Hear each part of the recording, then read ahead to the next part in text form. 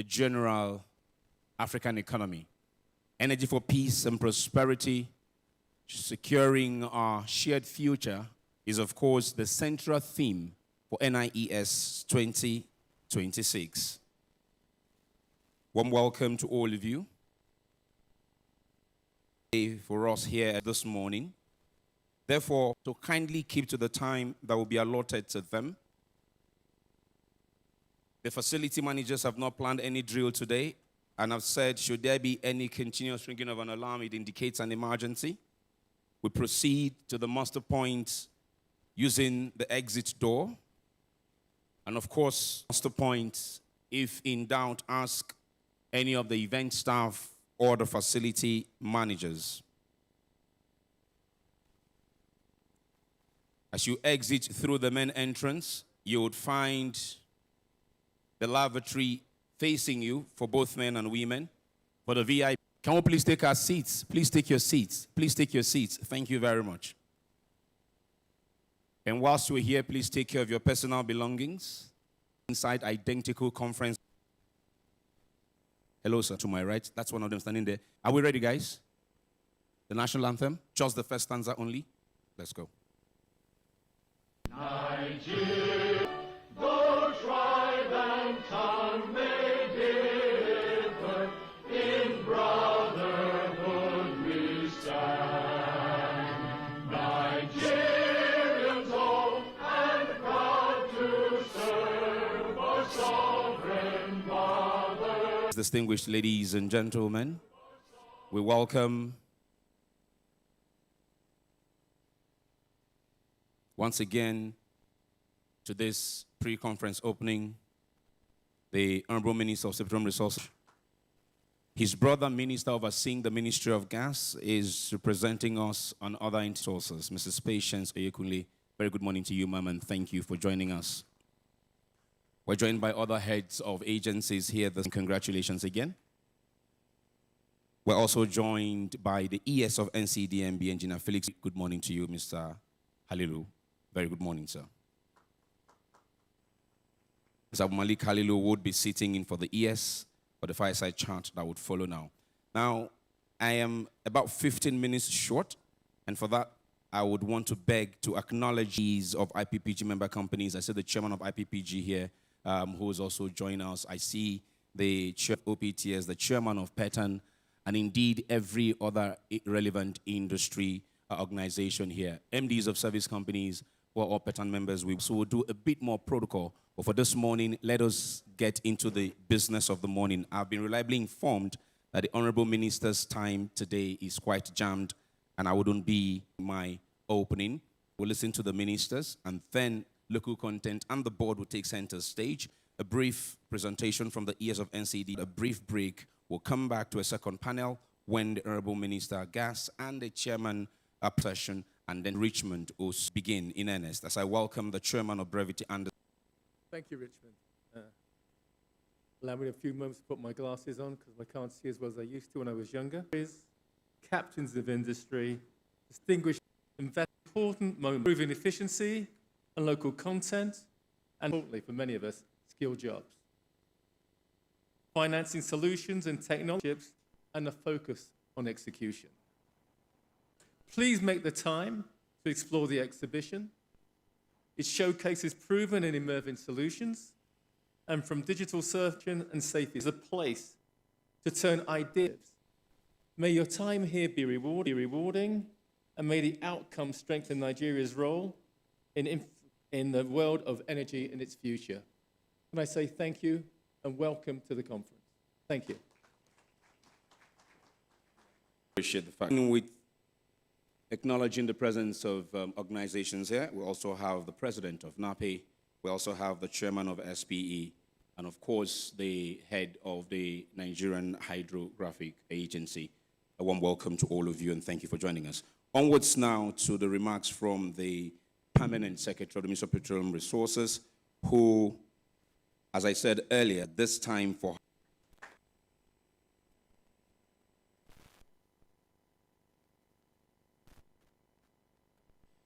addressed by the Permanent Secretary, Ministry of Petroleum Resources, Mrs. Patience Oyekunle, National Energy Conference. Honorable Ministers, compliance. Energy is not merely a commodity. It is a catalyst for stability, industrialization, and inclusive growth, and national security. For Nigeria, local content is a strategic national instrument, and the institutional leadership of the Nigerian Content Development and Monitoring Board, NCDMB. Our country has moved from a history of heavy import dependence to measurable growth in indigenous. The central question before us today is, how do we evolve from compliance-driven local content? True local content is not defined by percentages on African Nigeria's local content leadership. This means engineering, fabrication, project management, digital solutions, and specialized vocation. Not assumed. The next phase must be innovation-led. Africa cannot industrialize using yesterday's technologies. International operators, Nigerian service companies, research institutes, manufacturing clean energy technologies. Technology transfer must become measurable with clear outcomes. Skills system translate into skilled, productive, and well-paying jobs. This is how energy becomes a tool for social stability and peace. Transfer jet cycles. We must strengthen structured apprenticeship pipelines, competencies in the broader energy value chain, and ownership of value chain, fabrication and manufacturing to logistics, procurement, engineering services, petrochemicals, gas-based industries, that way, from resource to Nigeria's economic resilience. Ladies and gentlemen, Nigeria's approach to local content is evolving towards outcomes, competitiveness, and regional integration. We recognize that Nigeria's success must also contribute to Africa's collective industrial rise. Strong national champions can become continental players, supporting the African Free Trade Area, AFCFTA, and strengthen. It calls on policymakers to design smarter, predictable, and enforceable rules that incentivize capability and performance. Industry operators to commit to genuine partnerships and measurable technology transfer. Financiers to back indigenous excellence and long-term industrial capacity. And local firms to pursue global standards, relentlessly quality, safety governance, and delivery. If we get local content right, prosperity. We build industries that outlive oil fields, create jobs, deliver energy that truly supports peace and prosperity across our continent. I encourage robust, solution-oriented deliberations. Let us leave this section with practical ideas. Actionable commitments, strength. I wish you fruitful deliberations and thank you for your kind attention. Thank you.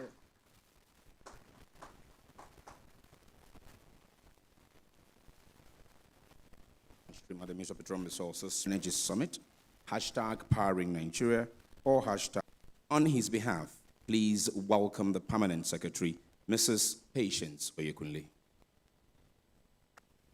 Minister, sir, I warn that it's not given to too many protocols.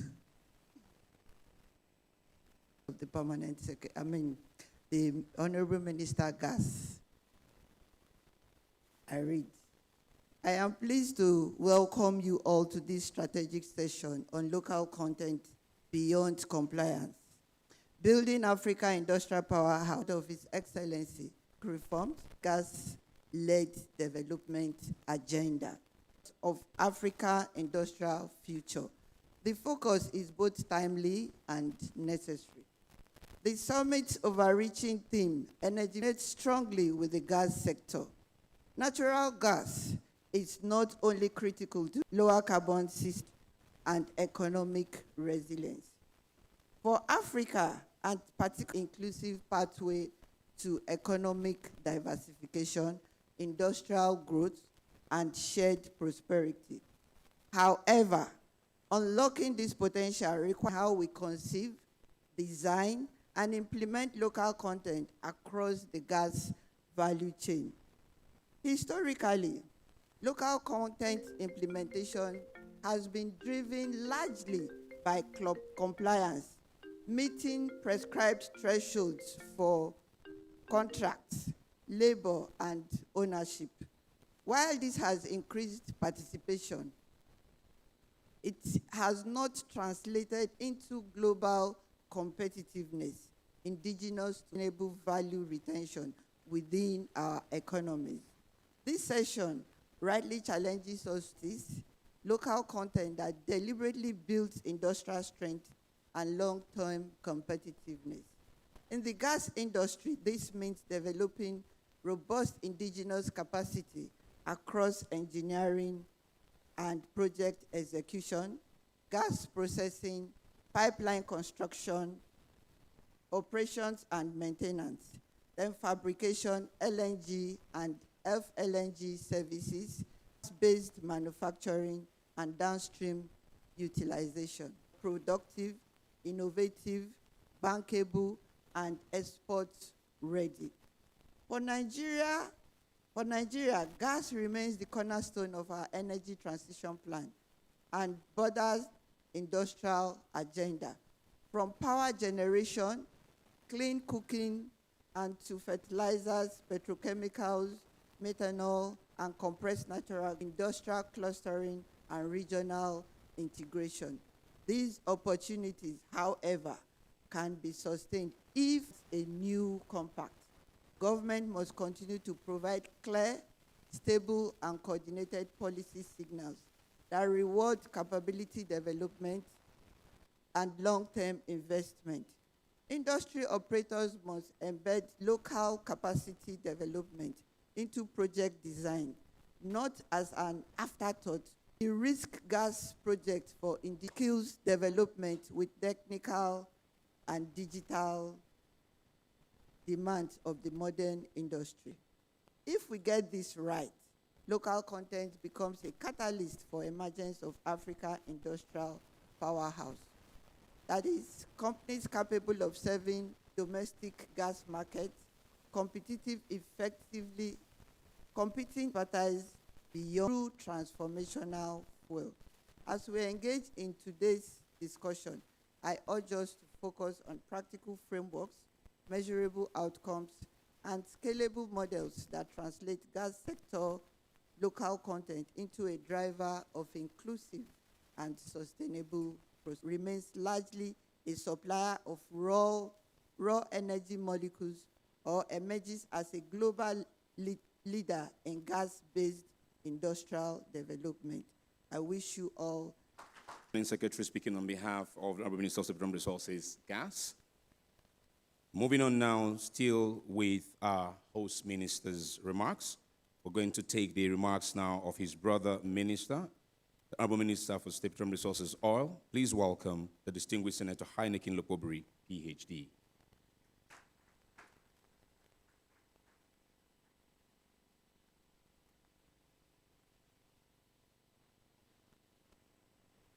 Good morning. Time to take coffee. I believe that, some people may still be hungry. That's why you're not responding. But let me first of all apologize to you. If you are a minister, they will determine when it should come. So today, it's not my fault. It's the fault of my boss. As the chief of protocol of the Minister of Petroleum Resources. I in a lighter mood. Let me first of all, recognize, the Honorable Minister of State Gas, represented by the Permanent Secretary, to recognize the new. I think we the men are threatened now, because the women, seem to be taken over. I'm being, surrounded to use the opportunity to please congratulate you, for your well-deserved appointment. I guess anybody here knows that she's well, qualified, for this position that she's been given now. For want of time, please permit me join other people, who have spoken before me to welcome. When I became minister, one of the first, things I was confronted, the reason why, EPC companies left Nigeria.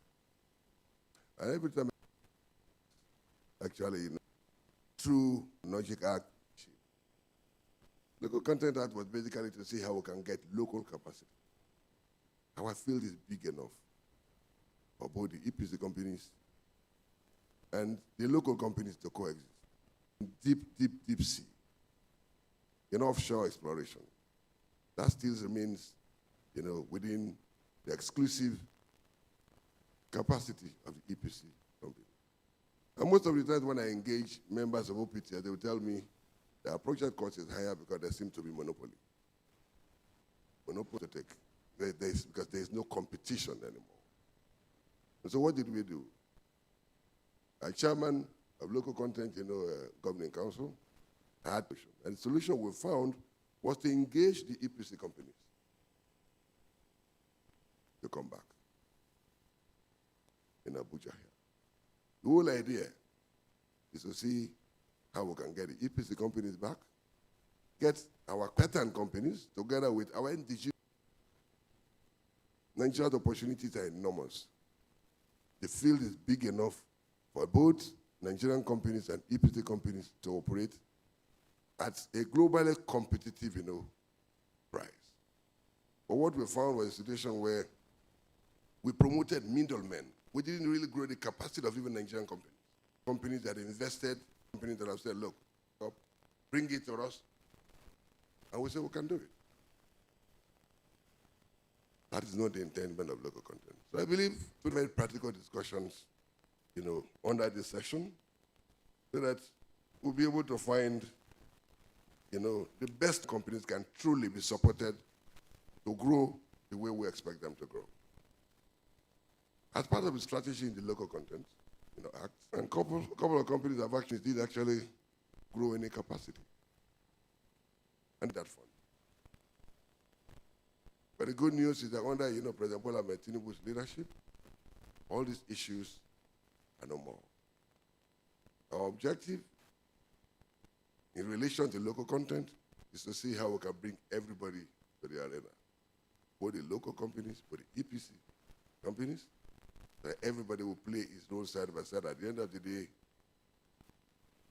there will be a requisite capacity by companies that truly want to build strong companies that will render services, not just in Nigeria, but the entire African continent and beyond. That is our overriding objective. So ladies and gentlemen, human capacity development. And that is where the training that is expected to be done by NCDMB is important. And also a world-class training center targeted at training.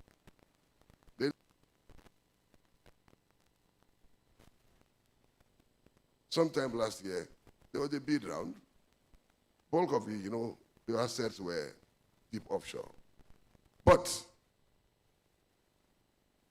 no Nigerian company can be able to go deep offshore. They still have to resort to the EPC companies to go and do work for them. And that is why I'm saying that, look, the space, the matured one. Our space is big enough to accommodate everybody. And so let's discuss here how, what the local companies and the international service companies can coexist and create the value and develop the capacity that is needed, locally. Distinguished ladies and gentlemen, thank you for the opportunity given to me, and I look forward to a very, very engaged. For your remarks, and of course, charging the industry to remain competitive in terms of price of production. Please, the Honorable Minister spoke about the PTDF and scholarships. The PTDF's Executive Secretary, Mr. Aminu Galadima Ahmed, is head of agency, of course, represented by the General Manager of Strategic Planning and Documentation here this evening, Mr. Haruna Mohammed. Very good morning. Honorable Minister, yes, thank you very much. A few weeks ago, in one of my many travels, I was watching a TV, I think it was Gambian, were excited about this. You see, excitement, palpable excitement. They were coming to Nigeria for scholarship by their government. I say that to say that really we need to believe more in our own, to drive up all the capacity. Distinguished ladies and gentlemen, people can talk about assessing the cabotage finance is because the Nigerian Content Fund has been successful thus far. Chart. NCDMB to come take this theme address.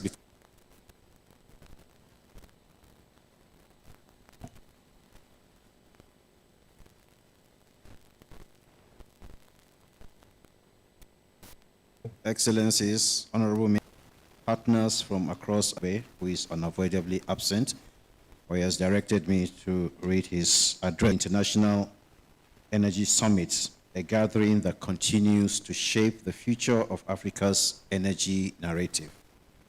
This year's theme, local content beyond compliance, building Africa industrial powerhouse, is a call for Africa to move from consuming innovation to creating innovation on 3 pillars that determine the continent's destiny: competence, capacitatic indigenous supply chain that delivers excellent service without compromising standards. By capacity utilization, we mean free and value retention, regional blocks, and the pits. NCDMB's compliance trajectory shows the development of indigenous technology and innovation, and supplied an estimated 2 million meters to deliver quality cables to African market. The fabrication beyond BIMCO, Tranos, valves, cable trays, and similar oil fields production platforms. These capabilities can be leveraged by other LNG carriers and TAMROS 4 to 15. Thanks to have expanded Guinea, etc.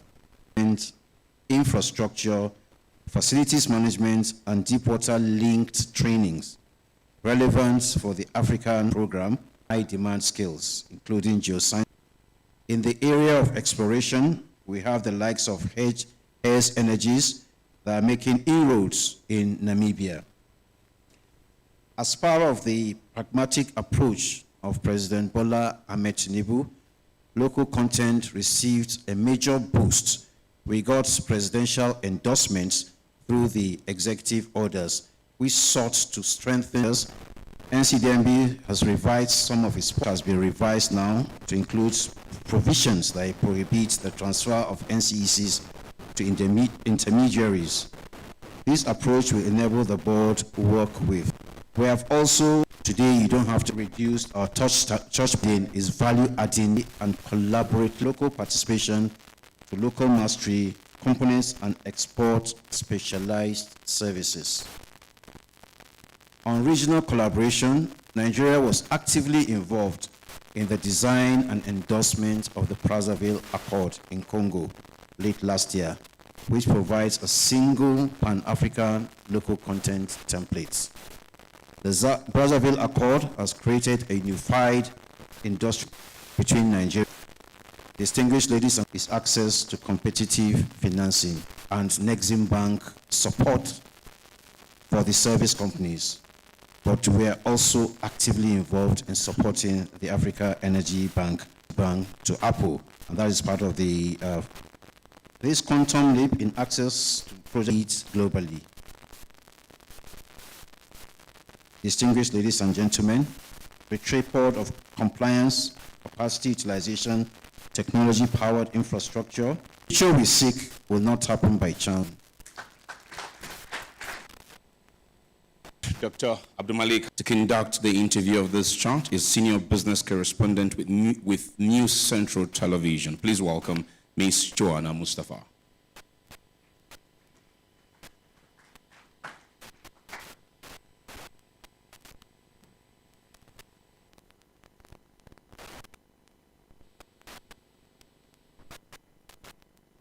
gentlemen. Good morning, ladies and gentlemen. It's great to be here with you. Tap into your sources and say good morning to the person beside you. Good morning, ladies and gentlemen. Energetic. All right. A very strong foundation has already been set. Assessment, and also ensuring that the local economy have been, put in place to ensure. The Director of Corporate Services of the Nigeria Content Development and Monitoring Board and Oil and Gas Content Development Act was, put in place. That sets a foundation for Africa's industrial growth. Okay, thank you for the question. Let me write on her. Good morning.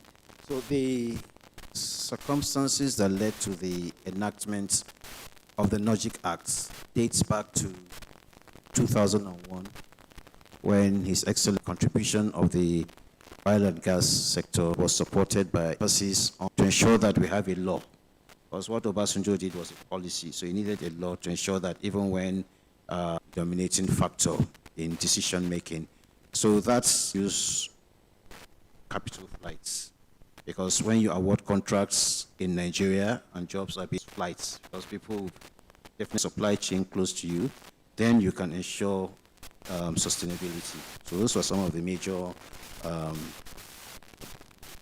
transparency, Nigerian transparency, accountability, and competitiveness. Okay, for you to achieve that, you have to believe in it. So the first thing you have to do as an organization is to believe that local content philosophy, which is essentially talking about giving priority to goods and services produced locally without compromising, due to determine what you want to achieve, how you want to achieve it, and the stakeholders that need to be involved with. If you don't have capacity, you cannot talk about local content. And that's why from 2010 to 2014, in NCDMB, we focused more on change of the local supply chain. Once that is achieved, then you begin to talk about enforcement, making sure that where capacities exist, they're utilized. And that is why you have... Now, when you build capacity and you're able to achieve capacity utilization locally, then you begin to talk about exporting capacities. And that's where content, we check the Africa, and that's why they're able to establish presence outside Nigeria. Mm-hmm. And we know it's your board's mandate to monitor and implement and drive this adoption of local content requirements and regulation. In implementing this, what are some of the risks? We have to define what we're measuring. So you don't have the luxury of arbitrariness. We define targets, what we want to achieve in fabrication industry in terms of what capacity. So you have to, in tender, ensuring that you meet those targets. So that is number one. Number two is you must build capacity. I keep saying it, if you don't have capacity, you cannot implement. If you look at the Ladol integration yard that was established, the FPSO integration yard wasn't built by Samsung alone. It was a decision taken by the industry that if we're to fabricate and integrate FPSO, then we have to come together. And that was how it was placed under the Egina to ensure that we sustain utilization of existing capacities. So our contracting process has to ensure that there are no leakages. There are no leakages in terms of getting contracts out, because what we oversight in NCDMB are tenders above $1 million. Sites, we actually see Nigerians being engaged and work being carried out in those facilities. And you've talked about how are you addressing that issue of building capacity so that they can be competitive? A gap analysis framework targets. So what we in terms of existing fabrication yards, what the industry requires in the next 3 years, and what we currently have. It's one of the reasons that we talked about the top 10 demand-driven skills, for instance, because from that report, we're able to know that, okay, for the FIDs that are being projected, there's these skill requirements. Same thing with infrastructure requirements, same thing gaps, and then a gap closure mechanism. Now, Building capacity also requires, I can tell you that to acquire an equipment through the conventional commercial banks, I'll be paying 20, 30% interest. If I'm buying a vessel, because 23 all inclusive. So that means we have. Now, when you build capacity, it is also your responsibility. QS provides a database of all the services. The assets are producing suboptimally. So that's why Shell is able to say, oh, look, let us operate a deep offshore. Let's think of why divestments are happening. It's not because of local content. There was an exercise that we held during the time of Ibe Kachpu, where we tried to understand some of the binding constraints in the industry. And McKinsey supported OPTS in that exercise. What were the binding constraints was globally regulation, not local content. Regulation, the cost of regulation, and that is why there was an intensity in ensuring that PIA, the major regulators, NUPRC, midstream, downstream, faster in approving projects. Then also, globally, developing economies have major constraints. Energy, per capita energy generation and consumption in Nigeria is very low. So it's not a local content problem. Security also exists. So by the time you look at the template in terms of the costs levers, you will discover that probably these are some of the constrained logistics. If you're not able to move your goods and services from the ports to fabrication yards and to the yards at a competitive rate, definitely cost will escalate. So I think the conversation should be, why is Nigeria less competitive, rather than why is local content the problem?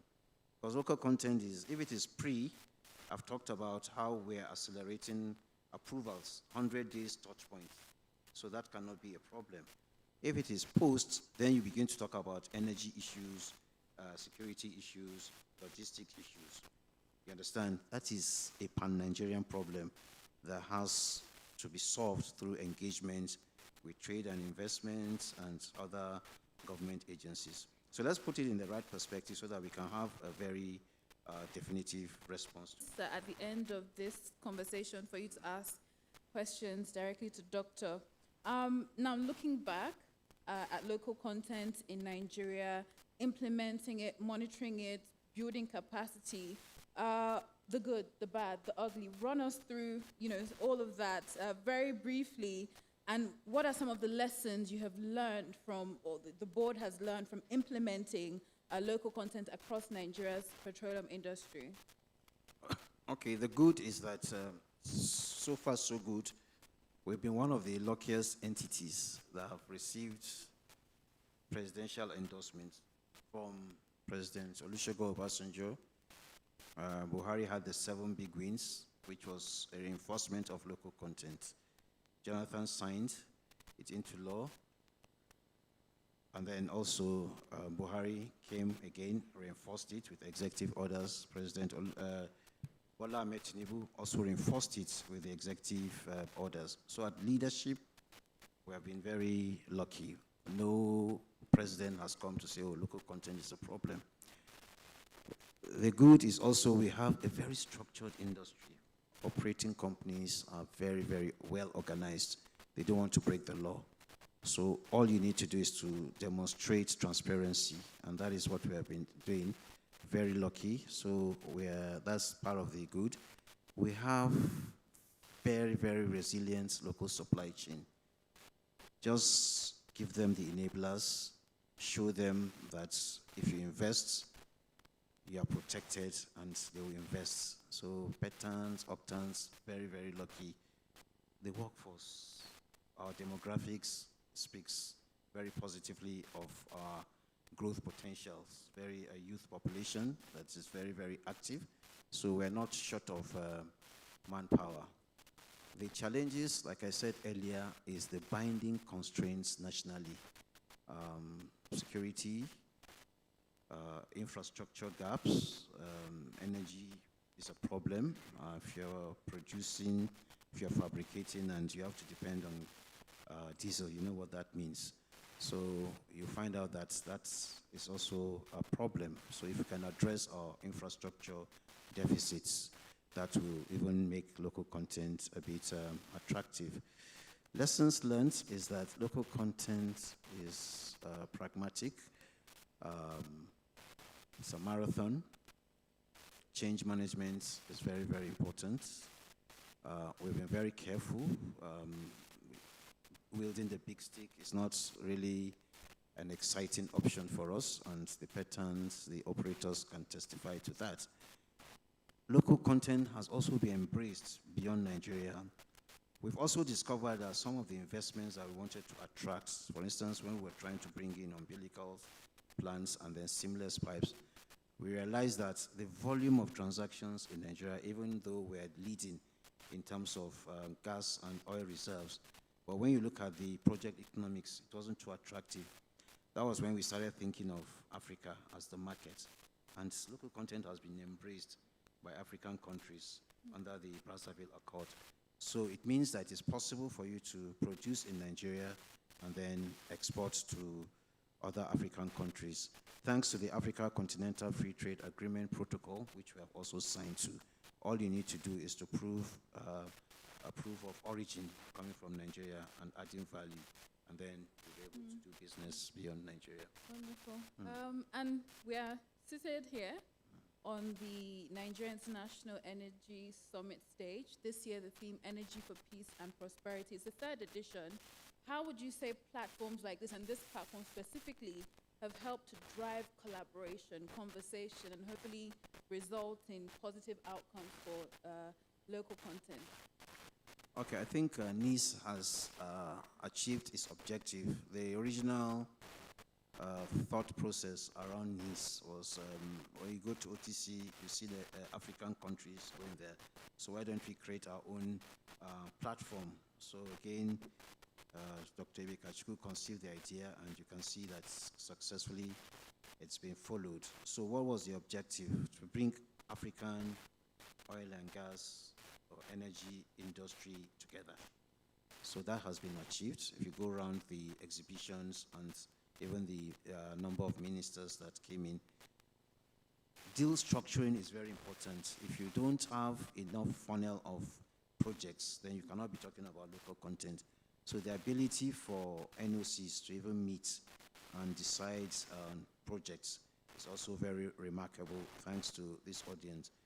And then giving us a day, local content, is also very remarkable, because what that means is that other African countries see the benefits of domiciliation in their own countries, exchanging cards, networking with our own service companies, which means that they can begin to look at business-to-business opportunities.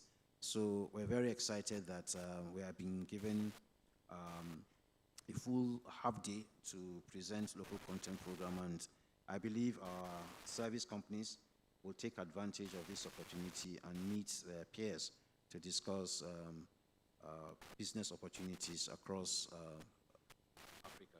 Wonderful. Ladies and gentlemen, a round of applause for Dr. Halilu, Director, Corporate Services at the NCDMB. If you have questions, okay, we have our ushers on standby. If you can just quickly raise your hand. We'll take all the questions, perhaps 3 questions at once, and then he'll answer them. So if you do have a question, please signify. Doctor must have done a thorough job. Do we have, okay, there are a couple of questions there.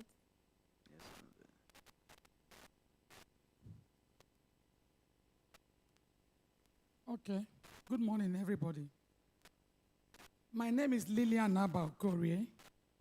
I'm from PTDF. Yes, I thought that the objective of NCDMB is basically to make sure that there is proper utilization of indigenous or local manpower, you know, and to ensure that there is transfer of knowledge from the expatriate to the local people in Nigeria, to make sure that before anybody is considered, before expatriates are considered, that the local people are to be considered first. But what is confusing to me is this capacity building, because I know that PTDF mandate is capacity building. We build talent instead of buying talent. So, but here I'm hearing a lot of capacity building, which is making me feel that they are crossing over what PTDF is doing. I'm not being emotional here or being partial here. But I feel that the major work that we do is capacity building. So that the major thing that NCDMB should be doing is making sure that there's proper utilization of manpower that is locally. So I want him to throw more light, why there's more of building capacity instead of local content, monitoring. Thank you. We'll take note of that. Yes. Any other questions? Another here.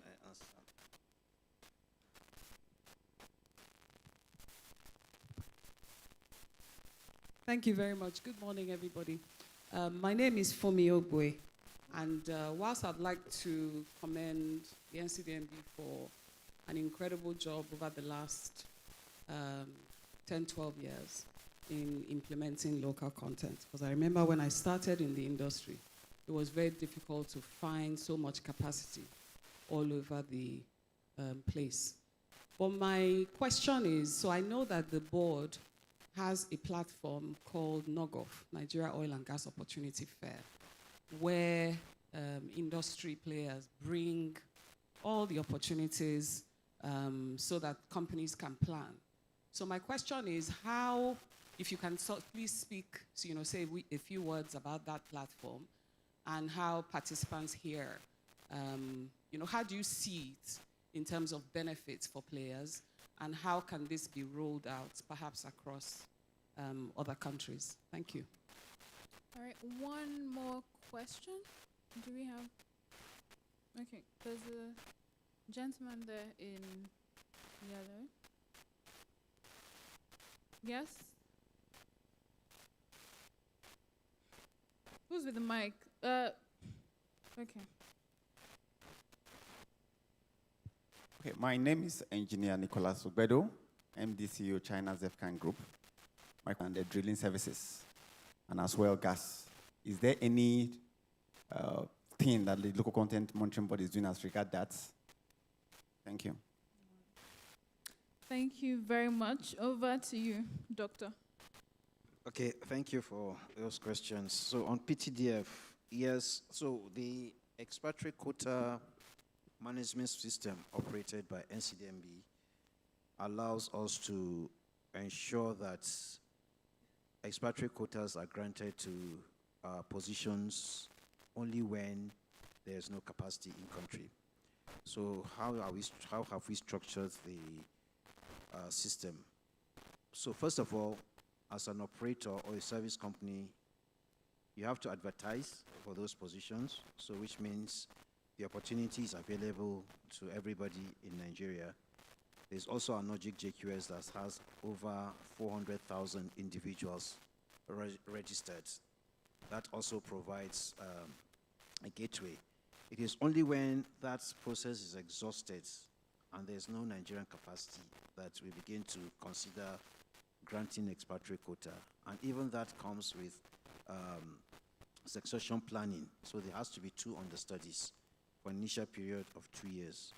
Now, I'm aware that NCDMB and PTDF had commissioned a joint project, I think it was managed by Deloitte, to look at synergy opportunities so that what you train, NCDMB can uptake, ensuring that we provide utilization opportunities for them. So I think that's the conversation that our 2 chief executives need to foster to ensure that we also use the PTDF database as our own pipeline of talents. But our act is very clear. Employment and training provision is very clear in the logic. Every project has that provision. And there's also a funding that comes with it. So we must ensure the utilization. So when we talk about the top 10 skills, it is based on the gaps that we have seen. Nothing stops us from having a conversation with PTDF to see how we can both work together to build those capacities. Knockoff platform, as I mentioned earlier, when I was trying to explain the gap analysis and capacity utilization framework, is a forum where NCDMB invites the industry to present their business opportunities over a 5-year horizon. It is that document that we use to identify opportunities, and then we now dimension them into manpower, infrastructure, services, and then determine where should we focus our gap closure interventions. It has proven to be very successful for us in NCDMB. Now, how do we make it a continental affair? It's for us to, there are two ways. There's a local content roundtable that usually happens on the back of ministerial meetings of Apple. So we can use that platform or create a separate program that allows us to bring all African countries together to present their projects. Now that we're talking about a common Pan-African template on local content, we can use the approval of the Brazzaville Accord to drive that process. So if we, Fumi is very active in ensuring that the right data is created, so we can have a conversation to see how that can happen. But it's possible for us to make it a continental engagement. Training, Octan exists. The president of Octan's right beside you. So in defining those 10 skills, we worked with Octan. So nothing stops us from engaging. Anywhere there's skill gap, we're there to support. Okay? All right, thank you very much. I'm sure conversations will continue outside of this panel, but thank you, ladies and gentlemen, once again.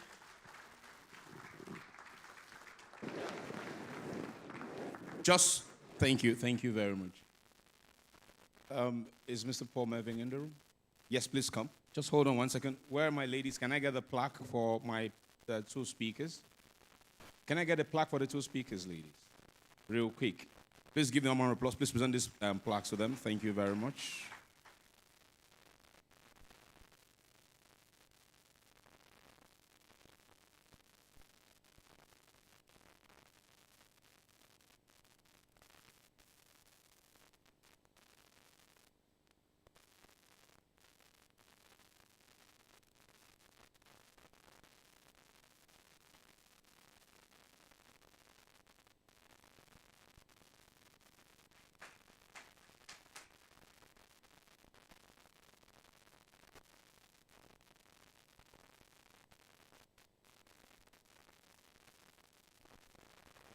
All right.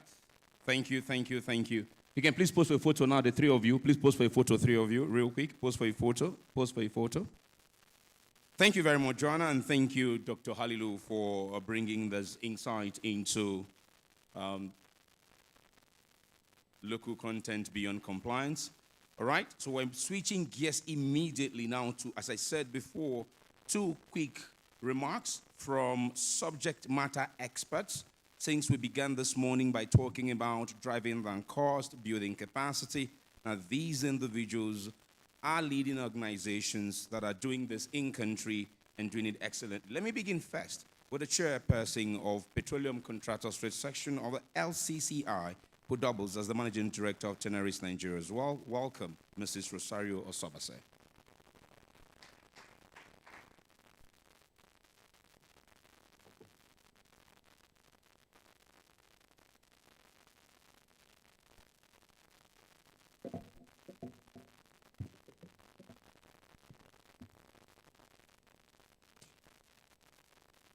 Good morning, industry colleagues and stakeholders. Let me stand on existing protocol for want of time. It's a pleasure to welcome you to this first session of the NIES 2026, themed Local Content Beyond Compliance, Building African Industrial Powerhouse. I bring you warm greetings from the Petroleum Contractors Trade Section of the Lagos Chamber of Commerce and Industry. Just before I go ahead, I'd like to introduce the PCTS, as we are fondly called, as the broke baby sister of the OPTS. And so we are made up of multinational service companies who drive the deployment of services across the oil and gas value chain in Nigeria. I can say, as someone who works daily in the intersection of policy and intent and operational reality, that the overarching theme of this year's summit, Energy for Peace and Prosperity, securing our shared future, is deeply connected to local content. Because there can be no lasting prosperity without industrial depth, and no industrial depth without capability, local content enterprises that perform efficiently, retain value, and endure.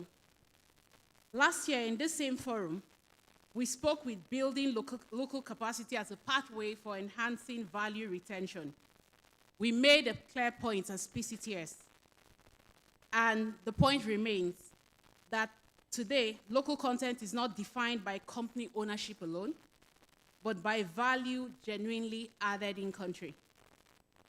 This year, the conversation must move further from capacity created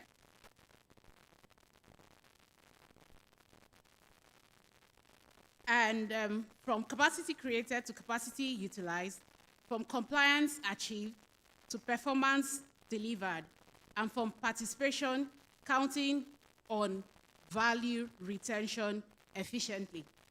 This is where the role of Nigerian Content Monitoring and Development Board is pivotal. The NCDMB has evolved beyond the pure compliance-focused function towards a broader role as an enabler of industrial competitiveness. Its mandate is to retain value in country, deepen skills, grow infrastructure, and strengthen indigenous participation. Strengthening indigenous participation remains fundamental to Nigeria's economic sustainability and ultimately to peace and prosperity. But policy alone does not execute projects. To achieve the aforementioned goal, there has to be strategic alliances, partnerships, collaborations between the regulators and companies like the ones represented in the PCTS umbrella. PCTS member companies are real technology owners, asset operators, rig contractors, drilling and completion specialists, aviation and marine service providers, manufacturers, infrastructure builders, and the list goes on. We bring capital, we carry execution risk, and we are accountable for safety, quality, and delivery. Most importantly, we develop indigenous service companies every single day, not rhetoric, but operationally. We do this by integrating Nigerian companies with live projects and simulations, transferring technology, systems, and standards, just not work scopes, training Nigerian engineers, technicians, domain experts, and supervisors to global standards, building local content supply chain that can scale rather than create dependency. Companies such as Depthwise, Doman Long, and even Geoplex, that's led by my brother sitting in the audience just now, and who will come right after me, the chairperson of Petroleum, are not accidents of policies. They are outcomes of sustainable collaborations between regulators, international service companies, financiers, and Nigerian entrepreneurs who were given the opportunity to grow through performance, then that retains value efficiently. In light of this, I'm sure recently developed to support energy production in Nigeria. That's a model that works. International service companies, such as the ones under the PCTS umbrellas, just by way of introduction, I'm talking about SLB, Halliburton, Baker, Bristol, Shelf Drilling, Tenaris, where I am the managing director, Technip FMC, and the list goes on. This is what local content beyond compliance truly represents. International service companies, such as the ones under the umbrella that I currently promote here, have a critical role in the ecosystem, where partnerships are designed around capability transfer, governance disciplines, and long-term competitiveness. Indigenous companies do not remain subcontractors. They become industry leaders, and I've shown some of them. I've highlighted some of them in the speech earlier. Exporter of services and employers of skilled Nigerian talents. This is what local content beyond compliance truly means.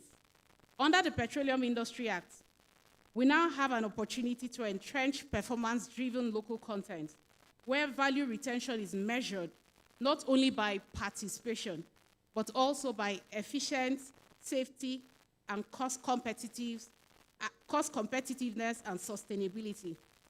For this to keep the country's capacity alive and productive, for the first time in a very long time, we see the political will to assure the mid and long-term outlook. For instance, the Bonga North project just now, having paved way for other deepwater North pipelines at our facility in Engr. We have had to invest a $10 million investment to ramp up production and scale our thermal insulation line, the only thermal insulation coating facility in all of Africa. This is the potential of local content.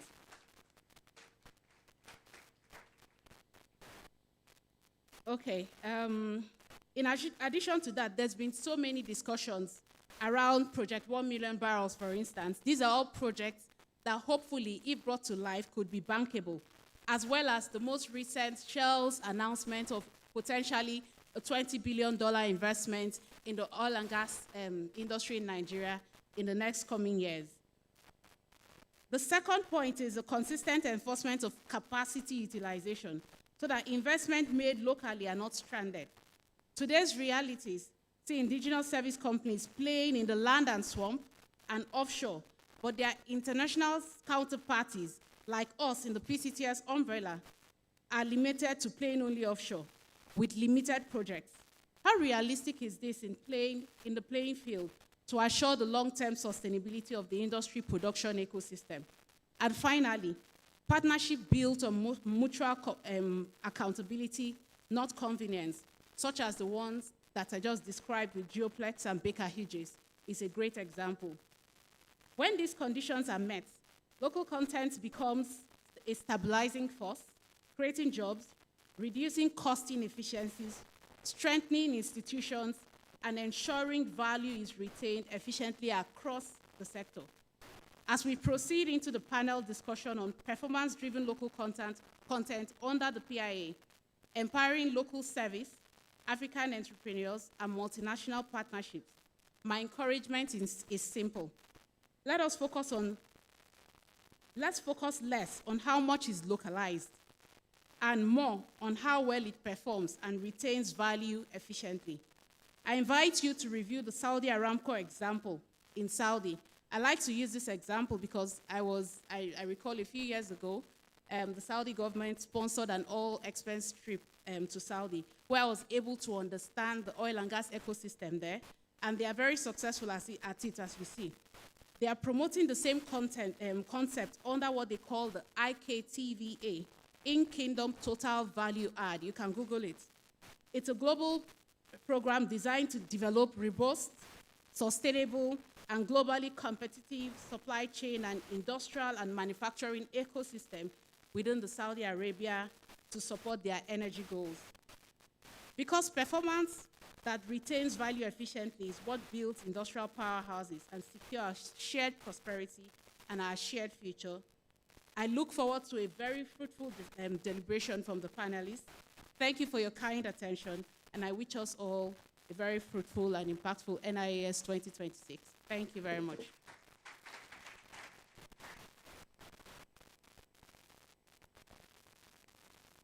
Without delay, I'll switch gears to Petan. Please welcome the chairman, the MD, CEO of Geoplex Nigeria Limited, and the chairman of Petan, Engineer Wale Ogunsanya, FNSE, for his own remarks. Please a round of applause.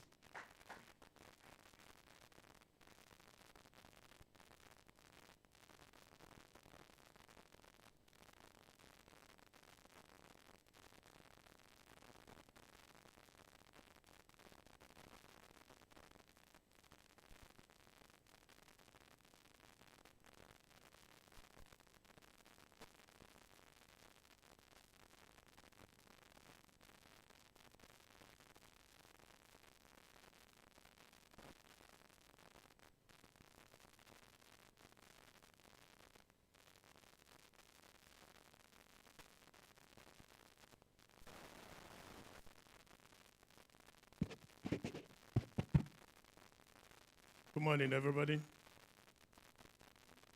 I will stand on existing protocols.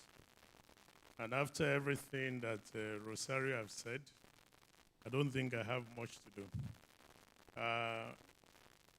I welcome all of you to this Nigerian Energy Summit 2026. The topic is very straightforward. We need energy for peace. We need for prosperity. And my focus is going to be on how we can practically achieve this. For us in Petan and also in PCTS, as you said, we work seamlessly. Most of us in Petan have bought technology from this company. And we've created an ecosystem where we will continue to develop this oil and gas industry together in Nigeria. As you said, the requirement for capacity is our main issue. We don't want usurpers in our industry. We don't want portfolio companies. We want companies that are investing. We want companies that want to grow. And we thank Mr. President with the policies that have come out. We are working very closely with NCDMB to ensure that these companies are not eroding value. I heard the minister when he talked about us being the largest cost of production in the world. Of course, we'll have that. When you have portfolio companies, when you have challenges in evacuating your crude oil and gas, yes, your unit cost is going to be high. So on our side, from the service sector, with PCTS, Petan, we're ensuring that we give you the capacity to ensure that we can increase this production. My slide will show some statistics, some data to tell us where the gaps are, and the policymakers, the regulators, the operators, we can start looking practically how to achieve this energy for peace. Next slide, please.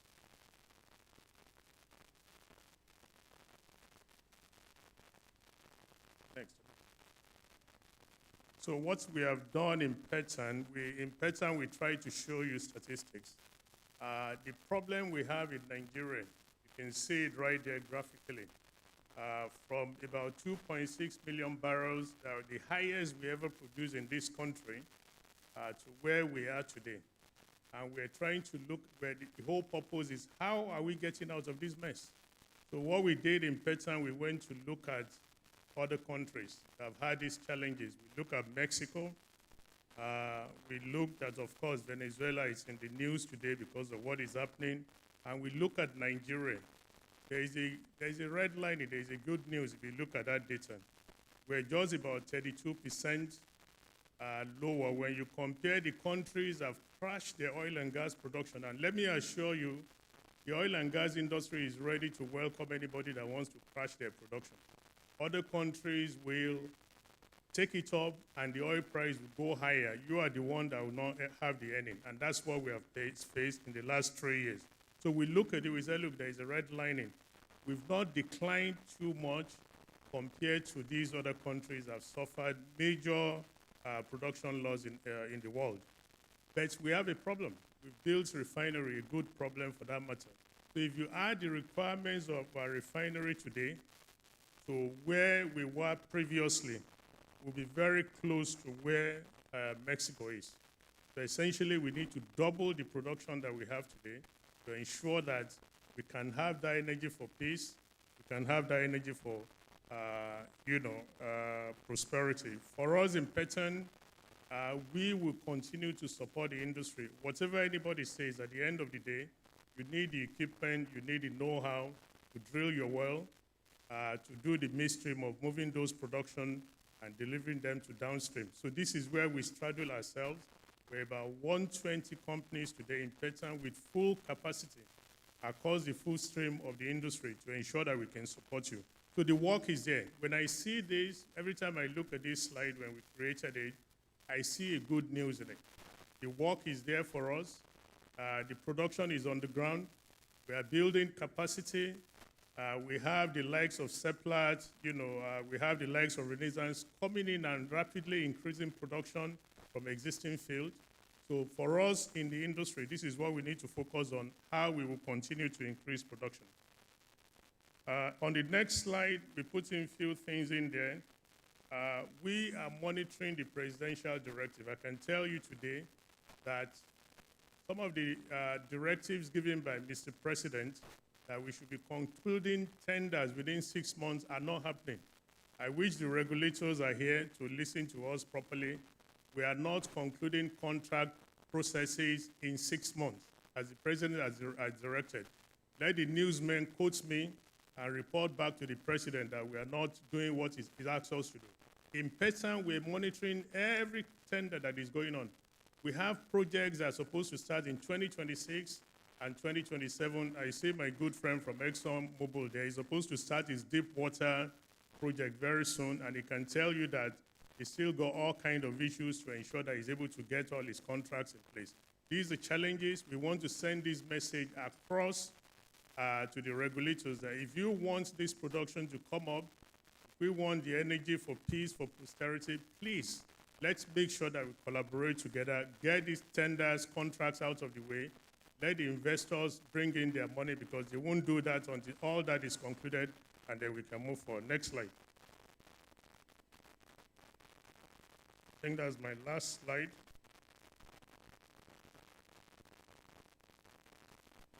All right, very good. So the last one that I have there, very important for us in the industry. As I said, Petroleum, when NCDMB was talking, we strategically develop local content. We speak on facts. We give you exactly what is going on today. There has been a lot of changes that we've made in our industry, in the leadership, either at the regulatory level or at even the national oil company. Right now, we need stability. This industry requires people that have been put in place to have stability, to do their job, to ensure that the energy that we need, the oil and gas production that we need, we can achieve it. And very important, everybody has a stake here. From regulators, from the federal government, to the national oil companies, to the oil and gas producing companies, to PCTS, to Petroleum. We all have a role to play, and we need to work together. We need stability at all levels within the government, regulators, national oil companies. We need collaboration, and we're doing it. The amazing thing at our end, and I'll be very honest with you, those of us in services with E&P companies, we're having huge collaboration with them. With PCTS, we don't have issue at our end. We need people above us to help us to ensure that we have this collaboration. I'm going to put NCDMB in that group as well. NCDMB is supporting local content, not just within Nigeria, even across Africa. So we don't have issue at the lower end of the ladder, but we need the people above us. As I said, we'll speak it the way it is. It's our job in Petroleum to tell us the real facts in the industry, that this stability at the leadership, we want to have it, and we want the presidential directive to be followed through and delivered as it has decided. So finally, the planned investments, most of the projects that we've been putting forward, we're expecting that they will happen if all of these things happen. The industry is good. We have few areas to cover within us to make sure that we can continue to move it forward. And I have assurance from my members at our own end with our clients that we will do our own bit of this, and we're hoping the investors comes in. I wish all of you good deliberation throughout the week. I'm sure I'll be hearing and listening to you for the whole week. Thank you very much.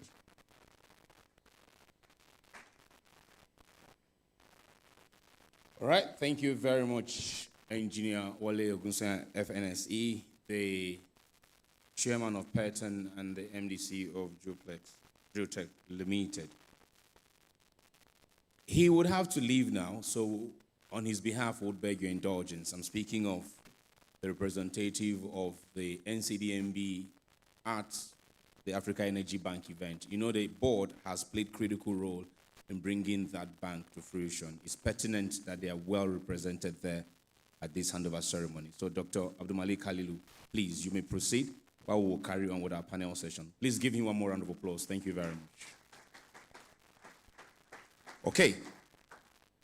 Onwards now, and many thanks to PCTS and Petroleum chairman, respectively, for the insight they brought to the conversation. Let us now take a deeper dive with the panel conversation.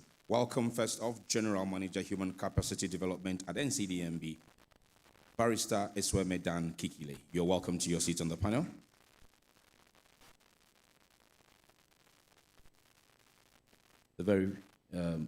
Hello, sir. 1, 2, 3, the third one there. Right there, exactly. Thank you, sir. That's just it. Joining him and sitting to his immediate right is the General Manager, Human Resources for ExxonMobil Affiliates in Nigeria. Welcome, Mrs. M.M. Abraham. On the panel, Managing Director, GPPSL. Please welcome Engineer Obi Ozu. That's Global Pipeline Process Services Limited. Joining them is the Country Director, Nigeria for SLB. Welcome, Dr. Nosa Omorodion, FNAPE. On the panel as well is the Deputy General Manager, Nigerian Content Total Energies EMP. Please welcome Mr. Cyprian Ojum. On the panel, Senior Vice President for NIES Energies. Welcome, Mr. Debo Adebajo.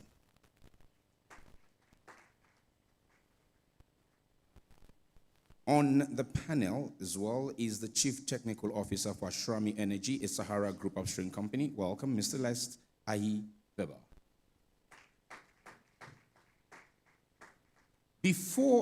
Can we just stand for about 30 seconds, please?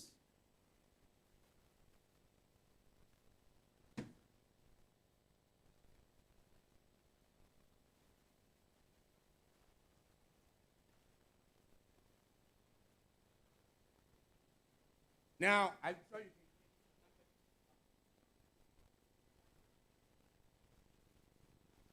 can. 10 toes. Thank you. Your 10, my leg. I'm moving my leg. Your 10 toes up. Yeah, down 1. Your 10 toes up. Yeah, down 2. Your 10 toes up. 3. Your 10 toes up. 4. Your 10 toes up. That's 5. Wonderful people. You are all very fit. My goodness. We are winning Olympics, gold, this Olympics. Fantastic. Please be seated. Thank you very much. Please be seated. Please be seated. Thank you. Now let's welcome our moderator, the President, Women in Energy Network. Please welcome Mrs. Eyono Fatai Williams. She will drive the conversation.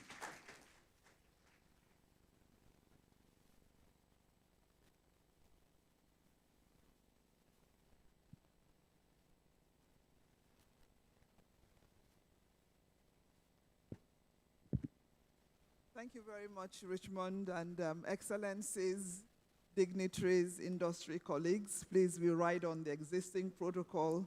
I'd like to welcome you to what's going to be a very interesting panel session. This is a stellar panel. It doesn't get better than this. And they'll be speaking on the performance-driven local content under the PIA, Nigeria's long-awaited PIA, and we are enjoying it now. And they are basing the theme of this discussion on empowering local services, creating African entrepreneurs, and multinational partnerships. This panel is going to take a deep dive into the introductory remarks. The ES said a lot about the 3 C's, collaboration, capacity building, and he said that this is like the bedrock of what will create a framework for Africa's regional local content. They're also going to base their discussions on what Rosario said and what Wale said. They've said a lot here. Focus on performance, focus on quality, and just focus on ensuring that our companies can play in the international value chain. The panel, you've been introduced, so I'm going to go straight to the panel. Richmond, how much time do we have so that we can manage our time? It's 11:20, so please guide us on how much time we have. We have 38 minutes. Very good. He's a mathematician. So without taking much of your time, each panelist will have an introductory question, and within that question, some will be double-barrel questions, but within that question, for 3-4 minutes, they will take a deep dive into the conversations you've heard today, practical conversations, because they are the practitioners and they know where it bites. They know where the issues are, and they know where the gaps are. So a good way to start, so that we don't offend the regulator, is to start with NCDMB. So Mr. Kikile, please, my first question would be, You've heard a lot has been said this morning. The ES said a lot. Very, very good and encouraging speech and fireside chat. Wale and Rosario also emphasized some of those things, and Wale was blunt and to the point. So what NCDMB initiatives would you say, let's start on building on what success has looked like? What are the initiatives that have most successfully built indigenous capacity in the high-end services? What are those initiatives? So we start from a point of this is where we've succeeded, and then we deepen the conversation on where the problems are. All right, thank you, Ayana. First, it's good to put a context. NCDMB started in 2010, April, when the act was signed by the then president. Now, prior to NCDMB's establishment, what did we have? Because it's from that foundation we can then move on to see what we have done and what we need to do. Prior to 2010, we had an oil and gas industry where conferences like this would probably have been filled up by expatriates, both E&P and service providers. Prior to 2010, we had capacity gaps in all areas. Prior to 2010, we had manpower in the industry that was basically expatriates.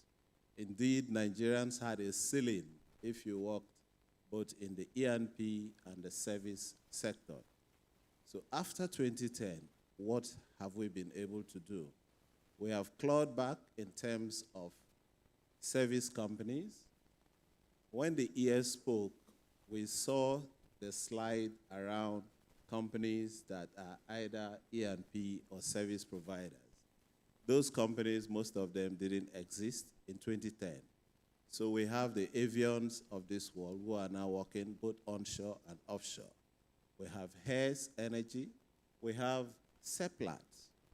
All these companies have been built under the NCDMB era.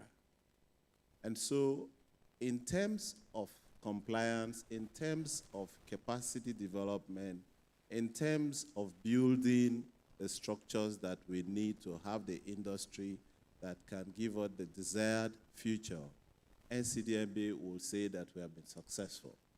However, if you are 16 years old in Nigeria, you should be in probably SS2 or SS3.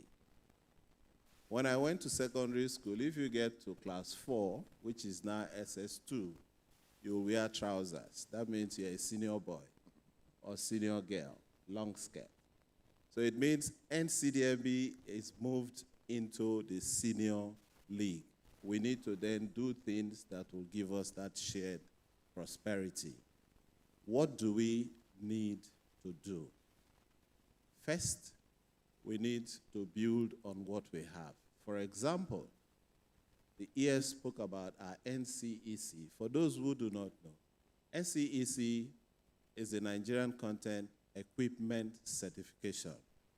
We need to build companies who have facilities, who have structures, who have personnel that can carry out the job. Simply, what it means is to eliminate middlemen. Come for renewal can attest to the fact that it has changed completely. We want to eliminate that sort of people. Capacity building, what have we done? Between 2012 and last year, we can pride ourselves to say we have built, trained quite a number of Nigerians. But last year, we also sat with industry to look at what is working, what is not working. What do we need to focus on that will support the industry? That's the idea behind the top 10 skills area field readiness program. The field readiness program is an initiative that drives training between the NCDMB's HCD and service partners. the PCTS group, the Broke Baby Sisters of OPTS, and the OPTS group. So we're striking a collaborative mechanism in such a way that we do not just want to train, but we want to train so that you get on-the-job experience. Thirdly, we had what we call the NCIF, Nigerian Content Intervention Fund. A lot of companies have benefited from that, but what do we now need to do to be able to build on the success of NCIF? We have moved to what we call the NCEF.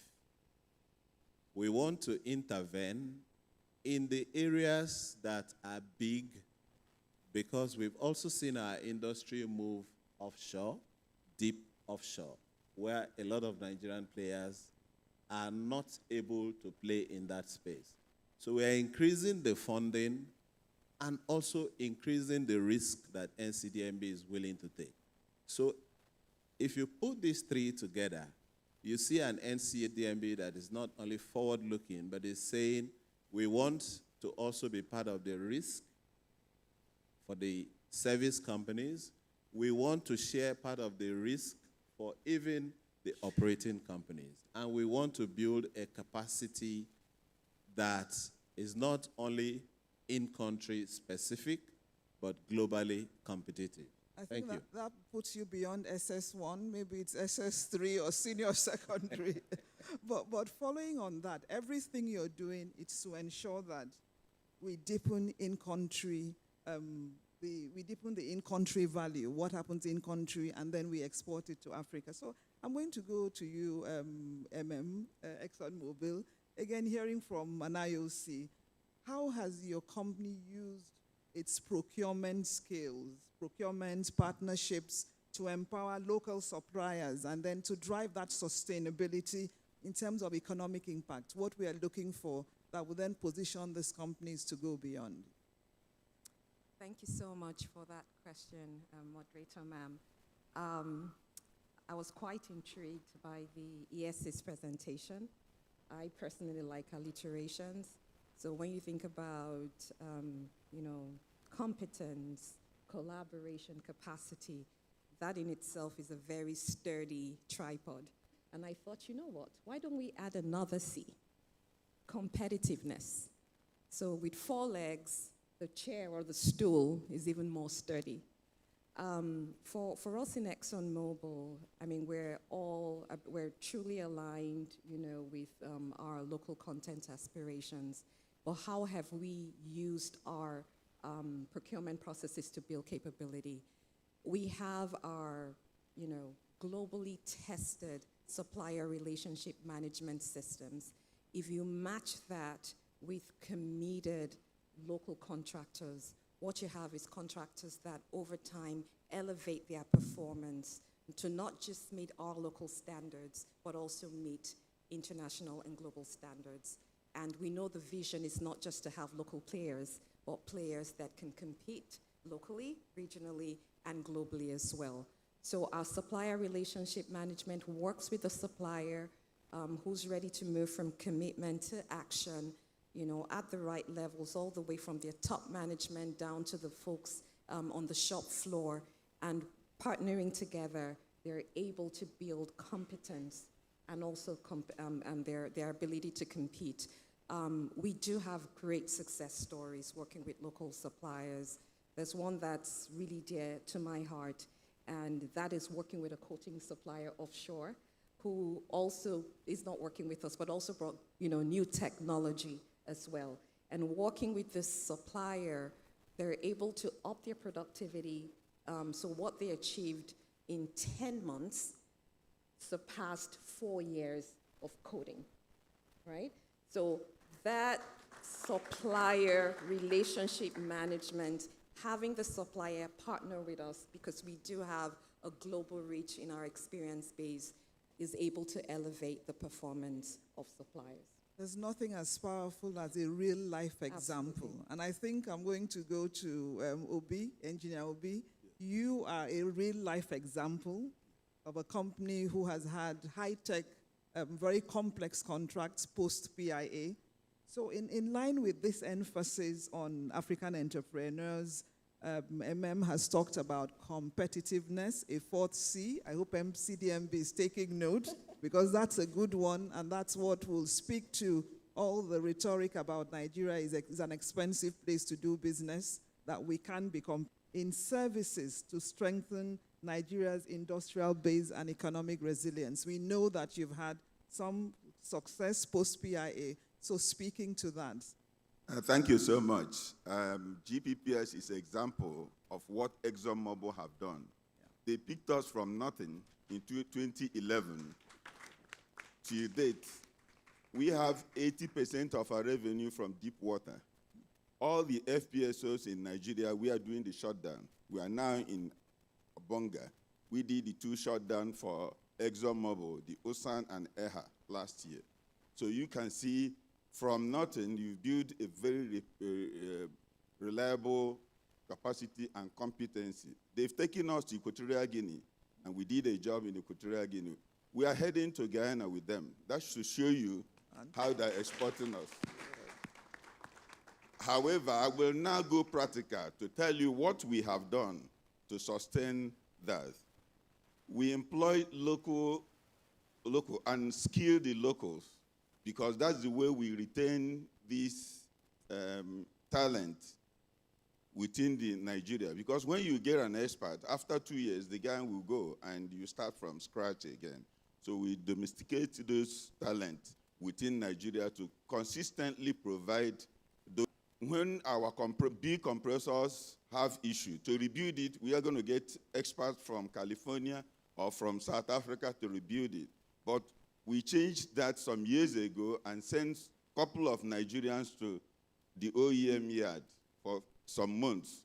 They've rebuilt more than 3 or 4 compressors we are still using today without any issue. So we don't have need again to bring people from California to render such services. And we are doing a lot of other things locally, which we normally depend on the experts from Europe or from any other country to do. That's what we call local expertise substitutions, which we are doing. We are developing locally designed solutions based on those technological transfer. Things that we normally import from Europe are not conditions for our local environment or need, but we will remodify them to suit what the client here needs, and that has worked perfectly. If you look at the label on those equipment, you will be thinking you will go back to the OEM. They say, no, they don't manufacture exactly this. You wouldn't understand that we have modified it to suit what the client actually needs. So we do that locally. We build scalable services and products for regional and African markets. So we are not buying one equipment, we are buying multiple equipment for expansion to other customers, other regions. So we are doing all those things intentionally to expand, not depending on who you know and who you don't know. We are intentionally agreeing to compete on competency and capacity. We are not asking the NCDMB to dilute the standard or the customers to dilute the expectation. We want the expectations and the standard to stay firm so that we work towards that and achieve that. Absolutely. Very refreshing to hear. We are not asking NCDMB to dilute the standards. Yes. The standards remain global, and we can work towards those standards. Yes. Very, very. And lastly, I will say we are establishing a business that is process-driven. We have plug and play. You resign today, we are bringing somebody to get into that role and show him how the process will work. Within 6 months, he is doing your job. Fantastic. So we are not bothered. Even if I retire today, that company will work probably better than me because there is a robust process that has been proven and protected over the years. That's what we need. African countries, companies that can celebrate 100 years of doing business and doing service. So I'm going to go to such a company that has celebrated many, many decades of successful operations around the world. So Dr. Morodion, please, in reflecting on this push, where in the opening address, almost all the speeches have said we want to push beyond compliance. How has SLB done it in practice? And again, we are going to hear a practical example. Thank you. No, thank you very much, moderator. Thank you very much, everybody. There's no doubt, as was very well captured in the speech of the NCDMB chief. I mean, there are three things he said that I held on closely to. He talked about competence, he talked about capacity, he talked about collaboration. And anytime I come out, I try as much as possible to always play down on what my company has done, but rather focus on the national conversation. But I can't help but just say that even the two people that spoke today, Wale and Rosario, are products of Schlumberger. Now, then Schlumberger, now SLB. So the company, we've been in this country for 70 years, logged the first well in this country, and we're still here 70 years after as the leading technology service providers in the country. We are a company that has domicile, competence, capacity in country. Collaboration is in our DNA. In terms of examples, there are so many. Virtually almost all the service companies today, over 70-80% of them are products of the training and competence and capacity that was infused into them by SLB. That they've taken out elsewhere. But over and beyond that, in terms of a practical example like you've requested, I rather want to focus on the National Oil Company. We started this journey a few years ago by starting with one of the small subsidiaries of the National Oil Company, then NIES. We saw a niche to develop, to work in partnership with them. And we went in there. We did a lot of competence training, collaboration, technology transfer. Today, we are co-located in a location in Port Harcourt. And today, this company can competently run services up to 70-80% on its own and remote support by SLB. That is the way we are driving towards. So buoyed by that, we went into a national conversation, a national alignment with the national service company of the National Oil Company, NCDMB. It's open news that about a year or two ago, we went into an MOU that will allow us to help NCDMB achieve its goal of becoming a regional service leader within the region. I'm pleased to let you know that is going on as progress. On the back of this summit, we will be having a 2-day workshop with this National Oil Company to look at the journey so far, what has gone, what has slowed down, what needs to be enhanced on. And in terms of that, it's not just saying it. We're investing resources, investing in people, investing in equipment, and buoyed by what we are seeing in the sector in the next coming. You all believe that, like I believe that there is a lot of positive ambition that there will be tremendous growth within the country in the next couple of years. So buoyed by that, we've done a lot as a company to match that by trying to invest in people, by trying to solicit for the right resources, the right competence to match those ambitions. We're doing it in the area of policies. I mean, I sit and serve on many of the policy committees that help to fashion these conversations. In terms of technology, we are partnering local companies. We are partnering not just the National Oil Company, we are partnering service companies as well and working with the National Oil Company as well. Excellent. But over and above that, what I would like to say here is that we're not just doing this, we're equally trying to ensure that we bring new technologies like AI. It might interest you to know that the first AI Academy of SLB was deployed in country, in Nigeria, to a Nigerian company. I think that deserves a clap. That deserves a clap. I think you've talked about the positive energy. The industry is on a high, and I really want to appeal to everybody across the value chain, from the regulators in particular. Engineer Wale said a lot about the regulators matching the energy. So going to another IOC, drawing from the opening vision, we are talking about multinational local synergies. It's that energy that Dr. Morodion is talking about, positive energy. Just share with us how Total Energies has advanced performance-driven local content, the core of the discussion. How has Total Energies advanced this to enhance Nigerian capabilities and economic prosperity? Thank you very much. It's an opportunity to speak on this topic. At Total Energies, we consider local content as a strategic imperative for shared prosperity. When we talk about local content, we are not looking at a compliance checkbox or a regulatory obligation, but we look at value. Because if we consider the requirements of the NOGIC Act 2010 that says that every operator in Section 2 of the Act, it was very clearly stated, every operator, alliance partner, project promoter, contractor, or anyone who is involved in the value chain of the oil and gas industry in Nigeria must consider local content as an operating philosophy.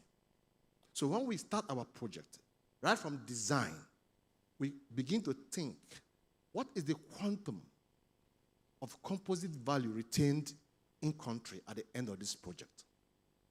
And that is exactly how local content is defined in the NOGIC Act 2010.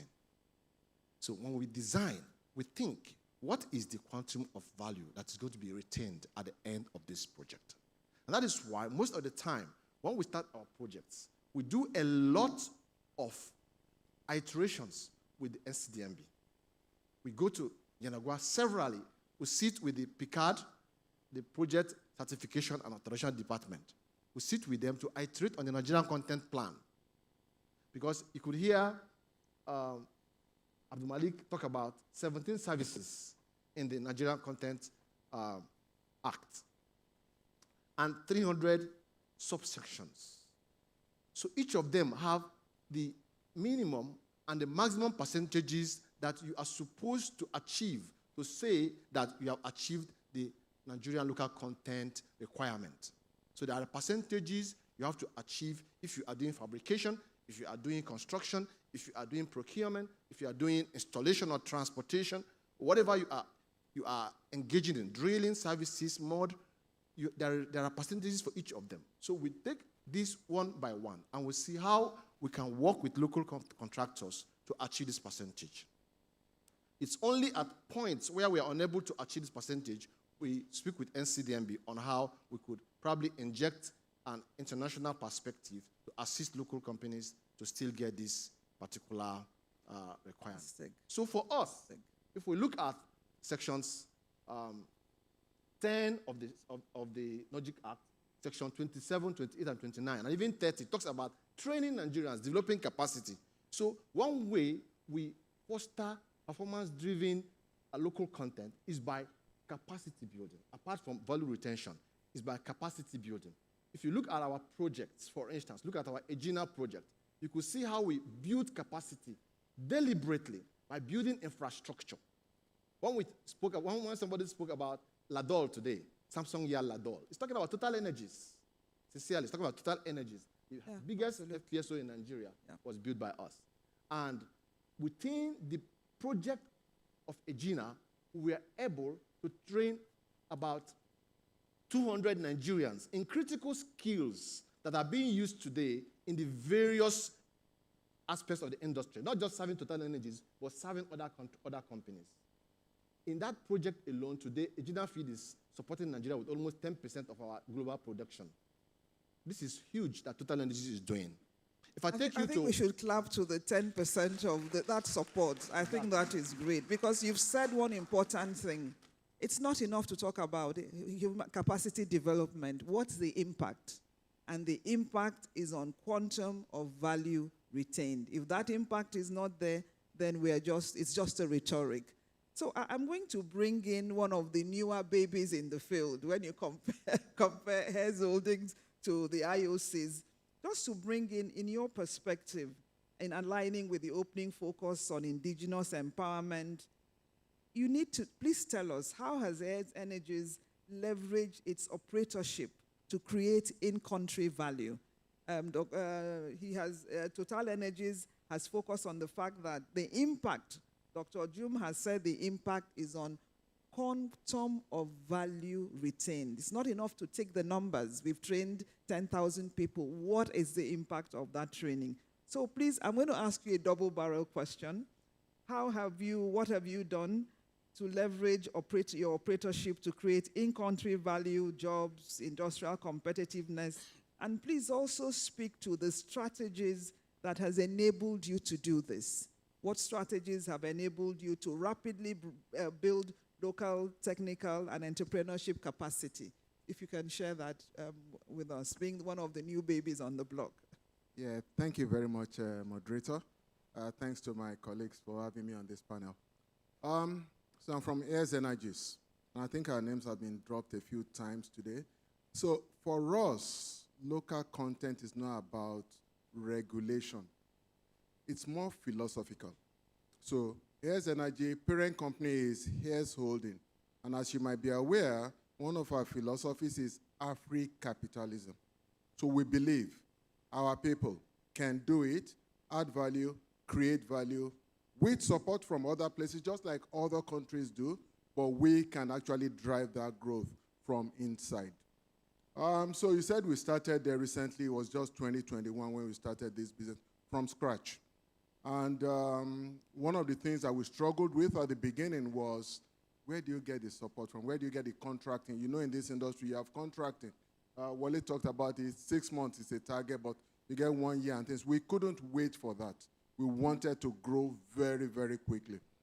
So we got to our partners, the JV partners, and they said, oh, there are some other models. There was a new call to these contracts, but we had 2 key things for them, or 3 key things.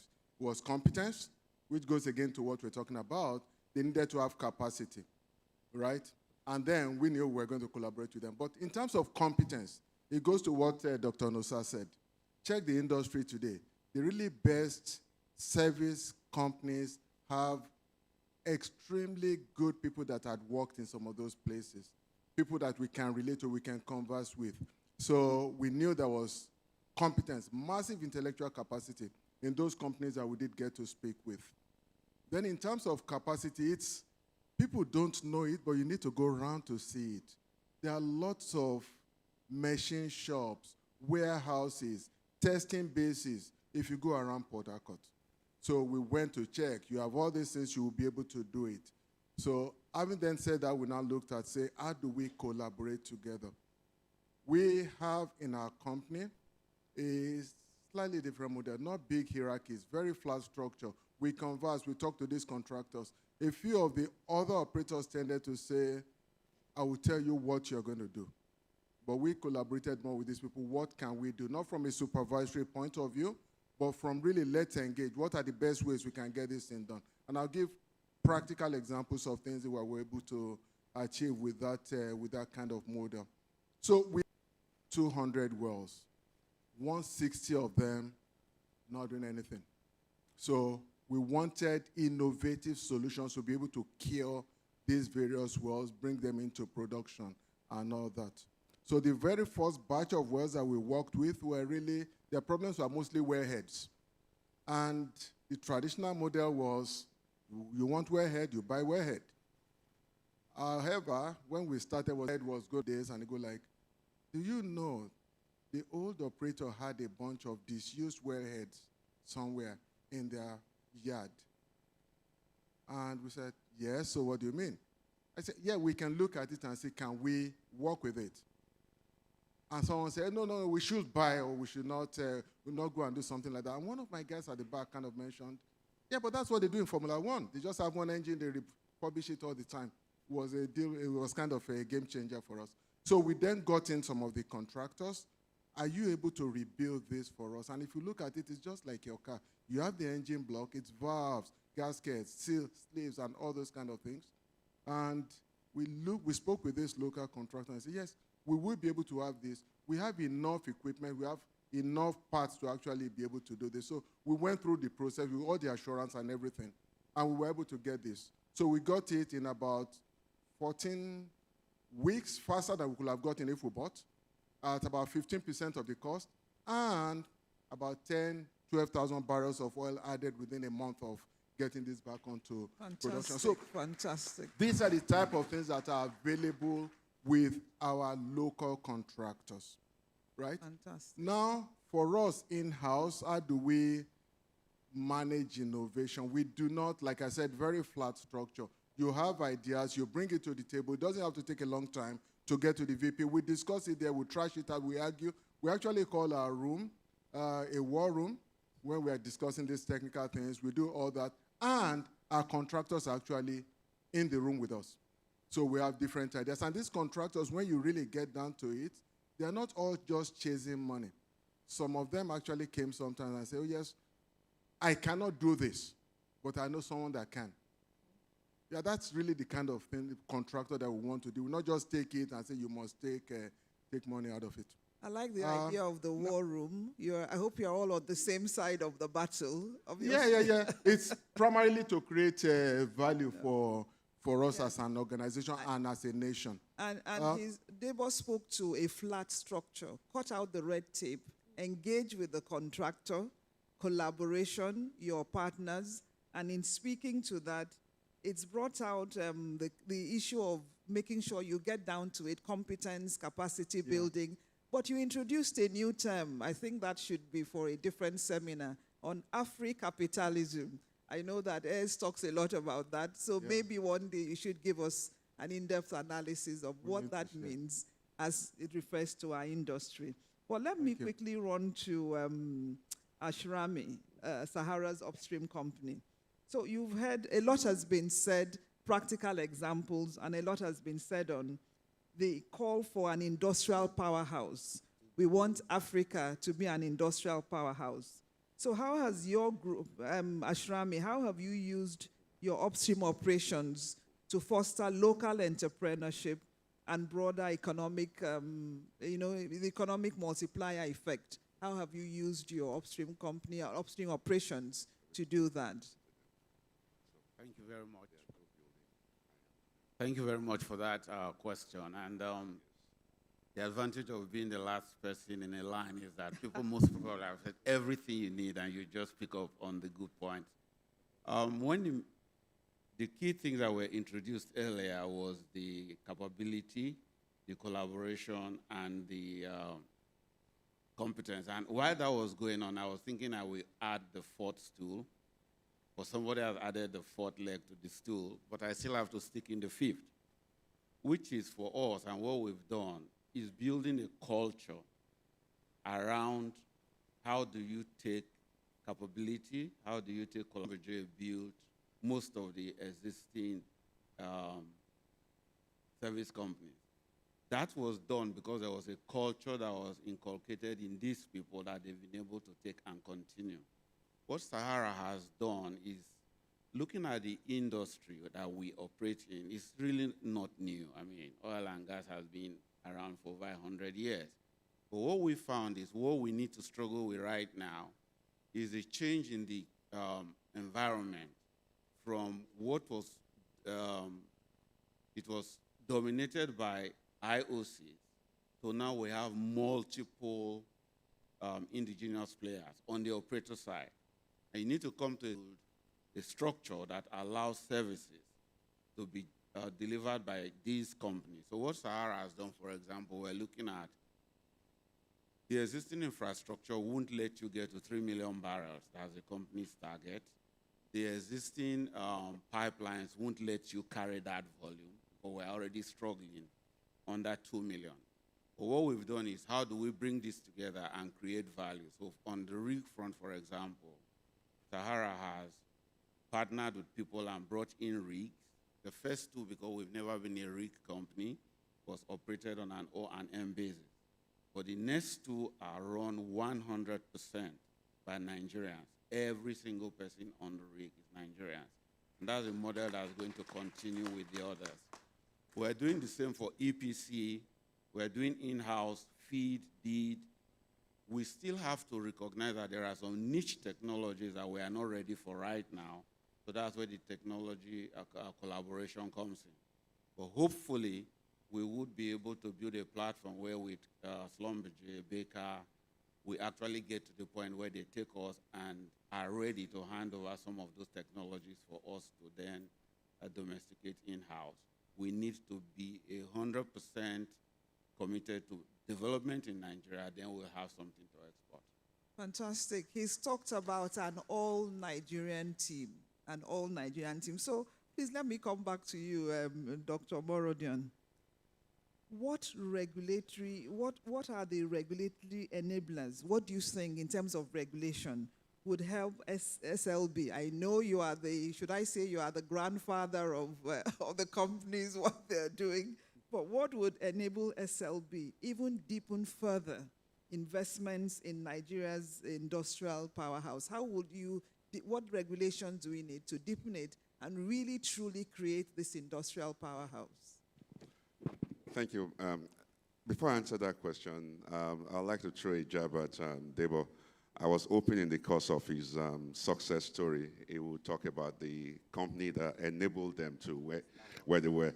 I mean, when Heritage came, the entire database resources that help enable the data management, and when the facility that housed them for 2 years was provided by SLB, not just the people, not just the resources, but the tools as well, working hand in hand, supporting them, and then equally working hand in hand with assigned local companies. So today, S Energy is a success story, but there was a foundation, there's a company that enabled them when it came to Nigeria that believed in them, and that company is SLB. I just wanted to point that out because sometimes we tend not to remember those stories. I think it's pretty important. And there's several other companies as well we've supported like that. So I just think it's important to always acknowledge that. Well, that's a tough question. I think in the last 12 months, extreme kudos to this administration. They've done extremely well in trying to unbottle a lot of the bottlenecks. If anybody comes here today and says, there's nothing like perfection in terms of we get the targets accelerated 2 million barrels. It was music to my ears at the last bid round when the CE of the NUPRC said, look, we are setting a target of 3 million barrels new oil over the next couple of years. It sounded very, very undaunting. But with what has been, we heard about issues around the contracting circle. We've heard about the issues of allowing companies to go ahead, the JV companies and the PSC companies, to go ahead and work on contracts less than $10 million on their own with little bottlenecks. So, and then in terms of the logistics, we come here, cry every day, but kudos. Logistics has been a major issue. There is an arm of government, the customs. We all talked about the role they play. It's quite important. Recently, they came up with something called very innovative. They call it economic authorized operator that allow you to go through a very, very detailed audit process. And once you pass through that process, you can be guaranteed that your goods, you're able to clear it within days. So, those are some of the unsung regulatory things that government has done to enable. So what I'd rather want to twist that question is that, how are we taking advantage of the platform that's been provided by government to ensure that we respond to meeting the aspirations and their needs? So, I don't want to say that, I don't want to come here and be saying, look, even the most the most concise country in the world equally still has regulatory issues. Enough has been done. We have licensing rounds being shown out every day now. More operators will come in. Today, we probably have a record of the fastest growing company in the world in terms of new service companies, new operators. So I don't know what else you need to be able to operate effectively. Thank you. Thank you very much for calling out a positive example. We are we love to knock governments, knock the leaders, but a very important innovation has coming from a government agency, and very little has been said about it. Not enough. So thank you very much for pointing out what the customs is doing. But maybe just to deepen this conversation about what the regulatory requirements. So Debo, please let me come back to you on n.i.e.s Holdings to say what PIA provisions, which are the provisions that need most strengthening to further this indigenous-led economic growth, this powerhouse we are talking about. what do you think the PIA provisions, which of them need a lot of strengthening or more strengthening for this to happen? Okay. Yeah, the PIA has lots and lots of regulatory elements. I think we have enough regulations supporting operations, how you get people and all that. One of the biggest things I think we have challenges with is funding. Why do I say funding? If you look upstream, let me leave the service companies. Look at upstream, marginal fuels, small operators, all of them. People win these blocks, these fields, these assets, and every single person goes to London, Paris, South Africa looking for what? Looking for funds. Meanwhile, there is a fund bucket inside the PIA. Talks about frontier oil, talks about gas infrastructure. If we're able to kind of open up a little bit of space, and I heard this morning about the funds available, if we put a fund, revolving fund that allows small operators to produce, to kind of get to early oil, we'll meet the targets that we're setting ourselves very quickly, but also as a knock-on, we need a lot of services from the service providers. And I do believe the service providers have a lot of capacity to actually get some of these things. So that is one area that I think we can improve on the PIA. Okay, thank you very much. I didn't mean to put you on the spot there, but thank you. So going back to, we are still talking about building a powerhouse, improving regulation. And MMU said we must not compromise. When you talked about competitiveness, it just means don't compromise quality so that that company stays competitive. So with the global experience that Exxon has, how do you think you can balance global standards with the aggressive local content targets? We are now talking about quality local content targets without compromising project delivery. How do you think we can do that? We don't want to water down the standards for Nigerian companies, no, but we want to be able to compete favorably. Thank you for that question. I think you actually answered the question by using the word balance. Balance is key, right? Like I said earlier, you have to think about being globally competitive, delivering to global standards, and not necessarily just pursuing participation. And the Honorable Minister for Petroleum Oil touched a lot on that. One of the things you'll hear us say as we try to operationalize, moving from just participation of local content to performance, is we think about a life cycle approach to local content. Like we say, 90% of nothing is nothing. But what can we really do to increase that pie? So we talk about that life cycle approach where it's a pragmatic view of local content. Where we have capacity, we utilize that capacity, making sure, of course, that it's competitive, right? But where we don't, we have to reasonably calibrate our aspirations. So what kind of local content would drive and enable us attract the capital in a global industry to actually fund our projects? So you think about your project phase from the funding all the way to execution, startup operations, and think about that local content continuum end to end, but not one that stifles the funding of projects, but something that actually supports it. So super happy that I have GPPS here. It has to be step by step, bolt on bolt, walking towards global standards that are competitive, services that are marketable beyond the shores. But think about growing the pie. So local content that allows you to attract capital, local content that allows you balance risk and reward, and then that local content can sustainably grow over time. Excellent. I'll take those as your last words for the panel because I think our time is up. But maybe Dr. Engineer Uzo, please can you speak to us your final closing words, but also maybe speak to anything post-PIA that would help to boost this. But your closing words as well as we round up on the panel. Okay, thank you so much. I will go quickly on our operational capabilities that have positioned us at the top in our own sphere of what we are doing. We have strong indigenous ownership of the GPPs. It's all owned by Nigerians. We have 5 of us. And we have a strong governance that bind us together.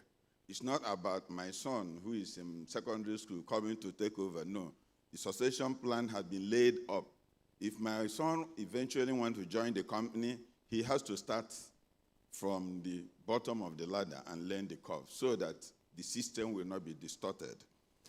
We are digitizing our operation. A lot of people are hearing about AI. AI is here already. So it depends on how you are taken into that, because it's going to help you in your operations. All our systems are digitized. We are all the maintenance, every equipment I can push off the button, I will tell you all the maintenance that have done on that equipment, who have signed it up, what was done on it. There is no file, carrying file all over the place, and people cannot alter that. That shows transparency in reporting. We have well-skilled Nigerians, well-trained Nigerians. We have 30 Nigerians, as of today, we've sent to Harvard and Cambridge for training, for leadership, to empower them to be able to stand anywhere in the world. That's what we are talking about. It's easier to do that investment in country because they are not going anywhere. They can go and work in Aberdeen or Canada, but they will eventually come back to add value to our country. Thank you. The next thing I want to say, which is important, is brand reputation. We take that ahead of revenue. Look at Coca-Cola. Coca-Cola is a company formed in 1886 as Coca-Cola, and it's still strong today. They are not building house in Lekki or estate in Lekki. They are not into beer manufacturing. They are not manufacturing whiskey.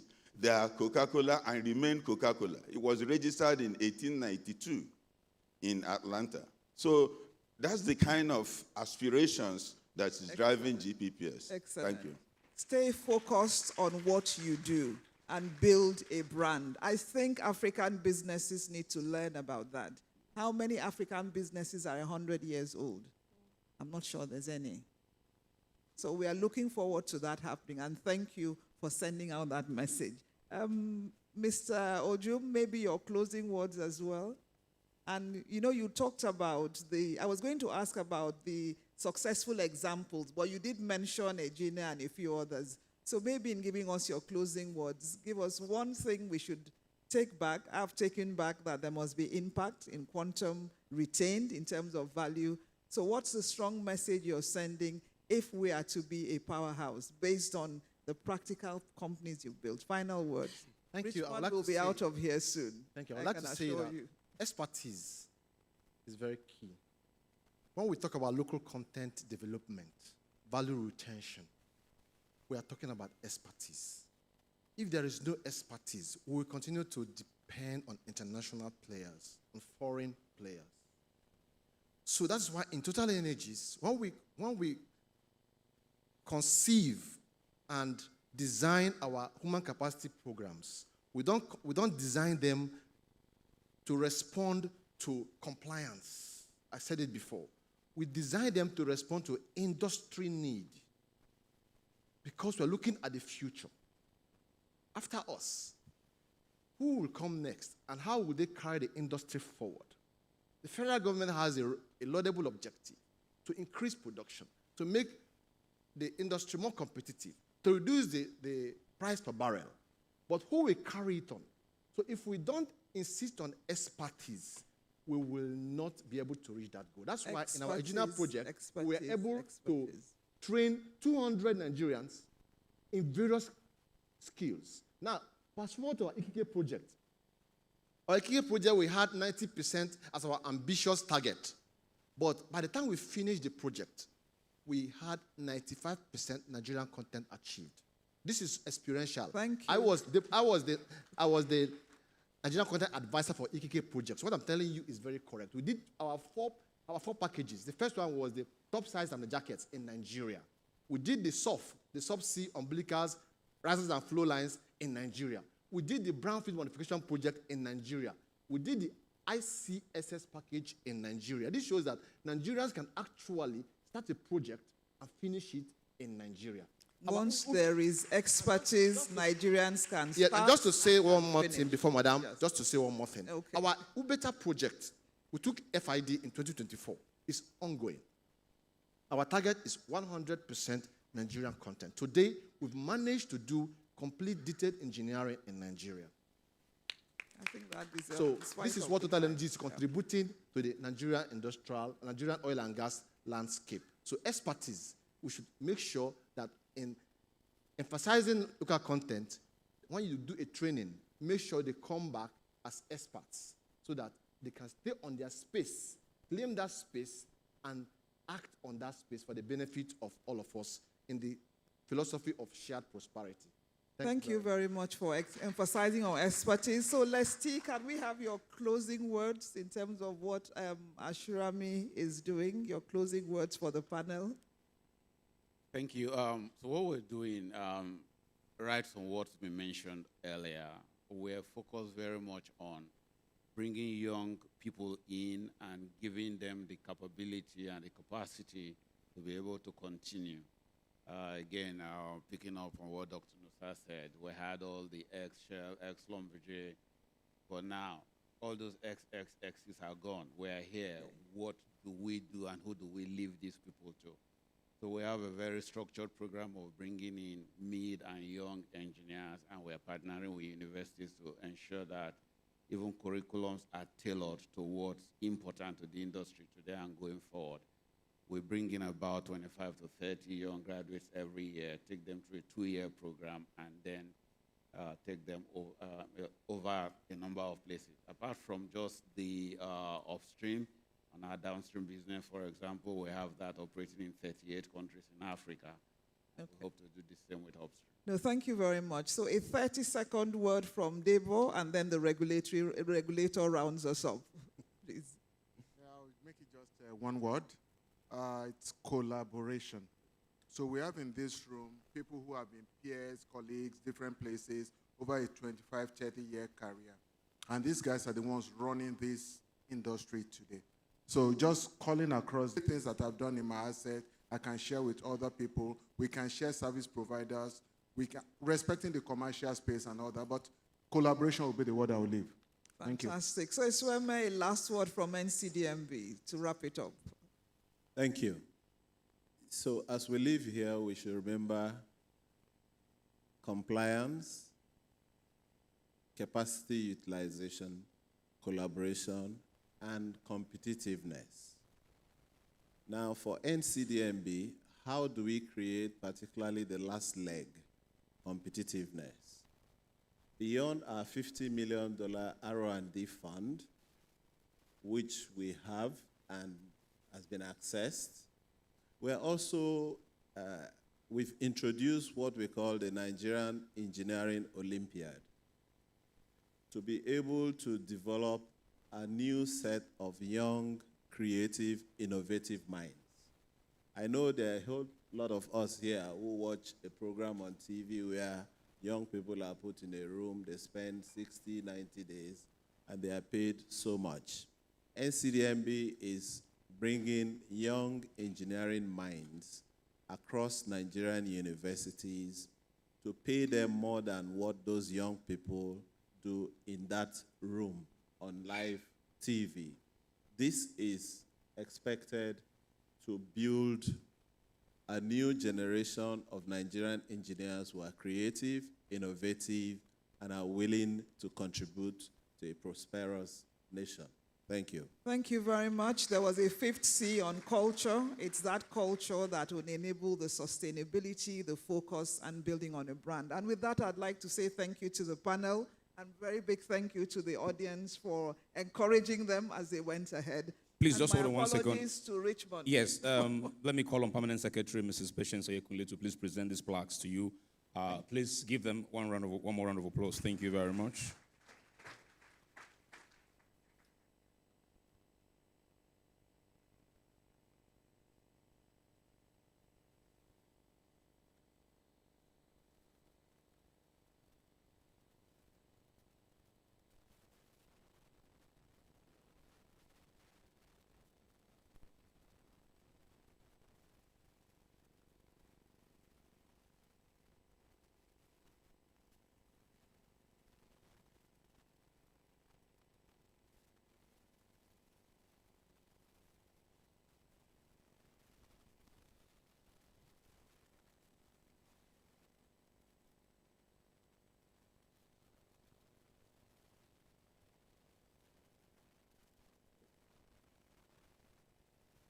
Okay.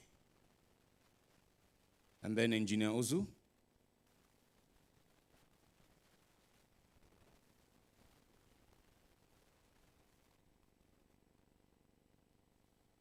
All right, Engineer Ozu.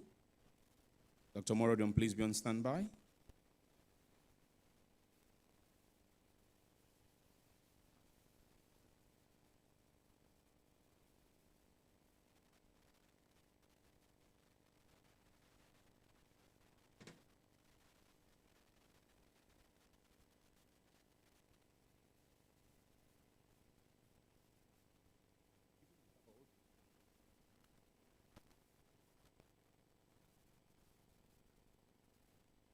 Okay. Cyprian Ojum is next, please. I'll be followed by Deborah Debajo. Cyprian, please. All right. Debo, please, is next. Lest will follow after Debo. Cyprian, Debo, Les, and then Rosario would follow after Les.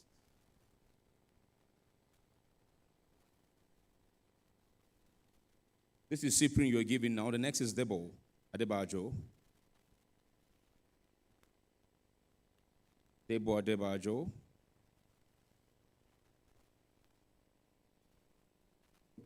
Les is next. Rosario, please be on standby. You're receiving one as well. Thank you to all of you for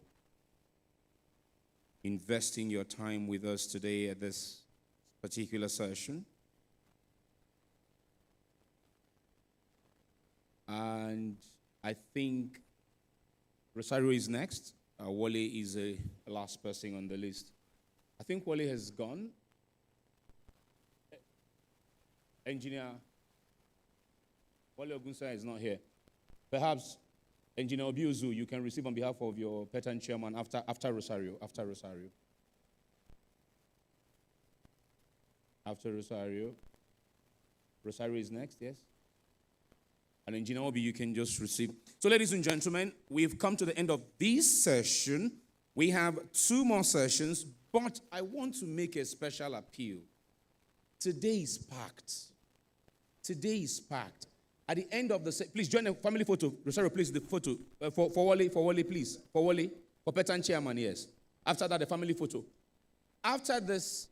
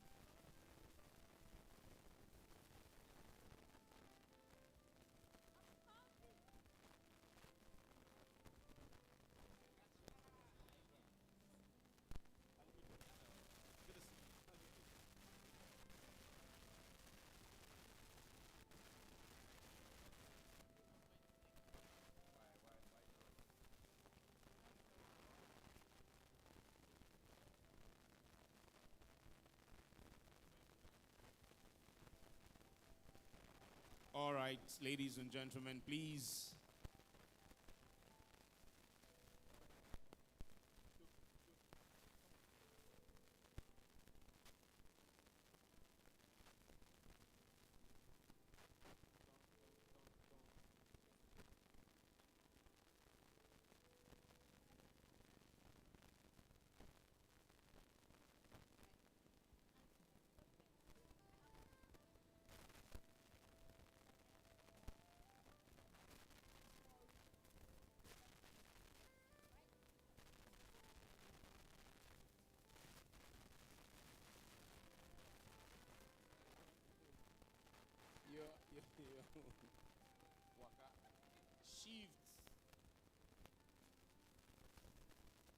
Okay, for those who are in the room who didn't bother to go grab a cup of coffee, you can please take your seat. We'll go and relay the truth from the other areas and then get the session started. Thank you very much.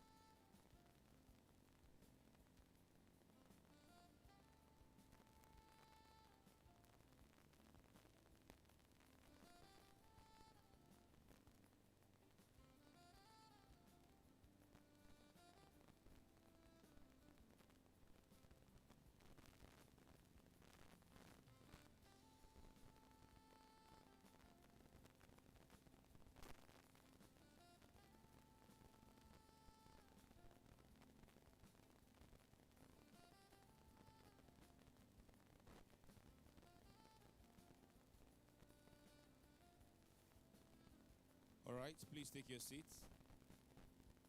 Thank you, technical. Please take your seats, ladies and gentlemen. Please take your seats. I want to say a big thank you to Seplat Energy PLC for sponsoring this break that we've had. Kindly take your seats. Kindly take your seats. Please take your seats. Please take your seats. Please take your seats. Mr. Gas. Mr. Gas. Yes, I will.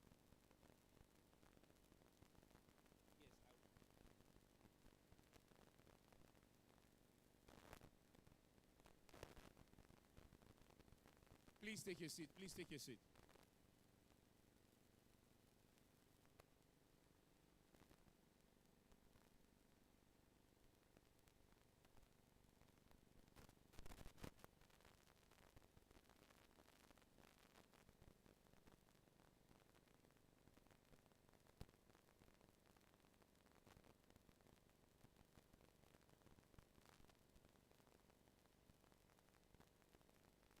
Please take your seats. We're about to commence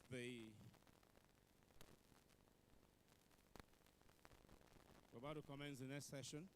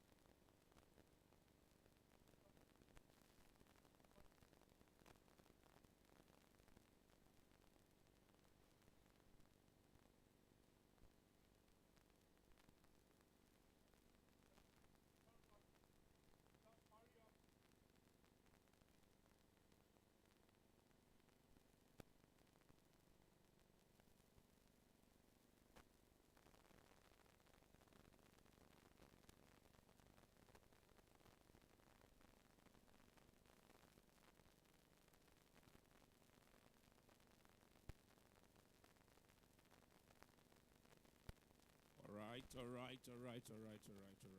right. We're still in the pre-conference day. We've talked about local content in the first half of today. In this second half, we will be doing a bit of justice around the gas conversation. Still exploring the topic of regional collaboration and cooperation.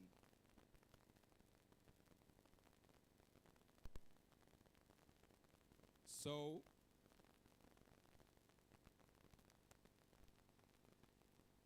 we will take 2 quick remarks, and then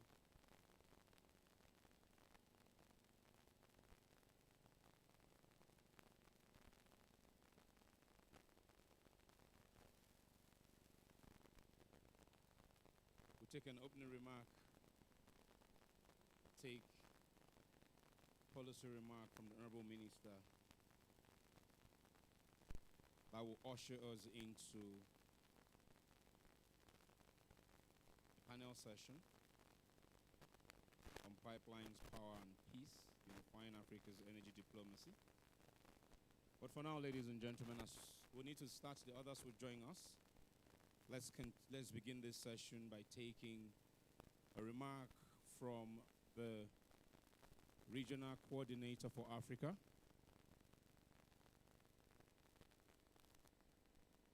Regional Coordinator for Africa of the International Gas Union, who also doubles as the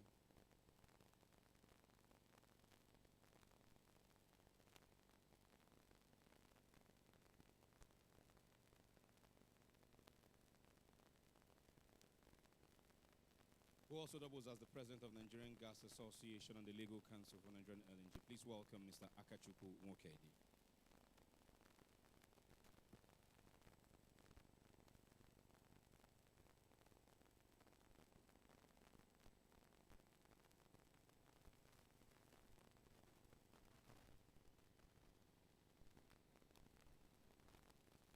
taking the time.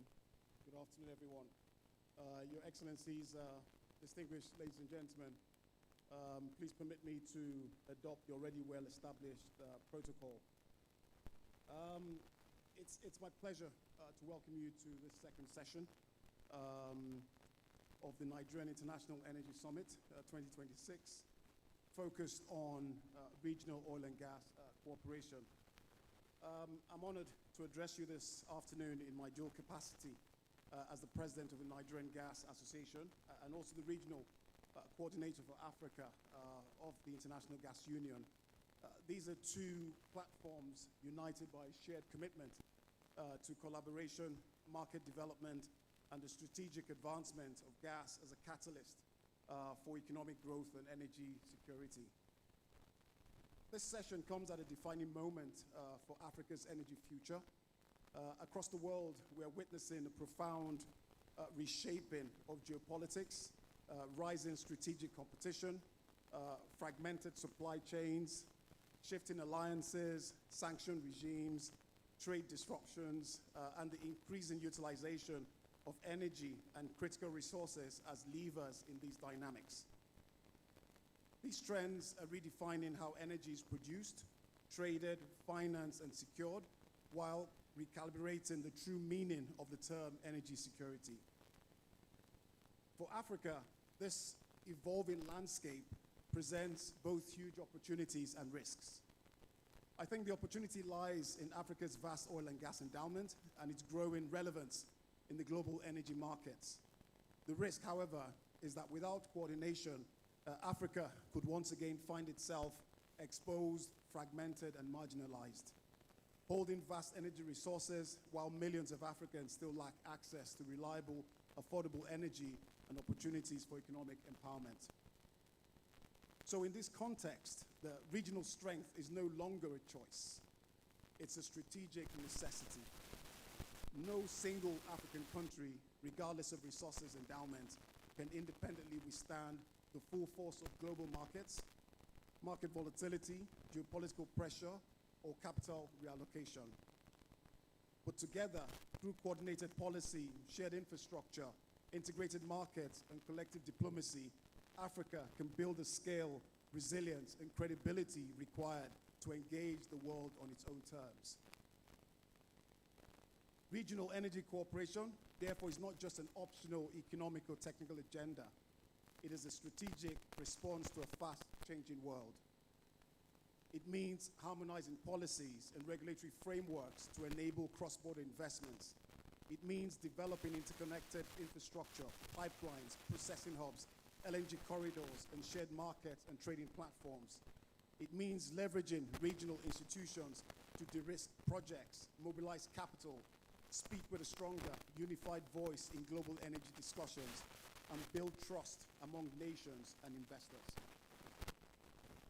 Natural gas in Africa offers Africa a powerful tool, not only to support industrialization, electricity access, and job creation, but also to serve as a stabilizing anchor in an increasingly uncertain global energy system. But to use this tool effectively, we must think and act regionally. From the West African Gas Pipeline to emerging transnational gas initiative across North, East, Central, and Southern Africa, we're seeing early signs of what regional collaboration can achieve. Yet, these efforts must be scaled, accelerated, and supported by deliberate political will and private sector partnerships. As the International Gas Union Regional Coordinator for Africa, I can confirm and affirm that the global stakeholders are paying close attention, not merely to Africa's resources, but to our capacity for coordination, governance, and strategic alignment.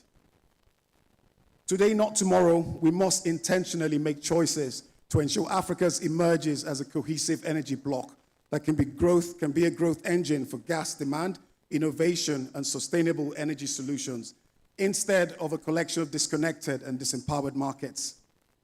Nigeria, through the Nigerian Gas Association and in collaboration with the Decade of Gas Project, governmental, non-governmental, and regional partners, remains firmly committed to advancing this cooperative agenda, supporting gas markets, investment facilitation, capacity building, and policy coherence across the continent.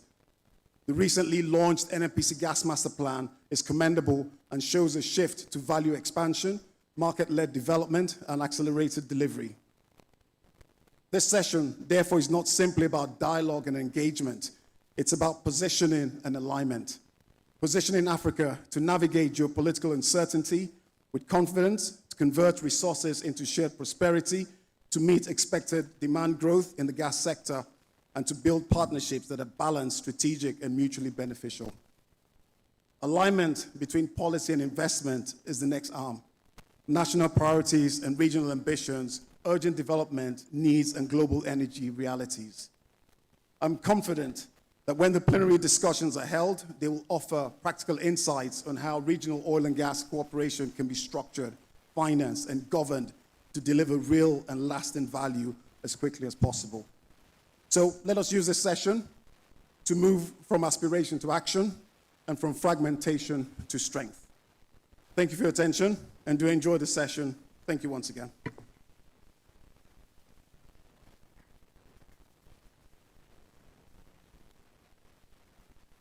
You know, Mr. Moke, you are the kind of lawyer that when the jury says, argue your case in 5 minutes, you'll win that case. Because you argued it in 5 minutes, and I want to thank you immensely for that. Please give him another round of applause. Thank you. All right, without delay, we'll switch over to the policy remarks from the Right Honorable Obogeme Ekperipe Eko, the Honorable Minister of State, Petroleum Resources for Gas, as you already know, represented by the Permanent Secretary of the Ministry of Petroleum Resources. Please welcome Mrs. Patience Adekunle.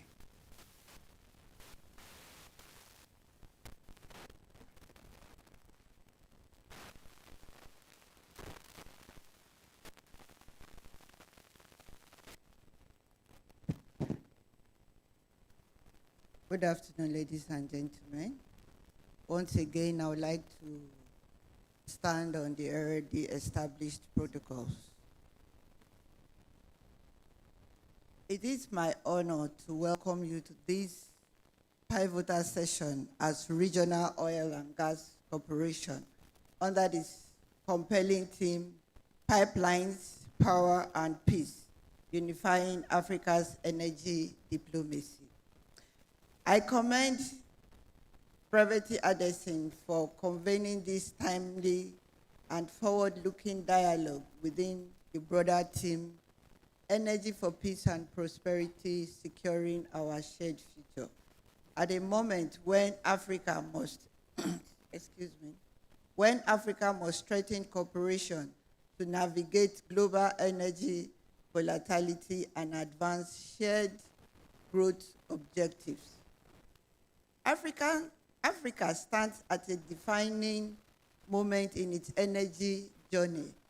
Ours is a continent richly endowed with hydrocarbon resources, yet constrained by infrastructure deficit, policy in fragmentation, and geographical pressures that limit our collective progress. In today's global landscape, marked by supply disruption, energy nationalism, and shifting alliance, it has become clear that no African nation can achieve durable energy security or sustainability or sustainable prosperity in isolation. This session, therefore, invites us to reimagine energy not merely as a traded commodity, but as a strategic instrument of diplomacy, a catalyst for regional integration, and a foundation for peace and stability. Across our continent, strategic cross-border oil and gas infrastructure already points the way forward. From the Nigeria to Morocco and the gas pipeline to emerging energy corridors in the East and South Africa, these initiatives demonstrate how shared infrastructure can strengthen energy security, reduce import dependence, unlock industrialization, and bind our economies together through mutual interest and shared prosperity. Pipelines in this sense are more than steels and valves. They are corridors of cooperation, connecting markets, harmonizing policies, enabling power generation, and creating interdependence that promotes stability and peace. Power, when reliable, delivers, fuels industries, lights homes, creates jobs, and restores dignity.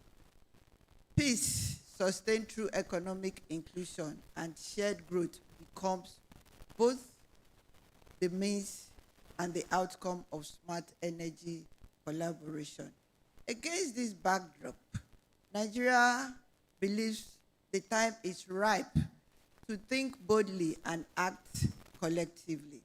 This session has the potential to seed a transformative vision, One African Gas Corridor Initiative, a Nigerian-led continental framework to connect Africa's gas infrastructure, align regulatory and fiscal policies, mobilize joint investment, and build a shared knowledge and technology ecosystem.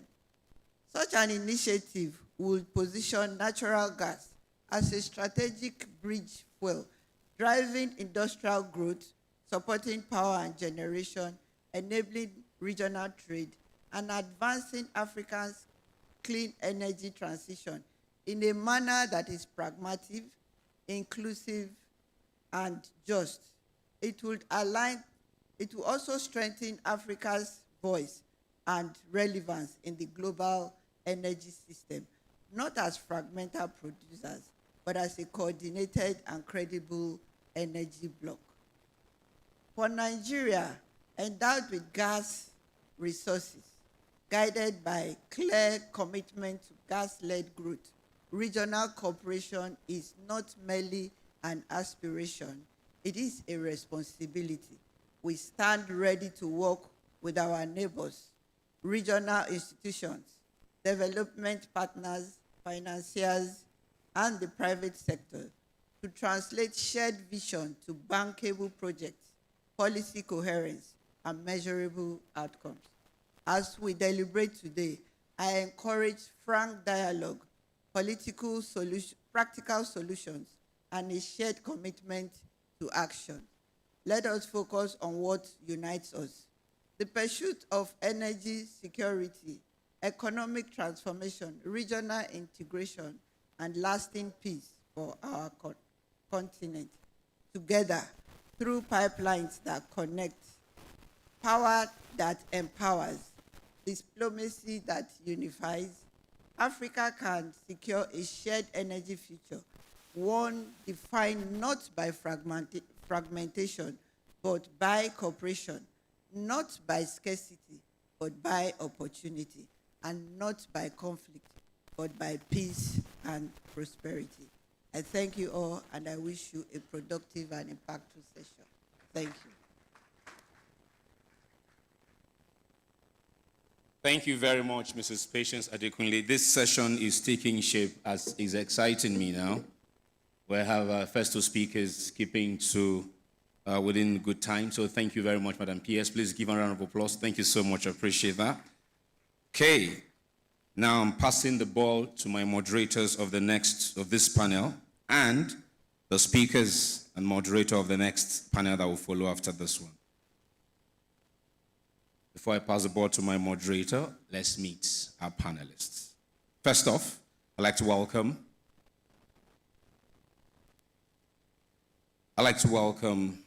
Deputy Head of Mission, Deputy Ambassador of the German Embassy in Nigeria. Welcome, His Excellency, Mr. Johannes Lenne.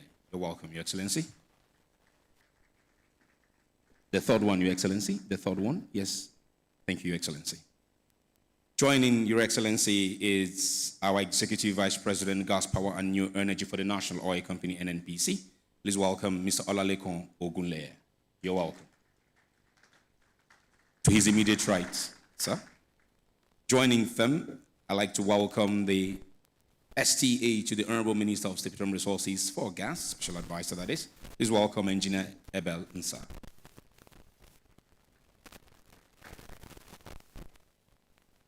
Joining them is the Managing Director for West Africa Gas Pipeline Company. Please welcome Mr. Abiodun Bodorin.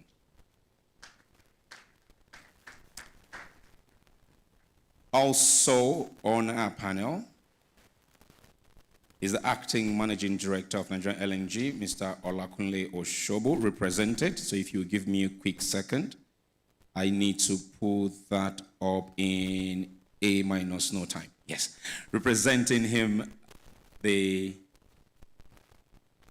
Manager Pipeline and Asset Gas Supply for NLNG. Please welcome Mr. Austin Ogbobo. Mr. Ogbobo, you're welcome. He's representing all the way to his right over there. Thank you very much. And now to the captain of this ship for me this afternoon, whom I'm counting on immensely for time management. Please welcome Regional Director, Gas for Africa, Ms. Amel Grapsi. Grapsi, that's it. You're welcome, Amel. Please, to the immediate left of the ambassador. Thank you. Working.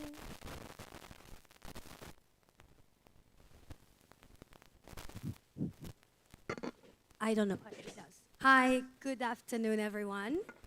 And welcome to this session on oil and gas cooperation. So I just introduced myself. My name is Amel Grapsi, and I represent Gas for Africa. And I'd like to discuss with you a very simple matter. We are living on a continent that is very rich in gas. But at the same time, so many regions and parts of Africa are living and struggling to access energy. And somehow these two realities coexist for too long. So I'm very happy to lead this conversation today, where we are going to ask a very simple question, which is, how do we move the gas across border where actually it makes sense for everyone? When we talk about cross-border gas pipelines, we're talking about enabling more power generation, enabling and supporting industrial growth, reducing imports and products like fertilizers or petrochemicals. But most importantly, I would say that when we speak about cross-border cooperation, we speak about linking our economies together. So to explore these issues or challenges and look at them more like opportunities for the future, I'm very pleased to lead this conversation with panel leaders from public and private. Thank you so much. I'd like to start with you, Johannes, and ask you a question more from an international perspective. The question is the following. From Germany or Europe in general, what kind of funding and technical capacity support will you bring to support Africa's energy ambition? Yeah, thank you very much. That is a simple question, but the answer is very difficult because we have to see here the two sides of the coin. At the beginning of this session, of course, there was a lot of talk about Africa's own energy integration. How to bridge the gap of the African energy needs in order to industrialize the continent, in order to develop it, in order to bring it forward. But now, over the last, only over the last 2 years, the international situation has changed dramatically. It's not at the beginning when I came to Nigeria in 2023, we were actually in a situation where Europe were sort of disregarding Africa's energy possibilities and energy resources because we concentrated totally on renewable energies. And actually at a panel in 2024, I actually said here, don't look too much at oil and gas, concentrate also on the right energy mix with renewable energies, because at the end, sort of this is where the world is going. Now this has changed. This has changed in a sense that actually the energy needs of the whole world cannot only be satisfied by renewable energies, but oil and especially gas will be also a bridging technology for a long time to come. This actually poses the question, not only what we can do in order to help Africa to industrialize and to fulfill their energy needs, but also we will also need gas. And that means that all Africa energy integration, which will look for financing and technology in Europe, will be asked to expand their networks into Europe, and not only by LNG, not only by oil, but also by big intercontinental gas pipelines, like, for example, the Nigeria-Morocco Gas Pipeline, who actually has the objective to then connect the northern African part to Spain and therefore to Europe. This is actually in the international field where especially Germany, but I think the whole European Union will participate, will discuss with Africa how can we share responsibilities, how can we share financing, how can we share technology so that you can build intercontinental gas delivery pipelines, but also fulfill your own energy needs, because big markets like Nigeria need their own industrialization, also not only to bring Nigeria forward, but also to be interesting markets for us. And therefore, actually, we are looking forward to a very interesting discussion in the framework of the international finance institutions, in the framework of the new created energy bank, and in other financing frameworks, how we can bring money and technology to Nigeria in order to fulfill this. So collaboration between Europe and Africa is possible as long as it makes sense for Europe and Africa at the same time. Thank you so much. Understood. I'd like to zoom in into Nigeria, sorry, and I want to have and bring a government perspective to this, and this is a question to you, Engineer Bell. How is Nigeria positioning gas as the anchor? Thank you very much, and good afternoon. This is, just like you know, for Nigeria, as an anchor with respect to gas, that's what your question is you have the decade of gas. We've packaged this together, which is anchored on a few pillars. That's anchored on supply, demand, infrastructure, and funding, and the rest of them to bring gas from source to market. I'm sure during the minister's speech, she must have mentioned volumes of gas in Nigeria gas region, 210 TCF of gas, and the rest of them. How do we go around this? So what has happened? So for that's one, the decade of gas, drive gas-based industry. So we're going to industrialize Nigeria. The basic framework for our gas, for the decade of gas, is basically industrialization, clean cooking, and balance the source and the market supplies. Next, you can look at the PIA. PIA comes in with a lot. It's changed the institutional the governance framework, regulatory and legal framework concerning how to move gas to the market. So that is in place, and we're following that. So all that will happen is what's Africa going to pick from what we've done? The next one is what you might look as waste to investment. The NUPRC, if we want to dive down, is what we call the Nigerian Gas Flare Commercialization Program. It makes sense for you, decarbonization. We took about 2 decades to bring the PIA to being. And as you come out, the whole world tells you we need energy transition. That, as much as we're going to produce sensibly, but we're not ignoring that. So we bring gas from the flare, we take that and we beat that out. And so that can come in to provide gas resources in CNG, mini LNGs, industrialize Nigeria with what indeed had hitherto been waste gas. It can go on and on.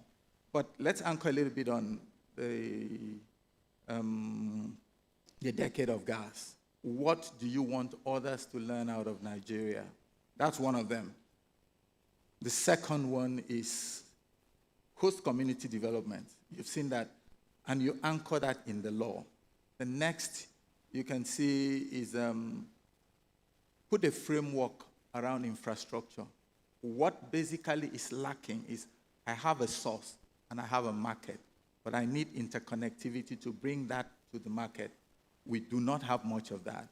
But so what is, you've seen section 52 of the PIA talks about infrastructure. And so that infrastructure comes into fund infrastructure. That's a good thing that other African countries can pick out of Nigeria. Next is host community. In order to cut down on disruptions, have a conversation. And you've seen that entrenched in the PIA, Host Community Development Trust. That has gone a long way, and it will make sense for them to pick that as one of the points to learn out of Nigeria. Another one is we are looking at integration. One of the main things that puts Nigeria out there, since you're talking, for them to learn from what we've done. The integration, the West African Gas Pipeline is a very good one. Recently, our president signed a treaty with Equatorial Guinea, and we're going to domesticate that in the country. And so those various parliaments, so we have a lot to learn. How have we operated the West African Gas Pipeline? And so that's something to learn out of there. Tariffing structure, institutional government, intergovernmental agreements. So those are fundamentals that regional, and we can replicate that across the whole Africa. And so that becomes a good example and what they will have to learn from us. Thank you. Thank you so much. Nigeria has indeed a very important role in the region and the government to lead integration and industrial growth. Let's stay in Nigeria. Let's go into the NOC. NNPC is the largest energy company in the region, and I think has a very important role to lead gas projects in the region. So my question would be to you, Mr. Lecan. What investment setups or models do we need to put in place to attract more capital into these gas projects in the region? Thank you very much. There are two dimensions to your question. There's the technical dimension and the project optimization dimension as well. So starting with the technical, of course, there are several project structuring models, but given that the financing community, they do not like surprise, and they like risk minimization, the four most common models are the incorporated JV model, where partners come together, create an SPV, use that as a vehicle to minimize risk, and use that to attract investment, and they can localize risk, etc. And I think WAPCO is a good example of that. NLNG is another one. But you have several others. You have build and transfer. In NNPC, we have a number of projects. The Elf-Lekki is an example of a pipeline project that was developed on that model. You have a financier who practices cost recovery and then transfers it to an operating company who runs the asset. You have build, operate, and transfer. You have the PPP, the public-private partnership, etc. So there are different models.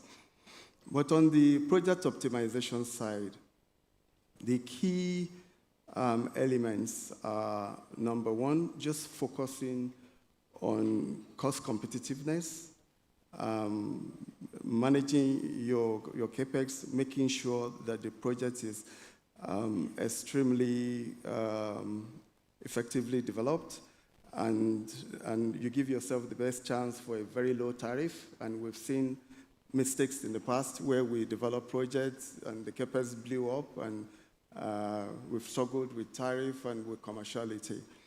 And I think NLNG is a good, Train 7 is a good example of a project where CapEx has been managed, cost competitiveness has been managed effectively. So that's number one from the optimization side. The second is to take an integrated view. Again, lenders take comfort where they know that the gas producer is a participant in the project.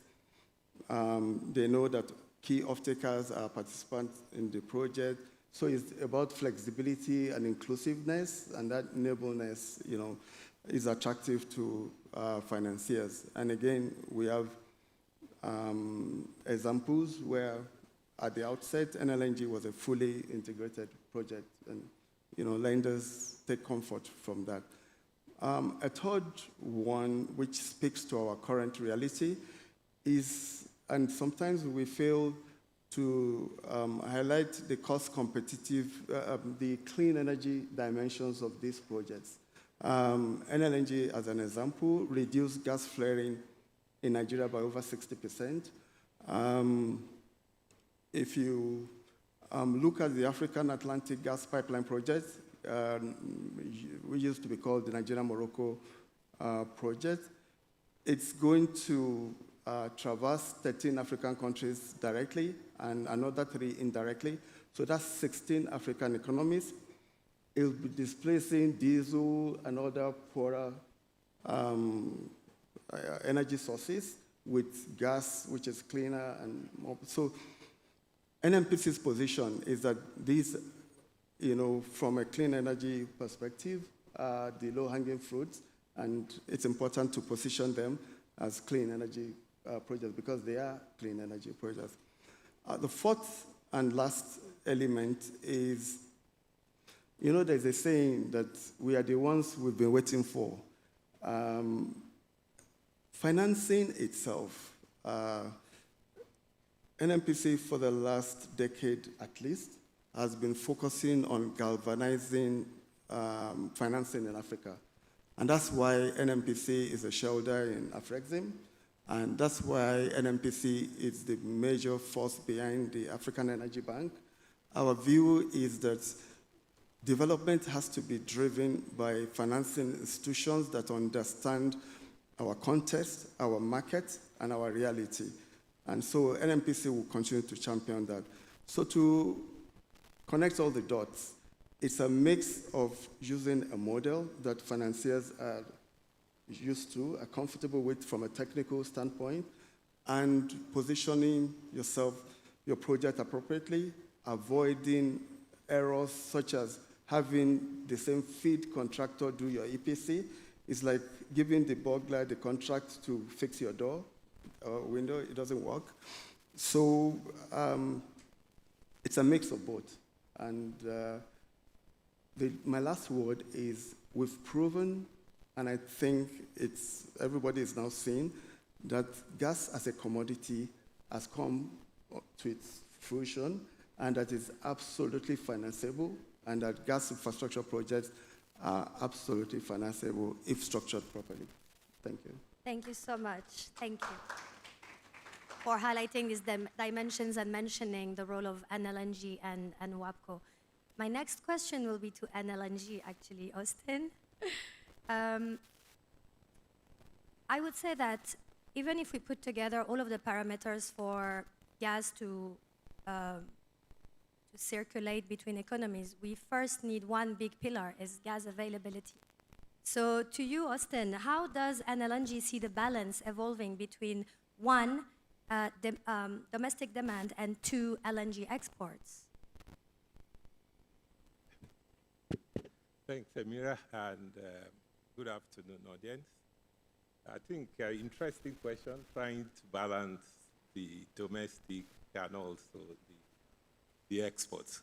Yeah, I think from our own experience, Nigerian LNG, I think we are uniquely positioned to see both the export and also the domestic market.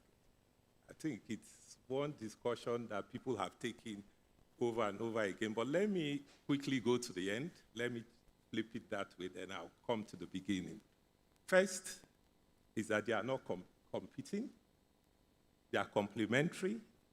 Whilst export brings in capital, it brings in credibility, the domestic triggers and unlocks development. So those are the two clear points. For Nigerian LNG, over the years, we've supplied over 20 countries in terms of liquefied natural gas. In addition, we have put not just Nigeria, but Africa into the international gas market as one of those companies that can supply gas reliably, up to 75% reliability. It has also been able to attract that capital. Over $20 billion have been attracted cumulatively to the gas infrastructure. What does that mean? In the deeper sense, it has also locally showed that we can pull gas together. Gas can be priced effectively. And also, in addition to that, if you, if you flip back, you can see that when you match what NLNG have done in pulling this gas together, it runs a pipeline structure that supplies it gas just a short of 1,000 kilometers. Yeah? And to do that, you see the integration across communities. Of that 1,000 kilometers, it operates and manages just over 200 kilometers that traverses over 100 communities. For you to do that, it shows that locally, you can also do the same to to local markets to trigger development. With these communities, breeds also additional investment, brings collaboration. Again, balancing the domestic with the international. For domestic, for one gas put in the domestic market, you see what the impact is in terms of development, bringing in fertilizer plants, additional bringing in industrial, unlocking the industrial space. So all of this is, for us in NLNG, our experience is that they are complementary and there is no basis for them to see A or B. I'll stop at that and back to you, Mira. Thank you so much. Yeah. Now if we zoom out a bit and we look at West Africa, Abiodun, you had one of the continent's few regional gas ventures, and I would say that you are one of the few people who would be able to tell us what works and what doesn't work. So the question is the following: what are the lessons we need to learn from the West African gas pipeline to expand new energy corridors in the future? No. No, thank you very much. For the benefit of the audience, I oversee West African Gas Pipeline Company, which really operates the West African gas pipeline. It's a pipeline, 676-kilometer pipeline that cuts across Nigeria, Benin, Togo, and Ghana. It's really an example of integration, economic integration across the region.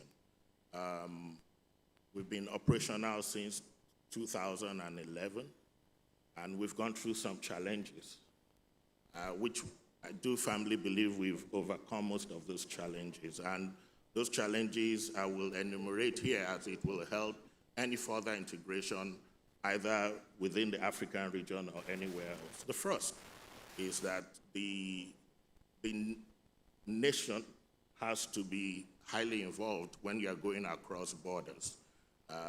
And again, if you think about ECOWAS, the primary objective is economic integration. And so for WACP to even take off, you needed a treaty among those four countries. That ensures that there will be sustainability as you have change in government across any of those countries. So once you have a treaty that guides what the individual country does, the next is to ensure that you have harmonized fiscal and regulatory framework. And so for WACP, for example, we do have a regulator that cuts across the pipeline, WACPA, which is also set up by ECOWAS. That ensures that you would have uniformity of regulation across the region. You would also have clear and fiscal framework, which enables investment. The fourth pillar that will be critical if you're thinking of a regional integration effort for energy is it has to be both commercially driven but active government participation. So it has to be public and private partnership, which WAPCO is an example of, because you need the support of the nationals to enable it to be sustainable, but you also need it to be commercially viable. Otherwise, it becomes a project that might not be sustainable. So you need those 4 pillars to enable a regional integration project to work, and that was in place for WAPCO. However, there were challenges. As anything that is new and you're cutting across, you have to overcome some of those challenges. One of the challenges we faced initially is reliability and predictability. Reliability of gas supply. As people start to think about energy security, they're worried about, will I have the gas that I need for my country? So you need reliability of gas to ensure that every part of that pipeline is comfortable that this will work. The second challenge we had is if you start a project, and like my senior colleague alluded to, if your capex is high, then there's a tendency that your tariffs might also be high. That can also be discouraging because you need it to be viable for everybody that plays along that pipeline network. The fourth one is to ensure that you have payment security. And of course, finally, for the pipeline itself to be predictable and reliable. So we've gone through some of those challenges, and I'm glad to tell you here that most of those challenges has been overcome. Last year was the best year ever in pushing gas volumes across the pipeline. It's still not where we want to be. We still were able to deliver the peak gas volumes last year, which was 22% above the previous years. Some of the challenges that have been overcome is, I can assure you that the pipeline is now reliable. We had 99% asset availability. Gas supply is also now very reliable. And last year was an example of there was adequate gas supply coming both from Nigeria and also from Ghana. The third one is infrastructure to take that gas from Nigeria all the way across the region was also a challenge at some point in time. And thanks to NNPC, they've done an excellent work. The pipeline has performed the best we've seen since the inception of the WACP. So all of these challenges have been overcome. What it then provides now is we're predictable.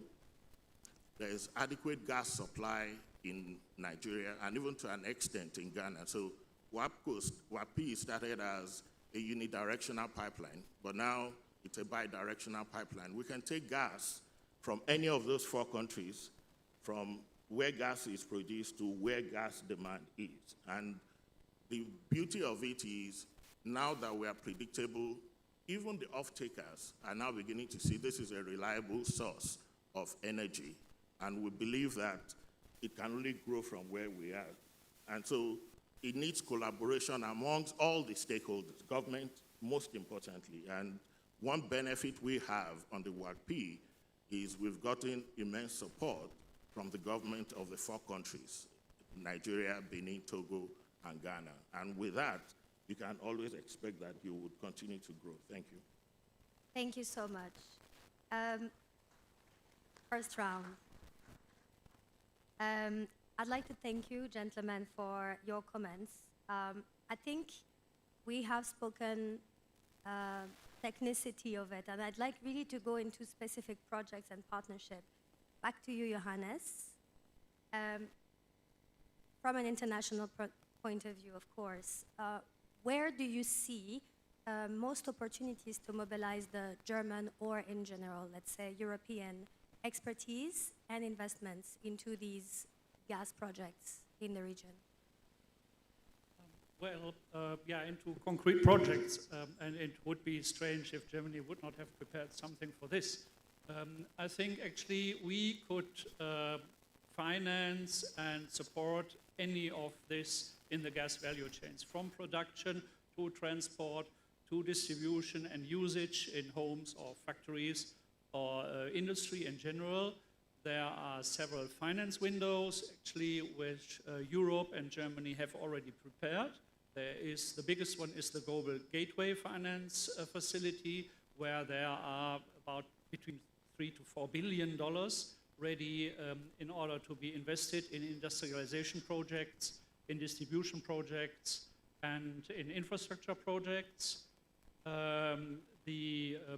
The Germany itself has prepared for 2026 now a new funding facility called Trade Connect, where we actually want to connect the providers for technology here in Nigeria with their partners in Germany in order to bring the newest and environmental friendly technology into this sector into Nigeria. There are also possibilities for joint ventures, for credit insurance, and for other possibilities to do common projects and do common investments. So I think for the gas boom in Nigeria, we are prepared, and we're looking forward to the context. Thank you, Johannes. Let's zoom in again into Nigeria, and the question is for you, Abel. We will mention Decade of Gas, and I saw some of my friends from Decade of Gas in this room. We know that Decade of Gas is oftenly cited as a reference in Africa for this kind of initiative that we are following. How can we use Decade of Gas from Nigeria to drive a stronger strategy for other African gas markets, including pricing and access frameworks? Thank you very much. One of the things that I'd like us to start with is, for instance, pricing issues. It's got to that tariffing structure concerning the line, because we're still going to start with, remember, the Decade of Gas is anchored on infrastructure, for instance. So how can we scale that across Africa? Within those pillars, we can take that not just to grow gas in Nigeria, but project it across Africa.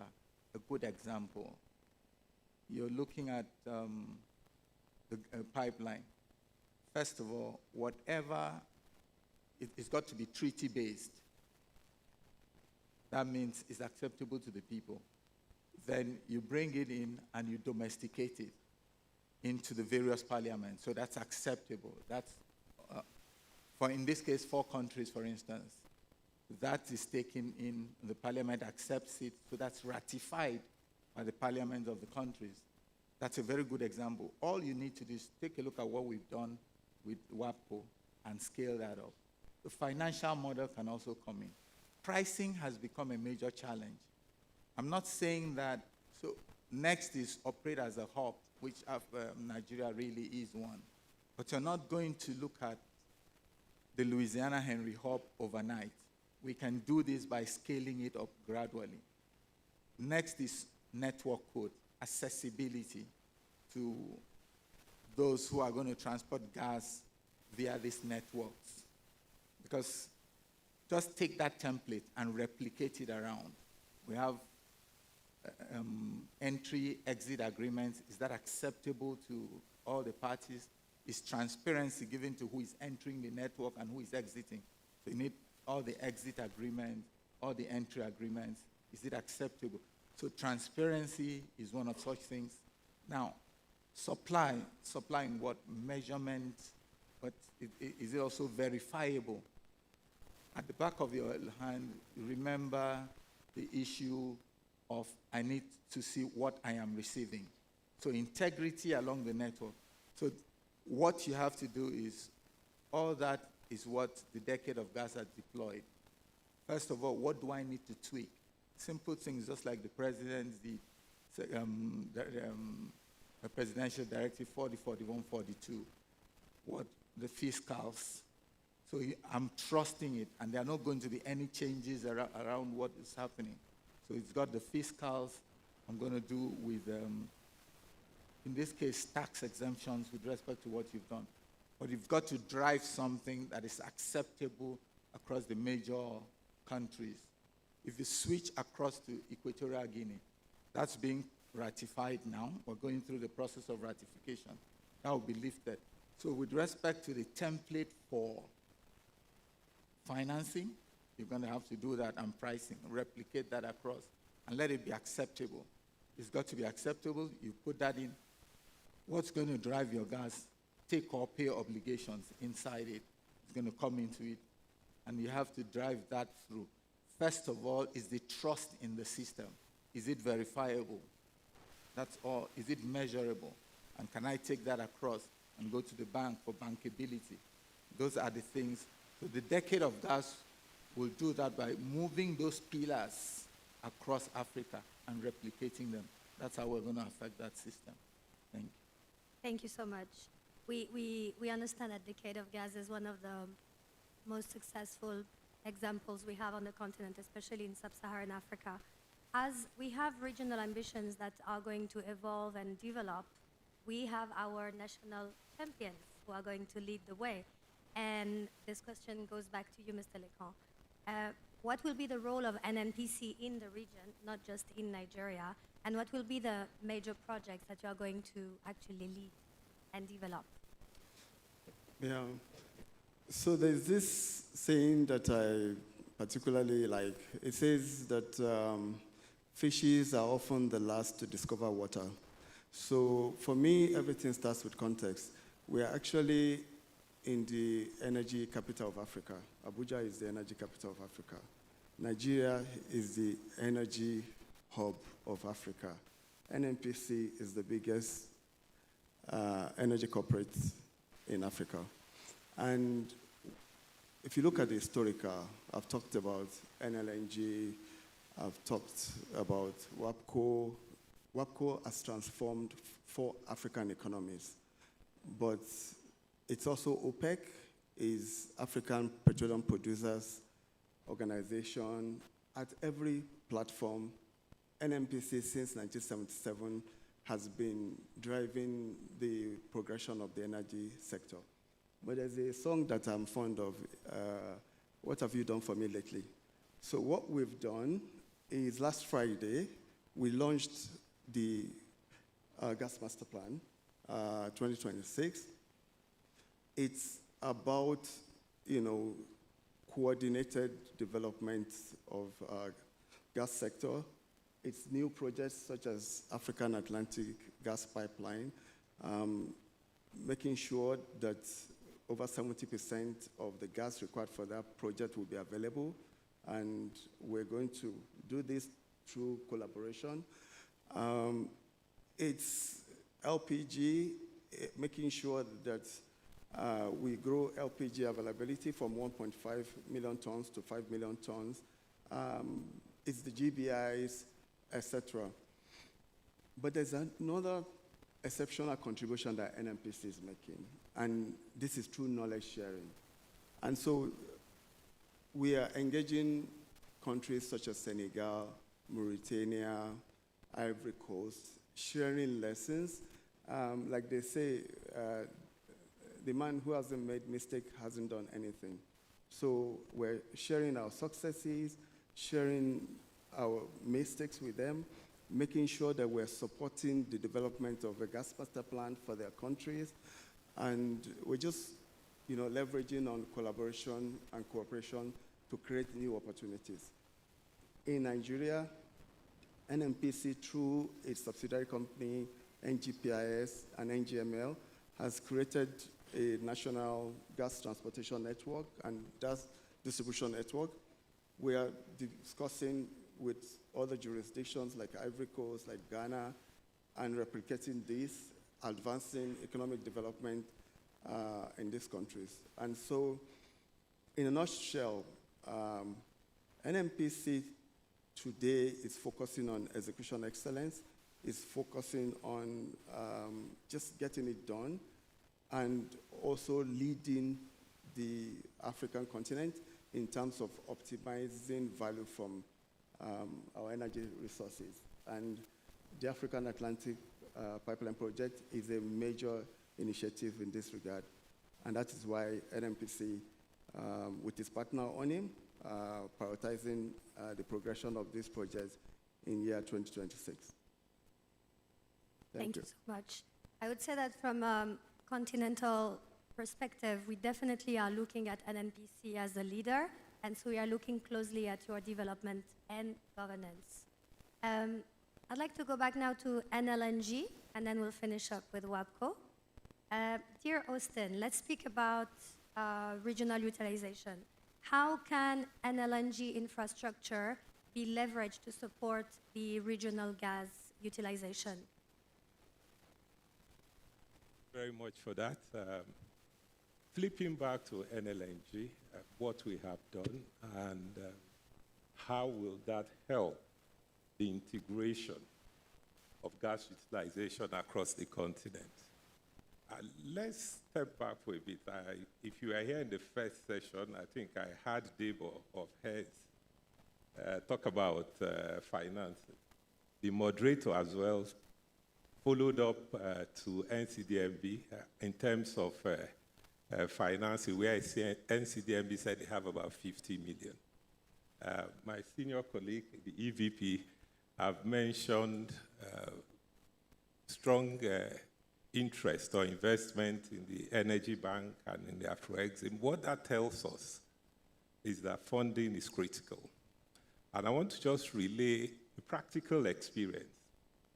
Dial back 2019, sitting in a room with over 25 top European bankers, everybody seated, and here's Nigerian LNG wanting to raise funding for its expansion project 27. When we raised what NLNG had done, they looked at the dossier.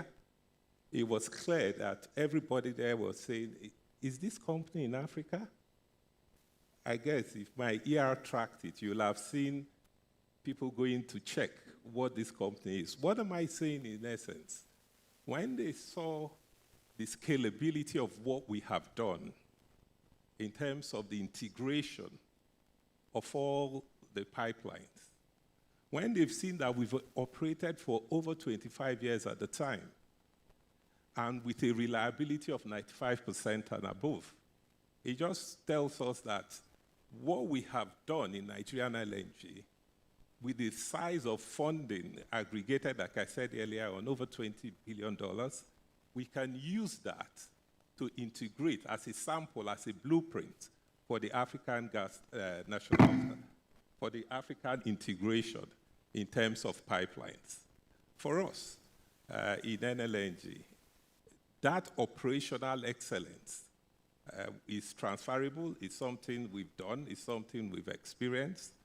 The scale, if you look at it from the downside, that if you look at it from gas aggregation, you have the ability to hold gas supply agreements, that's tying the gas that will come in, operating that plant at a level that you are meeting your commitments, and also the agreement to sell it. So from end to end, we've been able to demonstrate it.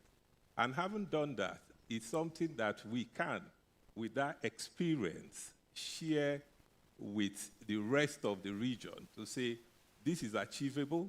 It was an eye-opener for the international market to know that for them to even lend you any funding, you should be operating at a particular level, which we have demonstrated. Thank you. Thank you so much. I think time is up. I would like to finish with you, Abiodun, in 1 minute, if you can just tell me what's next for the West Africa Gas Pipeline. In 1 minute, please. Okay, I'll try. So the near-term target for us is fully utilize the capacities that we have. So this year we're hoping to increase gas volume from Nigeria by 80%. That's our target for the year. My chairman is on the panel, so I'm repeating the words. So our target is to, end of year, increase volume from Nigeria to the region by 80%. It's a massive target. That ensures that we utilize the existing capacity at each of our existing stations. Our midterm target is to ensure that we fully utilize the capacity of the offshore pipeline itself. Right now, we'll probably be about 40% of the pipeline capacity. Our 5-year target is to ensure that we fully utilize that offshore pipeline capacity. And then, of course, our long-term target is to expand the existing infrastructure for the WACP. Thank you. Thank you so much. We really, really hope that we'll see year after year some progress. Time is up. I just want to say thank you so much for your time. And yeah, we're done. Thank you very much, Amel Grapsi. Just remain seated, ladies and gentlemen. Let's quickly say thank you to you with our plaques. Ladies, can I have those? Yes, ma'am. Mr. Yekunle, patience. You will do the honors again of presenting this to them. Please give them one more round of applause. Thank you very much. Now, while Madam is getting ready to present to them, I want to make a special appeal. Please, as they finish, remain seated. Allow them take their seats in the audience because we're going over immediately to the final panel for today. Please give one a round of applause. Thank you, thank you. Next, the Acting Managing Director of NLNG, Mr. Oshobo, has represented. Please, sir.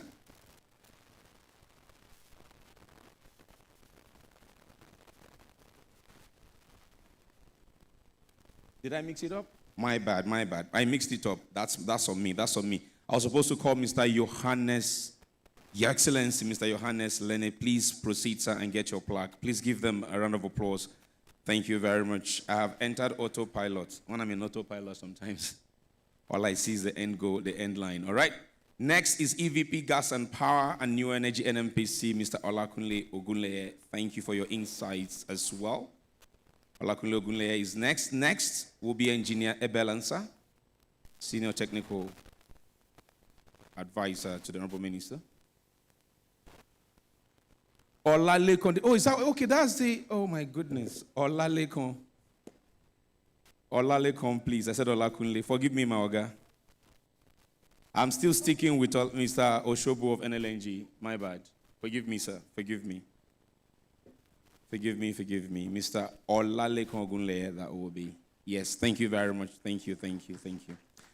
Next is Engineer Ebel Ansah.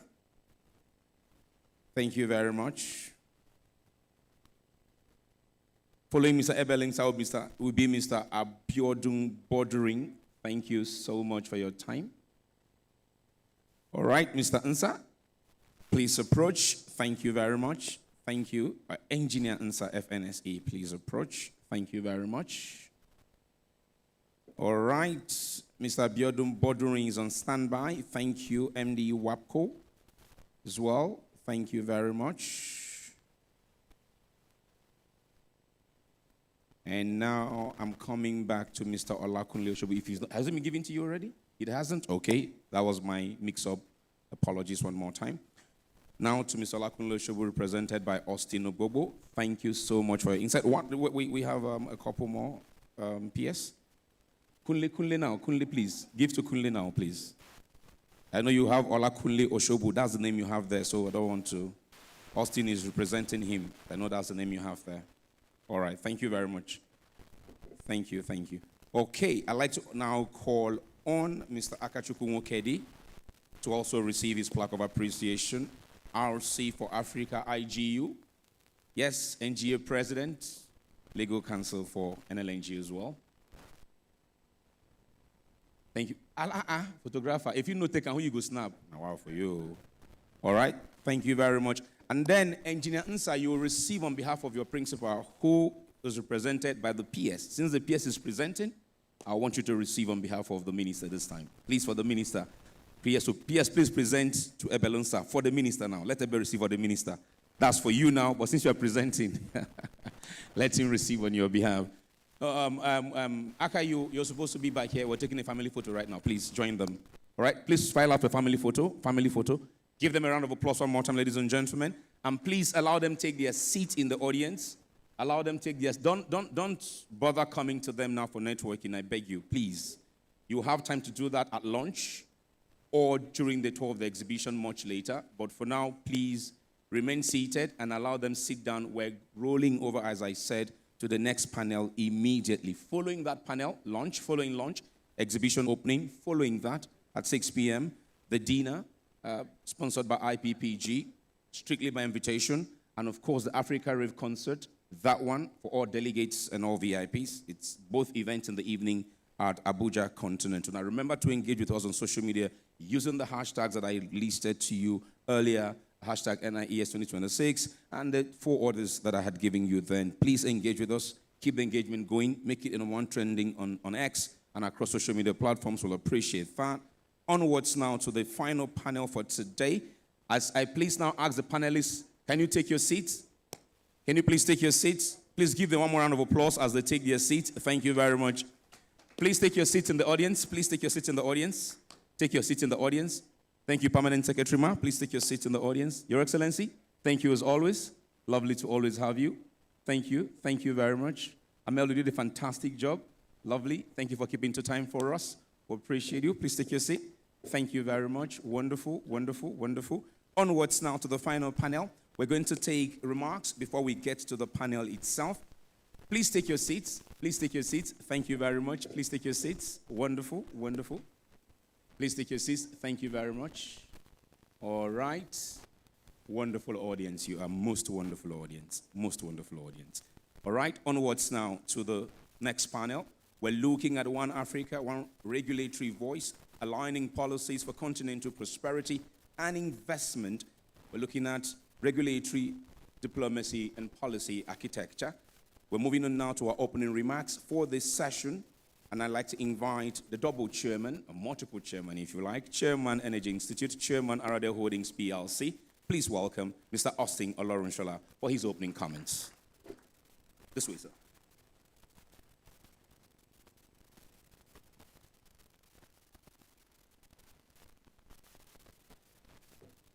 Thank you. Actually, I'm a triple chairman, not double. Should complete it. Okay. Good afternoon, distinguished ladies and gentlemen. Mine is just to lay foundation, some building blocks. It's going to be pretty short, but very much straight to the point. Again, the theme is regulatory diplomacy and policy architecture, forging a unified voice across Africa. Let me start by saying that despite differences in geography, in politics, resource endowment, many African countries somehow will still share very common structural characteristics and credentials, very much beyond our color or even frames. These include electricity deficits, which we see very often, limited transmission, grid instabilities and outages, heavy dependence on petroleum, but more specifically for revenues, large untapped mineral and renewable resources, infrastructure constraints, energy access gaps, energy transition dilemma, financing difficulties, as well as diverse social challenges, including urbanization pressures. All these similarities tend to shape policies, regulations, investment focus, as well as strategy, which unfortunately only terminate at the territorial borders, with very minimal cross-border sharing, alignments, or even collaboration. I was quite happy with some of the things I just heard just now. Not just sharing successes, but also sharing failures. Because therein really lies the proper learning. But remember this African proverb that if you want to go fast, you can make it alone. But if you really want to go far, you pull resources and go together. I'm not seeing whether we are going very fast or actually very far, but I think we can. I'll say that an African moonshot, like the framework for the African Continental Free Trade Area, is a very great driver for collaboration and alignment across the continent. But even more specifically, for energy sufficiency and how to really sustain it over time. As we all know, without unhindered access to electricity and energy generally, the economic growth and resilience will continue to elude all of us. I still believe that power is the most important thing we just have to crack. However, this big bang type of Pan-Africanism or Pan-African agenda and roadmap, like the AFTA, for example, sometimes may be too heavy and even probably a bit too weighty to even start at all. We want to do everything across Africa all at the same time. Therefore, latching on what I call the established frameworks, and even more importantly, using the successful platforms in the 5 regions. You know, we have 5 major regions in Africa. There's the North African Sahel area, there's the East African area, the South African, Greater South African area, and then you have the whole of West Africa. In the middle, you have that Central Africa. So I'm saying that if we're able to pull things, just start a little bit from the regions. This, for me, will facilitate joined-up thinking and implementation within those regions before a second phase Pan-African scale. That is the way I believe we can develop and even sustain the unified voice that we all look up to as per the theme, and hopefully becoming a template and probably even a DNA for other collaborations beyond borders and geographies. However, we must take a little time also to study and understand why previous cross-border initiatives have failed, or at least not deliver as intended. Political will, shared purpose, and mutual benefits for all, trust, transparency, structured cooperation and infrastructure gap closure mechanisms must be the central focus to attain this goal of unified. Clarity begins even at home. As enabling as the PIA has been since enactment in 2021, it's yet to be delivered. But we're on the way, but it's yet to be delivered. So don't get me wrong, all industry stakeholders are sweating it out and making progress, but I believe, also being one of the architects of this legislation, it can be a lot better if we can get both the NUPRC and the NMDA-PRA to collaborate even a lot more to enable the industry as a whole. And we're discussing during coffee break of somebody who went to, was it NUPRC now? Oh, went to one anyway to get certain things done. And that is really not the body that should be looking at that. But rather than say, let me channel you properly and take you to the other body, say, well, it's not here. You know, that kind of, it shouldn't be. And that's really not what, that's not the intent when we're even splitting the regulatory bodies. So we must subdue silo mentalities, guys, and rather encourage working together for common goals to deliver greater benefits and successes. Getting collaboration right locally, it's what will really give impetus to even cross-border efforts that we're talking about in terms of sharing, in terms of collaboration across. But why not keeping it simple? And I know it's not very simple. If it was simple, we couldn't have spent 20 years on PIA anyway. I believe we can make it happen. We must be very intentional and disciplined to obey the core characteristics, principles, as well as the fundamentals of that word collaboration.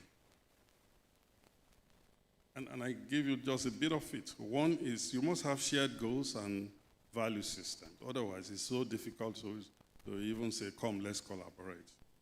You must have an open book to everything, and I talk about transparency. This word trust is so heavy. You must trust yourselves, both within these clusters as well as across. We must be accountable, backed by very clear roles and responsibilities. We must, like I said, leverage our strengths, okay? Iron sharpening iron. And we must have long-term views all the time for whatever we do. Even your short-term must have a line of sight with the long-term views. And remember, pace and scale matters as we embark on this journey. Distinguished ladies and gentlemen, welcome to this session.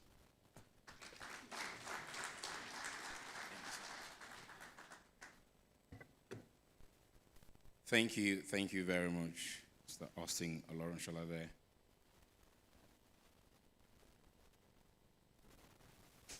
You know, when you dig a foundation to build a house, they say you need to fill the DPC before you start laying the blocks. He has dug the foundation. Let's now fill the DPC by taking a remark from the Commission Chief Executive of the NUPRC, Mrs. Orushemeiwa Eyeson, who was here earlier with us but had to attend to other matters. But Director Economic Regulations and Strategic Planning will speak on her behalf. Welcome, Mr. Edu Iang.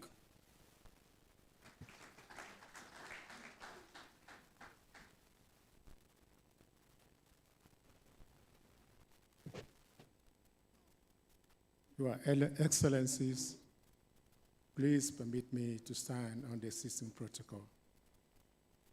It is a pleasure to speak on the theme, One Africa, One Regulator's Voice, Aligned Policies for Continental Prosperity and Investment, which underscores the importance of a regulatory alignment across African countries. Africa's prospects for shared prosperity are underpinned by the scale of natural and human capital.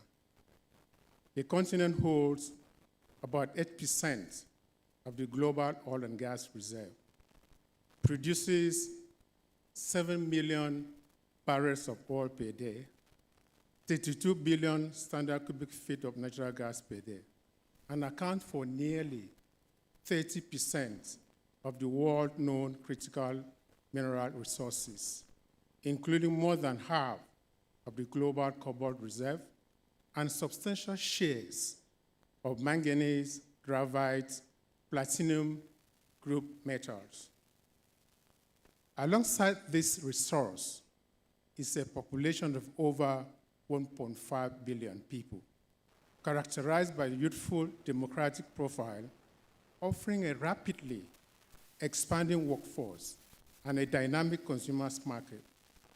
When these energies, minerals, and democratic advantages are developed through coordinated policies, integrated infrastructure, and aligned regulatory framework, they can drive industrialization, strengthen regional value chains, enhance energy security, and deliver sustainable and inclusive growth across the continent.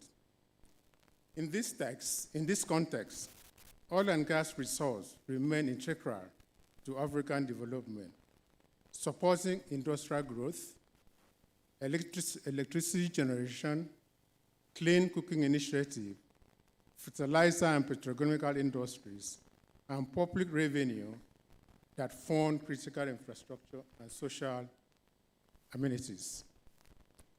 Distinguished delegates and colleagues, our energy and mineral wealth can either remain fragmented or leaving each nation to struggle alone, or they can serve as a bedrock of a new era of continental prosperity.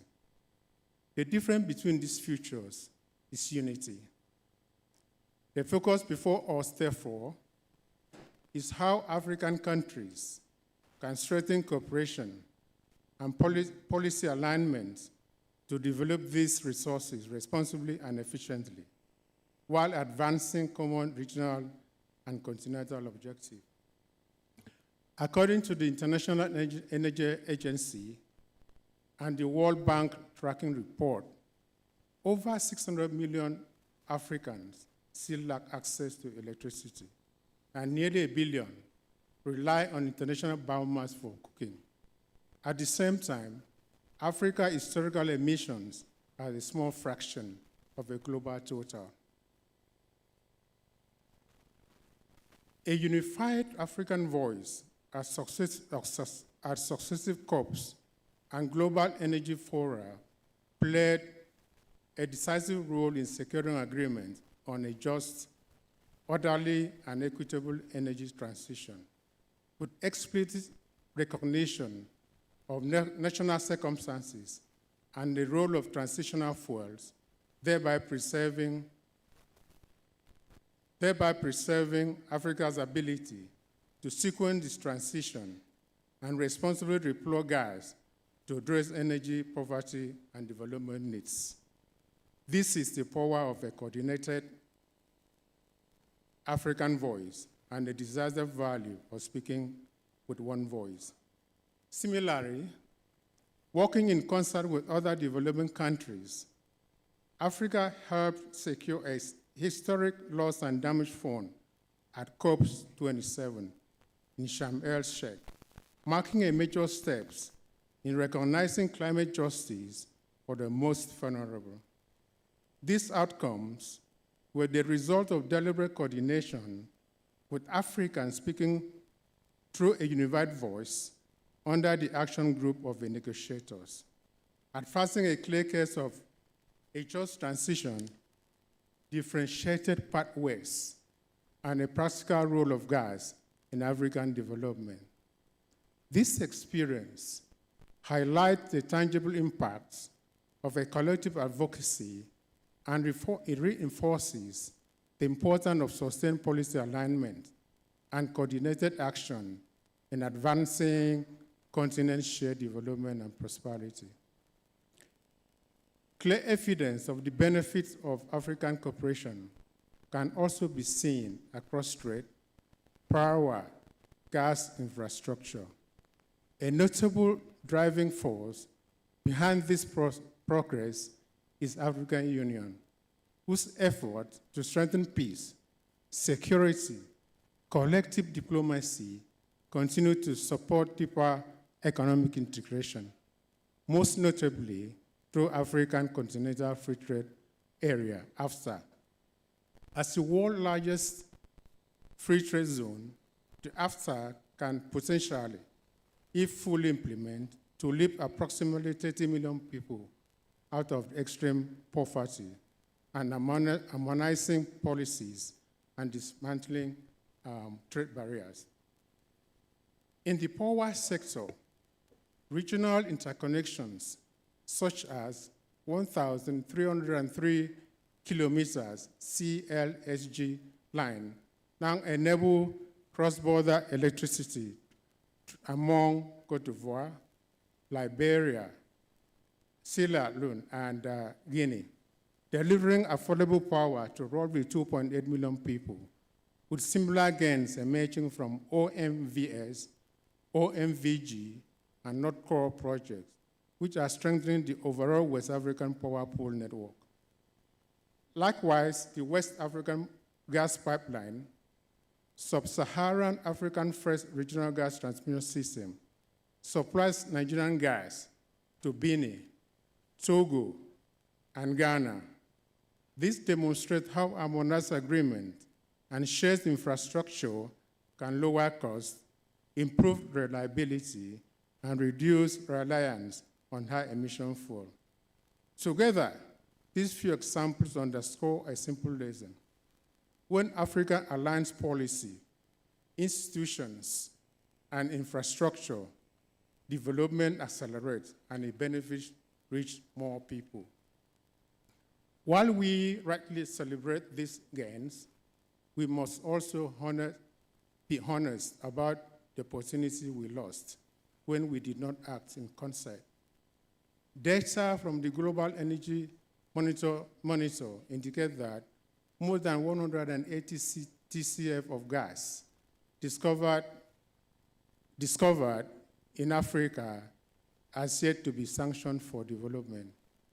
In Nigeria, despite holding about 210 TCF of proven gas reserve, many gas fields remain stranded or undeveloped, with an estimated over 600 TCF in upside potential yet to be fully unlocked. A universal gas markets posture with aligned fiscal term could have accelerated FIDs and secure better pricing for the country. For years, we saw gas in one country, demands in another, and industry in a third, with no connecting pipelines or harmonized tariff. Projects like Nigeria-Morocco and the revived Trans-Saharan gas pipelines are now addressing this. But the lack shows the cost of working in isolation, including short power plants, flaring instead of utilization, and constrained industrial growth. A unified, integrated Africa is also positioned to mobilize meaningful support for global partners. When countries harmonize policies and regulations, Africa can leverage its own financing institutions, such as African Energy Bank and African Bank, to de-risk projects, accelerate industrialization, expand electricity, and unlock jobs and revenue. At the same time, partners like World Bank and other development finance institutions can invest more efficiently on regional priorities. Integrated energy market, cross-border infrastructure, and consistent regulatory regime reduce risk, improve bankability, attract private capital, and enable development partners to confidently support transformative projects that drive shared long-term prosperity. Distinguished participants, Nigeria has indeed taken deliberate steps to spearhead regulatory alignment and gas-driven development in this long-awaited new era of African energy integration. Through Petroleum Industry Acts, we have strengthened governance, transparency, and investors' confidence, laying the foundation that cross-borders projects demand. Under the visionary leadership of His Excellency, President Bola Ahmed Tinubu, GCFR, we are deliberately creating a physically attractive, cost-competitive, and business-friendly environment to unlock Nigerian fast gas reserve to power homes, industry, and regional growth, positioning gas as African transition fuel. Alongside other complementary measures already in motion, we are currently conducting block licensing rounds with full transparency, giving investors a clear path to Nigerian fast and promising hydrocarbon basins while supporting sustainable long-term growth. Our mission is clear: to expand reserve, optimize production, and responsibly increase output, ensuring that Nigerian energy development drives economic prosperity, safeguards the environment, and set a benchmark for the continent's energy future. Across the continent, pipelines are turning visions into a reality. The AKK pipeline backbone, the flexible West African gas pipeline, the Nigeria-Morocco Atlantic gas pipeline, and the revived Trans-Saharan gas pipeline are knitting African energy markets together like never before, Complementing this, the African Energy Bank, headquarters in Nigeria, is mobilizing African capital for African projects, closing financial gaps left by global withdrawal. These are not just national initiatives, they are continental commitments, unifying policy, connecting infrastructures, and building energy corridors that Africa needs to thrive. Investors are not deterred by African geology. They are deterred by inconsistent rules. Understanding that an harmonized regulatory voice lower risk and facilitate cross-border energy projects, the Nigerian Upstream Petroleum Regulatory Commission, together with the sister regulators across the continent, established African Petroleum Regulators Forum, AFRIPERF, last year. AFRIPERF is now advancing regulatory convergence through aligned standard, shared data, capacity building, and unified African voice on a global platform.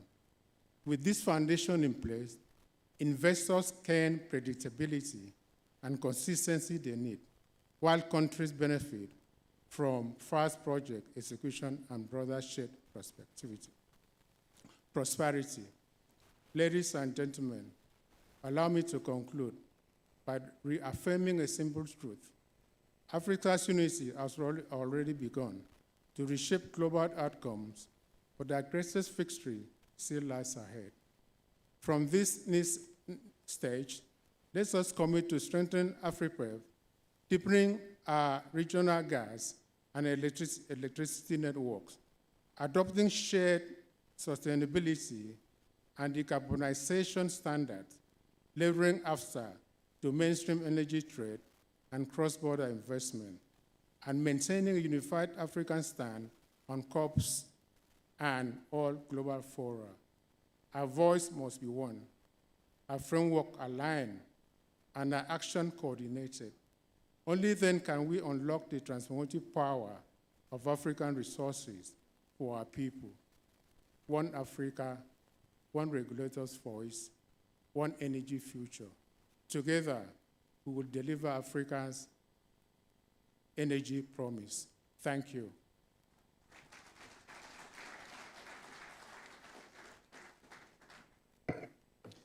Thank you. Thank you very much. Mr. Edu Iyang there, speaking on behalf of Mrs. Eyeson Orushameyiwa, the Commission Chief Executive Officer.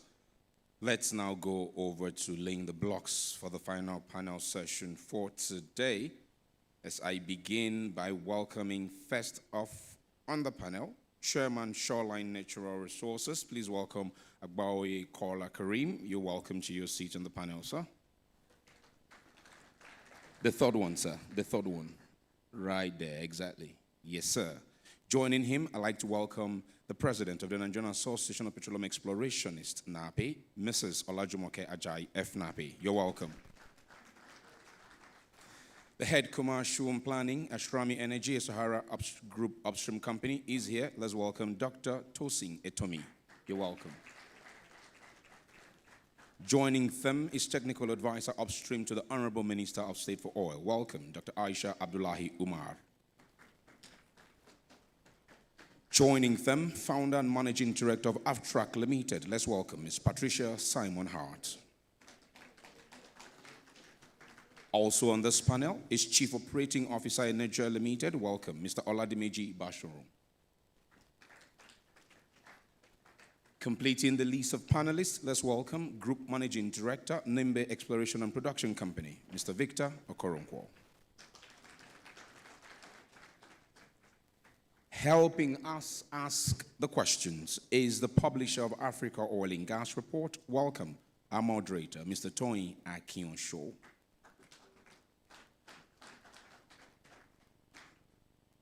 And I'm counting on him as well to deliver on the time mandate. On your time mandate we stand. Your seat is here, sir. Welcome.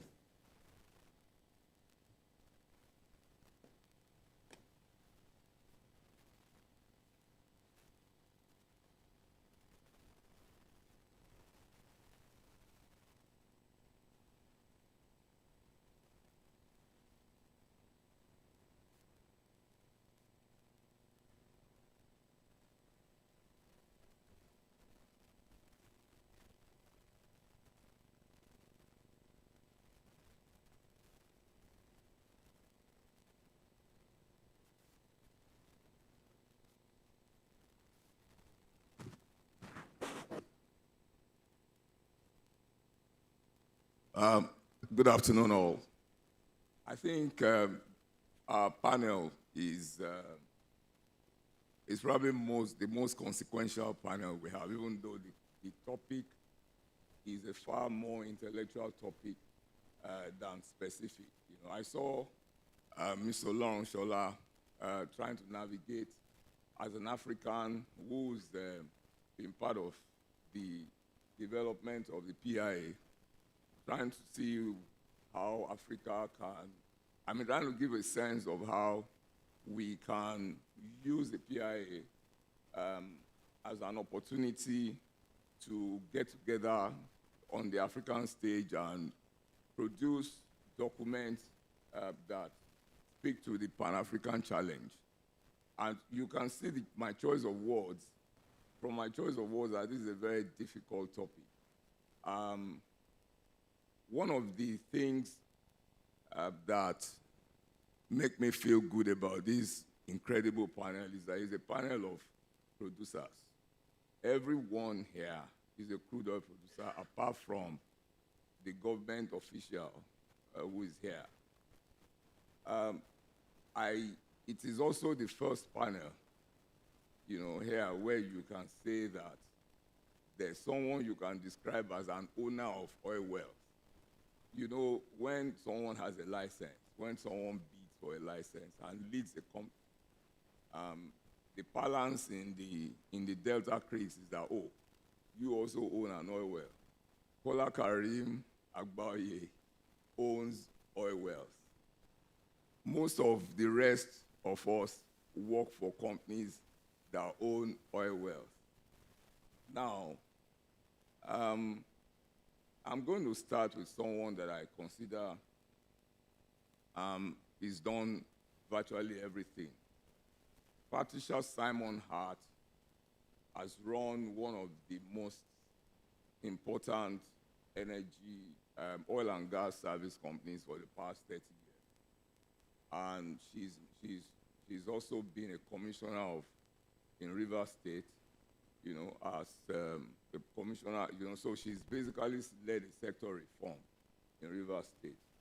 And now she sits on the board of one of the most important flagship oil and gas companies in the country, Aradel, Holdings. So she is going to sort of help us start this very difficult business of all of us Nigerians, trying to speak the African language. It's not a continental panel. There are no Angolans here. There are no Congolese. There are no Algerians. And we're trying to make sense of what. And Mr. Omatsola said we must undo silo mentality. But we are not, we are, to start with, is still even trying to figure out how our own jurisdiction will work. So another challenge that I do have, let me quickly tell you before Patricia is allowed to start us off, is that the companies that actually do the Trans-African thing, West African Gas Pipeline, Chevron, which supplies, into that pipeline, ND Western, which supplies into that pipeline, they are not on this panel. My panelists don't supply at all into anywhere on the continent. So they have a significant challenge. So with the stammer, I do believe that you understand. And it also means that I'm going to ask probably more specific Nigerian questions than what we're supposed to be doing. So, Ms. Simon Hart, I'd like for you to give us a sense of... Mike. Oh, okay. I'd like for you to give us a sense of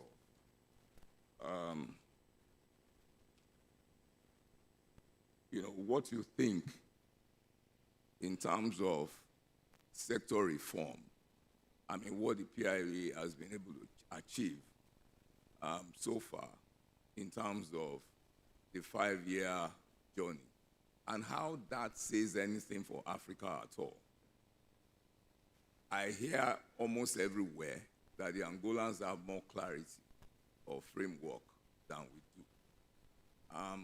You have worked on sector reforms in Rivers State, and the second question would have to be ESG, but let me ask you this, let me take you off on this. So when you look at the journey that Mr. Olorunshola was trying to help us figure out, where do you think we are in that journey? And so how can we be an example for the rest of Africa? Yeah, thank you very much. Good afternoon, ladies and gentlemen. Yes, indeed, the PIA was a landmark moment for the oil and gas industry. We have a very ambitious law in place, but the law alone will not achieve what we're trying to do without proper implementation. And I think I said this about 4 years ago under the last administration, that reforms, sector reforms require, part of the sector reforms that they need to focus on is actually implementation and strengthening the institutions that will actually deliver what that they are expecting to see in the industry. I mean, the whole spirit behind the PIA was to unlock value within the industry or within the petroleum sector. So for us at the moment, I wouldn't say that other African countries should just copy us lock, stock, and barrel. I would say they should look at the areas that have worked. And so I will just mention a few areas that I think are working and others that maybe they shouldn't just try and follow. For the sector, I think one of the main things, or the two main areas that the PIA tried to address, one was the roles, so separation of the roles within the sector.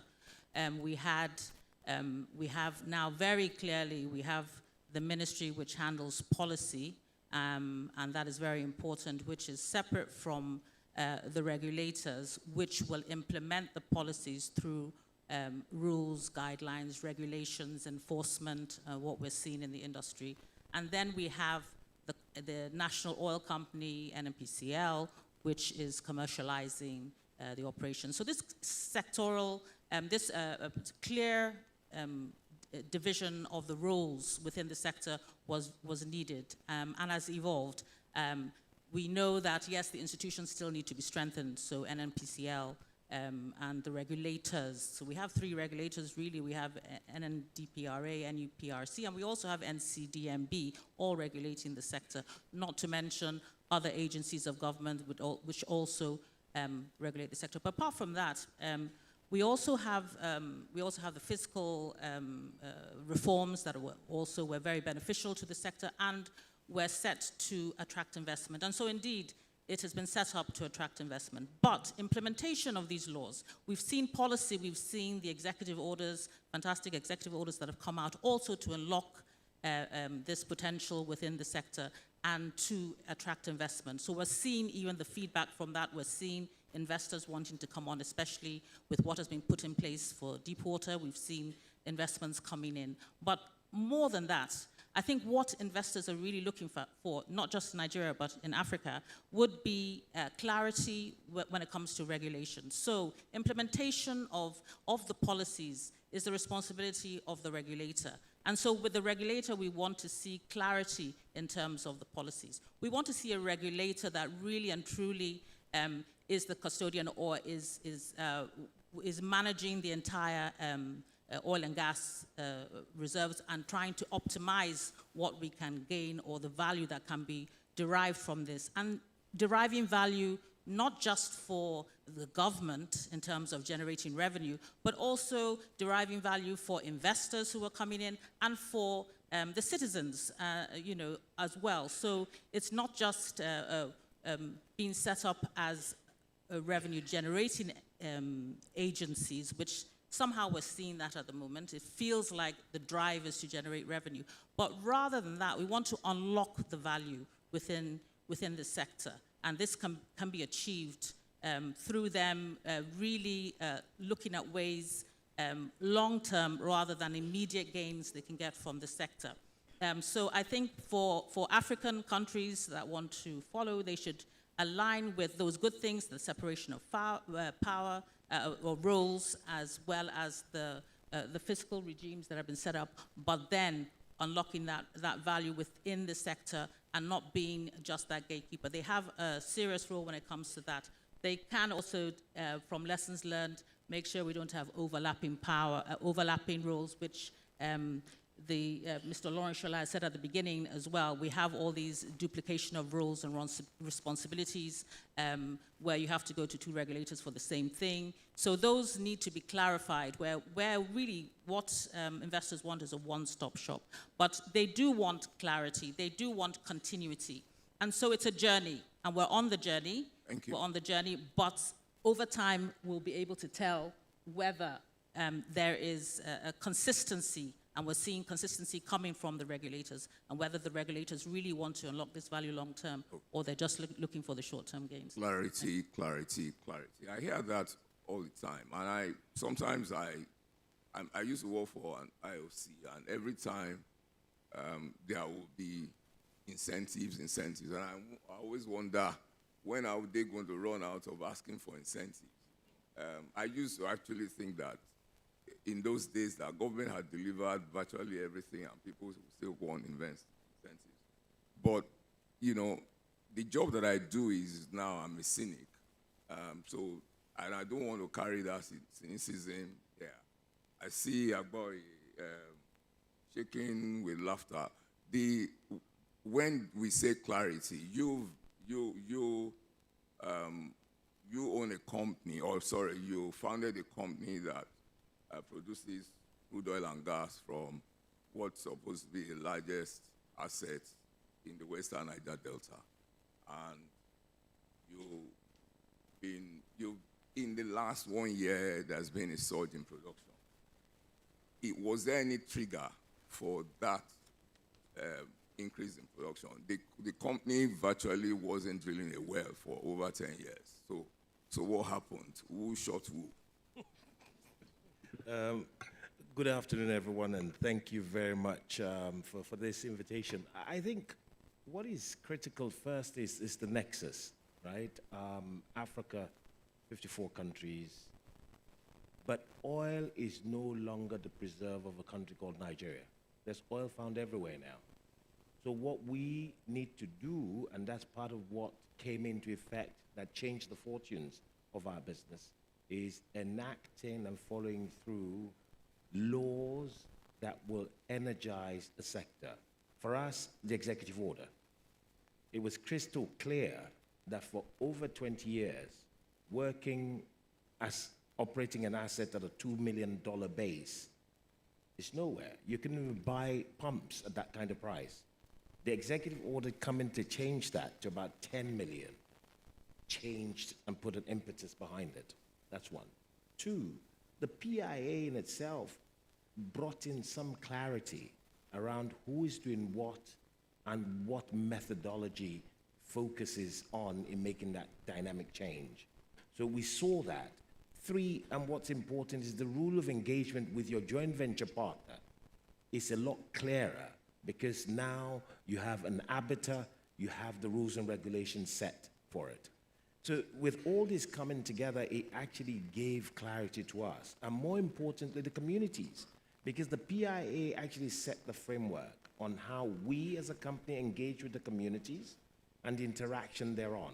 And that has worked well to our advantage, working together seamlessly with the communities in a faster way. The problems are still there, but it's a faster resolve of the issues that's come into play. Secondly, and I should say this, for us, Delta State government, we see a lot more faster response from the state government when there are issues, because this also matters to them because of what they're earning from what we produce.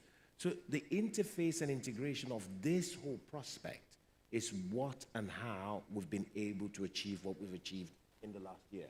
Okay, so thank you so much for clarifying that. So you say that, things are clearer, incentives are better, But since we're talking about regulatory diplomacy, you've done Tanzania, you've been to Equatorial Guinea. What are the lessons that you see in those areas because these questions that I'm giving is asking they're asking what the other African countries see in us. But let's turn it around. What do you see in those places that you don't see here? That's a very good question. I'll give you a very recent interaction. Angola. We've just been awarded 3 assets in Angola. And believe you me, if I send a note to see the executive of ANPG, I will get a response in 24 hours giving you date, time, and where. So it tells you seriousness in commitment to getting resolved because they realize where I started. Oil is no longer the preserve of countries like Nigeria, so there's competition. Capital availability and allocation is not the problem. Capital is looking for returns, but capital is looking for friendly disposition to returns. So Nigeria needs to become more serious, more engaging, more open in showing the world that we're ready for business. So okay, let me leave you because we have quite a number of us here. Jumoke, yeah, you can go ahead and clap. Jumoke she's wearing 2 hats here. She's the president, Nape, my president. She's also, and Nape is Nigerian Association. Let me do a bit of marketing. It's the Nigerian Association of Petroleum Exploration. I see the vice president here. I see the president-elect here. It's an advocacy group, and it's advocated for the last 50 years. The question I want to ask you immediately does not have anything to do with NAPE. It has more to do with your work formerly in Sahara, as well as what you do now as MD of Ingencia. And that question has to do with, number one, Sahara was in Ghana, and there were things you probably saw. And let me quickly because the organizers actually want us to talk about a Pan-African regulatory ecosystem. And I don't want to stray away from it too much. It's just that this group is too Nigerian for us not to discuss the Nigerian problem, And I don't think that we have solved anything. That's why, solved all the problems. That's why what Nosa was saying about everything solved. So the question is, what were the things that you saw in Ghana that you could borrow? And, I see Toby smiling. He used to be country manager Sahara in Ghana. I will bring it up to you, too. But let's just look at these cross-border things. What are the things? He just mentioned one now. And maybe we're beginning to construct the document. If somebody, maybe part of what will be in the document from what Agbari says is that if somebody picks up a call and calls Mr. Esa, he should respond in 2 minutes. Okay, so what's your take on some of these things? And then I would ask you further questions. Sorry. Okay, thank you, Mr. Moderator, and good afternoon, everyone. I'm wondering why you took me back to my days in Sahara. Yeah, you're right.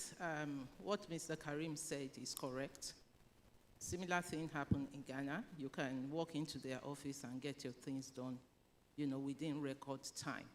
But there's something I saw there which I feel we can replicate here in Nigeria. Yes, in terms of oil and gas development, we can say that Nigeria is ahead of most African countries. But that doesn't mean that we can't learn from those who are coming behind us. So why I'm saying this, it has to do with the frontier basins.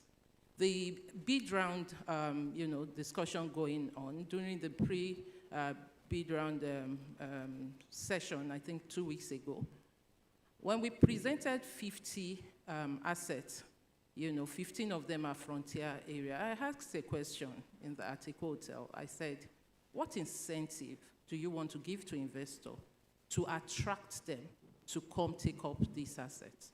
We as NAPE, our ideas find oil and gas, and we continue to find oil and gas. That's why we continue to advocate for exploration. So because as we are depleting the existing reserve, we need to replace with new discoveries. So I'm particularly happy that we are bringing out the frontier basins, but how do we attract investors to put their money in the, when they are also their assets with data, what will attract me to go for the frontier? There's something that Ghana did when we went there some years back.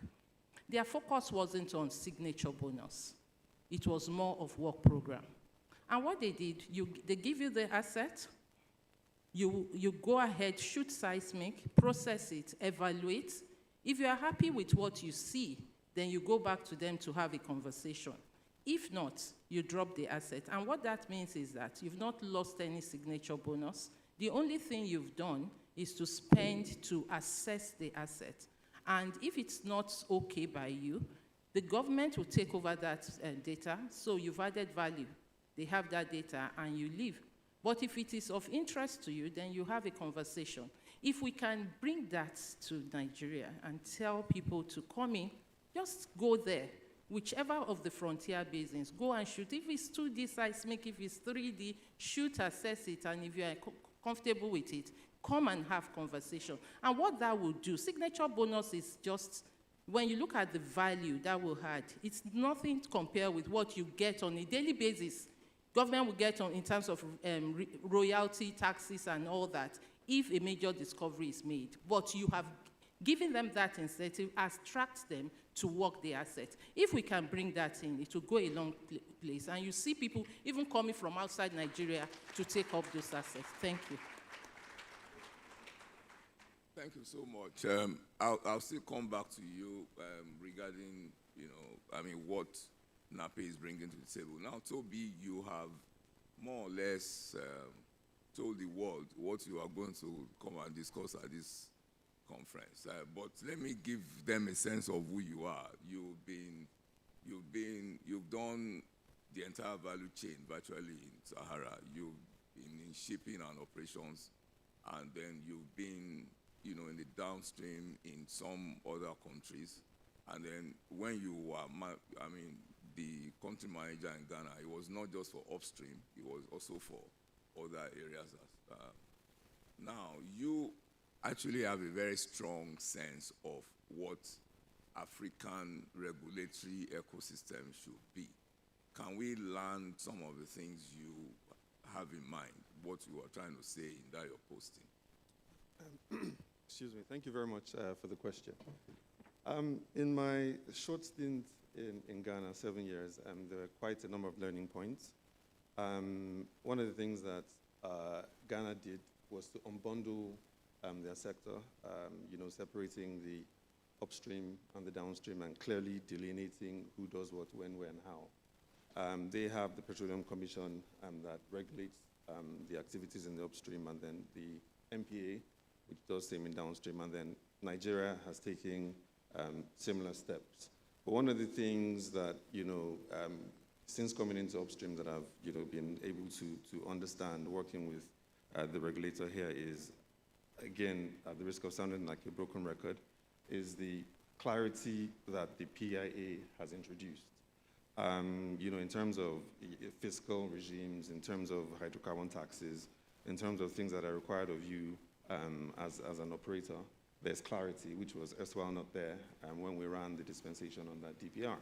Now, Mr. Olorunshola had mentioned in his opening remarks that there seems to be some straddling in roles and responsibilities. Yes, we're not there, but at least over the last 5 years, we've seen a significant shift in how functions are dispatched between all the various agencies. There's still some duplicitous rules, and I know that going forward, all of those will be clarified. One of the things that we have seen particularly and we enjoy with working with the NUPRC is their ability to engage.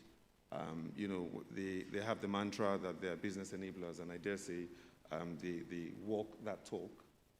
We're not there yet. There's still quite a lot of teething issues that need to be clarified around permitting, turnaround time and all of that. But if I measure where we're coming from versus where we are now, it's a fantastic place to be. And if you look at section 234 through 252 of the PIA that clearly stipulates what the requirements of an operator should be doing as far as the host community development trust is concerned. It's one of the things that other jurisdictions need to emulate. It's a dispensation where Yes. The act of philanthropy isn't discretionary anymore. It's now as a matter of legislation, and it has helped smoothen the conversation. But let me help you with some of the things that you told everybody, because you're now concentrating on what the NEPRS has done, what we're doing home, but what you promised, the world, was this: fragmented policies increase risk. You said that. Yes. Delay capital and complicate projects that should otherwise move faster. Yes. Investors respond to clarity, and so do markets. And you ask yourself, how can we harmonize regulatory frameworks guided by continental instruments and domestic? I was building a premise to... Oh, okay, go ahead, yes. So all of that. If you're going to bash someone, you should also first highlight the good things that they've done. Okay. In terms of, regulatory framework, if we're going to have a One Africa voice in terms of the diplomacy and cross-functional purposes, then you want a situation where there's harmonization of all the legal framework, the regulatory framework as well. I know that there are the certain instruments implemented by the African Union, as well as the African Continental Free Trade Area Agreement, that already has mechanisms for which regulators need to emulate across the continents. But where we are today is a seemingly disparity amongst various governments and societies. And I think it was mentioned earlier that harmony needs to start. You want a dispensation where regulators and energy ministers and attorney generals across the continent start to talk to each other. I dare say, going as one voice is not going to cut it. You have various blocks. I think somebody had mentioned that earlier. 5 major African blocks: the West African side, the South African, Central African, all of that. If we start to have unified legal frameworks, unified regulatory framework and fiscal regimes across the regions, and then maybe at the regional level, they start to talk to each other to have one single market. One of the things that I see makes that almost arduous and somewhat daunting to achieve is the fact that there is suspicion amongst ourselves, lack of trust. There's been talk about freedom of migration across the continent. We're not even doing that. So what is then to say that when we start to talk about the need to streamline all our processes, including production sharing agreements, including various edicts, regulatory frameworks, that, for instance, if I have, like Mr. Kolakrima said, he's going into Angola, if we have a standardized fiscal regime, we have a standardized production sharing agreement, we know that with a certain level of predictability, we know what we're getting into. It makes projects more bankable. It makes your ability to access capital more easy. I'm not saying it will be, that straightforward, but at least once there's a certain level of transparency, predictability, regulatory, Well, Africa is not one country. Okay, we will. Africa is not one country, but let's talk to government first. I mean, I will come. I mean, we have roughly 15 minutes more to go. We don't have too much time. So let's talk to government, madam. I know that NUPRC was spearheading a Pan-African regulators, initiative, and as of the time that he left, Engineer Komolafe had become the chairman of that Pan-African regulators body. What is the status of that now, and how does that, feed into what this conversation we're having? Thank you. Thank you for this question. This further buttresses the issue around regional collaboration. Before we had the AFRIPERF, we've had the African Union, and we've had the APO. The African Petroleum Regulators Forum is just a year old, headquartered here in Abuja. So it's still a baby, and we're still seeing how things are being overturned. And then the basis of that is to have peer-to-peer discussions, peer-to-peer capacity development, and then also strengthening information around the continent. So I'll say it's really a good development, and their focus is key. And then we're seeing some stability around the formulation of the forum. But going back to the APO is a fairly stabilized organization which has spearheaded a lot of amazing projects. APO is a co-promoter to the Africa Energy Bank in conjunction with the AFRIEXIM Bank. And currently, as we speak now, the APO Council of Ministers are having a meeting. I just left them in the Honorable Minister's office, where they're discussing regional collaboration, where they're discussing strengthening regulations, and then speaking with one voice, having one platform to speak as one voice in the African oil and gas space. And then the Africa Energy Bank is a strongly capitalized bank with a capitalization of $5 billion, and it's aimed at providing a solution to our African capital issues for Africa by Africa, kind of. And Nigeria is the largest shareholder so far. Yeah, we've had that. Yeah, we know we are. So backed by... But that's not going to fix a regulatory ecosystem that we... Why isn't Apple actually taking the lead on this, just like he's done with, leading the African bank idea? Why doesn't Apple want to sit everybody down and say, the regulations that you guys are having, because that's what these organizers want us to discuss. The regulations that you guys are having here, it is awesome. Can we do it in Senegal too? Is Apple looking at that? Yes. I mean, you did mention strengthening regulations, yes. But it's not the same thing as having shared. Or is that maybe what we should even interrogate what they're asking us to do? Is that even possible? Really, can you, as Apple, can you speak to that? Apple is beyond regulations. It's a platform for oil and gas producers in Africa. So, when you look at Apple, you're not just talking about what the AFRIPERF is doing. AFRIPERF is a specific segment targeted towards the regulatory aspect. So I must say that they're doing similar but different rules. And then when you talk about regional collaboration, you're looking at harmonization, basically. And harmonization does not mean you are trying to move in identical legislation within the countries. Rather, you're looking at core identifiers. You're looking at saying, okay, how do I align my core identifiers, such as licensing transparency, such as the regulatory framework. You're looking at how can I align my data governance across borders. You're looking at how do I ensure that there's contract sanctity across borders. So when you talk about harmonization, you're not talking about exporting a law from a particular country to another country, but rather aligning, sharing experiences, and taking what will benefit Africa as a continent. As Apple, I mean, I like what you said, in terms of what we should be doing. But I don't see, I look at, on my desk, I look at all of Africa, and I don't see that sense of, I mean, everybody agreeing on license transparency, everybody agreeing on, I haven't seen, shouldn't there be an instrument that, Apple can encourage to be developed to produce that, for all of us to engage? What's your take on? Yes, ideally, I think Apple should play a critical role in that, being a unifying organization across all the African states, and whatever is passed in the Apple resolution is binding by member countries. So this will come in as a good initiative for Apple to spearhead. I support what you said. Okay, so are you going to go back to Brazzaville to pass on this message from this panel? We'll come back to you, Madam.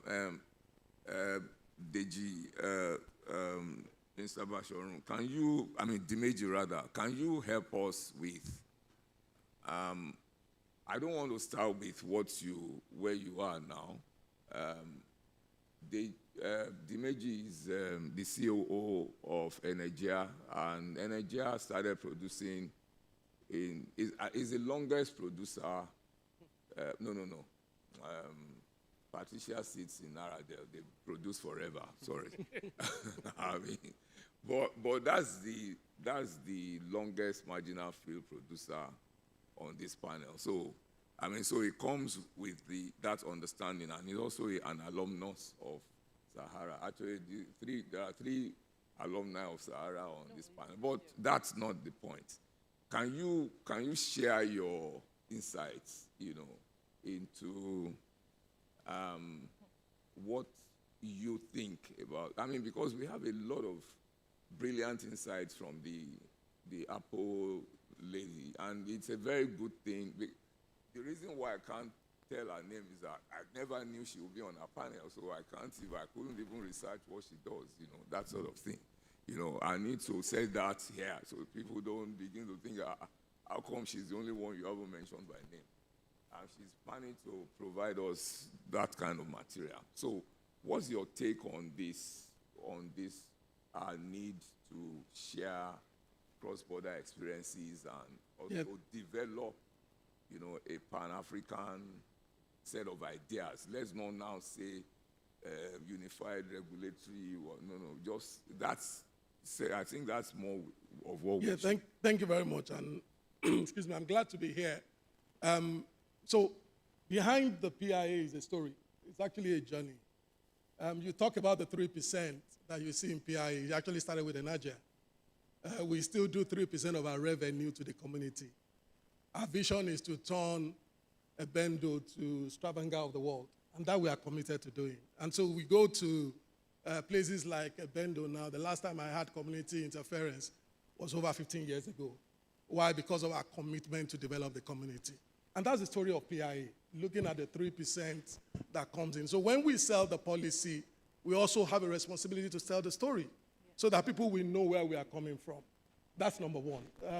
The second one also is recently I needed to re-enter a new field. We currently have 3 fields, very uneconomical.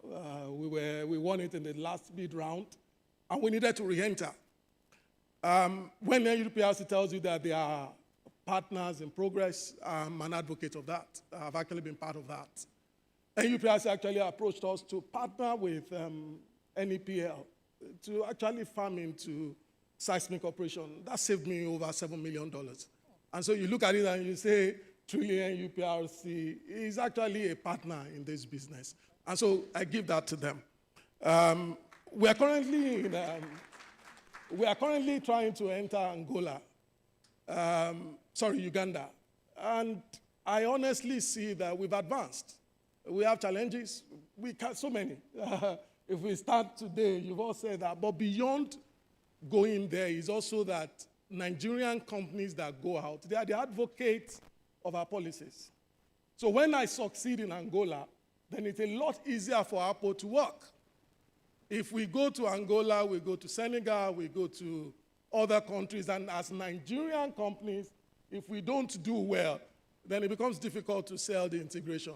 So I think beyond the regulatory part, it's also the responsibility of operators that go to African countries to make sure that they do well, so that we can advocate the policy that has helped us as companies to do well. The last one for me, which we would also not discount, is the power of advocacy. My chairman is here. What has helped the regulator is the advocacy that the industry has provided. Companies like IPPG, so associations like IPPG, like OPTS, helping the regulator to be able to have a conversation, I think has also helped the PIA as a whole. It has allowed us to be able to have a conversation on the table. The so-called regulated and the royalty that we pay today actually came out of the advocacy. So what would also be selling to the world, to Africa, is beyond our regulation, is a power of advocacy that is built on trust, which Mr. Longshola spoke to. Thank you very much. Thank you so much for that. The gentleman at the last there, he's probably the oldest person in the oil industry here on this panel. Victor was working for SSL, the seismograph service, as far back as 1986. And he's worked for Shell, for close to 30 years, and then he now runs ITO. And ITO has, there's a way that the organizer sequenced this, So this gentleman here oversees the biggest asset in the Western Niger Delta. And that gentleman there is the group managing director of the biggest, onshore assets in the Eastern Niger Delta. But while he has increased his production, he's struggling at, but that's not what we're going to. He has told me I shouldn't put him on the spot. So let me ask him about this African Union regulatory thing and how ITO, being, a company that's been looking at Mozambique and other areas, also sees this African Union, a Pan-African clarity on regulations. Can you speak to that? And then you can also sell some of the, because what I asked Dimeji wasn't what he responded to. He just simply sold, the Nigeria. And he said, Oga George is in the room, he's chairman. But, so you can also tell us how you've done Nembe, as a single blend on his own out of the Bonny blend. You can play games. It's your time. And after you finish, well, right. Can I now speak? Yes, you can, sure. So, thank you. And I do believe that the organizers are taking note, because there's a risk and danger when you put somebody who knows too much as a moderator. And not only that he knows too much, he's also fishing for information. So that's why you see a real side of practically everybody here. So we've come a long way from his days in the IOC. On a more serious note, and then to address the topic at hand, I believe that Mr. Lawrence laid out a blueprint for a Pan-African regulation, whatever you want to call it. I also believe that there are enough experience in country that we don't need to reinvent we don't need to reinvent the wheel.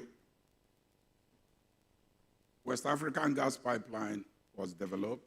It started as an infrastructure project to deliver gas. So there is a template to have regional integration for project development. The telecom companies have laid multiple lines connecting several countries. There is a template, so there's enough to borrow from. I think that if we begin to focus first on harmonizing regulations rather than actually delivering projects, then we miss the mark, and we are not going to get there in good time. So NNPCL already has in its portfolio a couple of projects that also have to span across multiple countries. So the template is there to be leveraged upon. Rather than talking about legislation that will, now literally most of Africa is democratic, so you cannot just decree anything. It has to go through legislation, it will be debated in the assembly, and different countries have different priorities at any given time. If you look at Nigeria, it took us over 20 years to pass the PIA. By the time we passed the PIA 2021, I believe, till today, the world has changed. And the world is still changing. There's now the AI, the geopolitics is changing. So you might begin to ask yourself, the PIA as we passed it, is it still relevant? Is it valid? Is it going to take us for the long haul? But having said that, let me now speak about NIES so I can keep Tony happy a bit. We started off, as I tell, NIES was an acquired asset which was run by the previous operator, SPDC.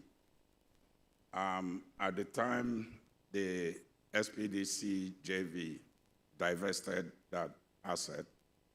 There were key risks that we inherited, and I believe it's the same for most people, most divested assets.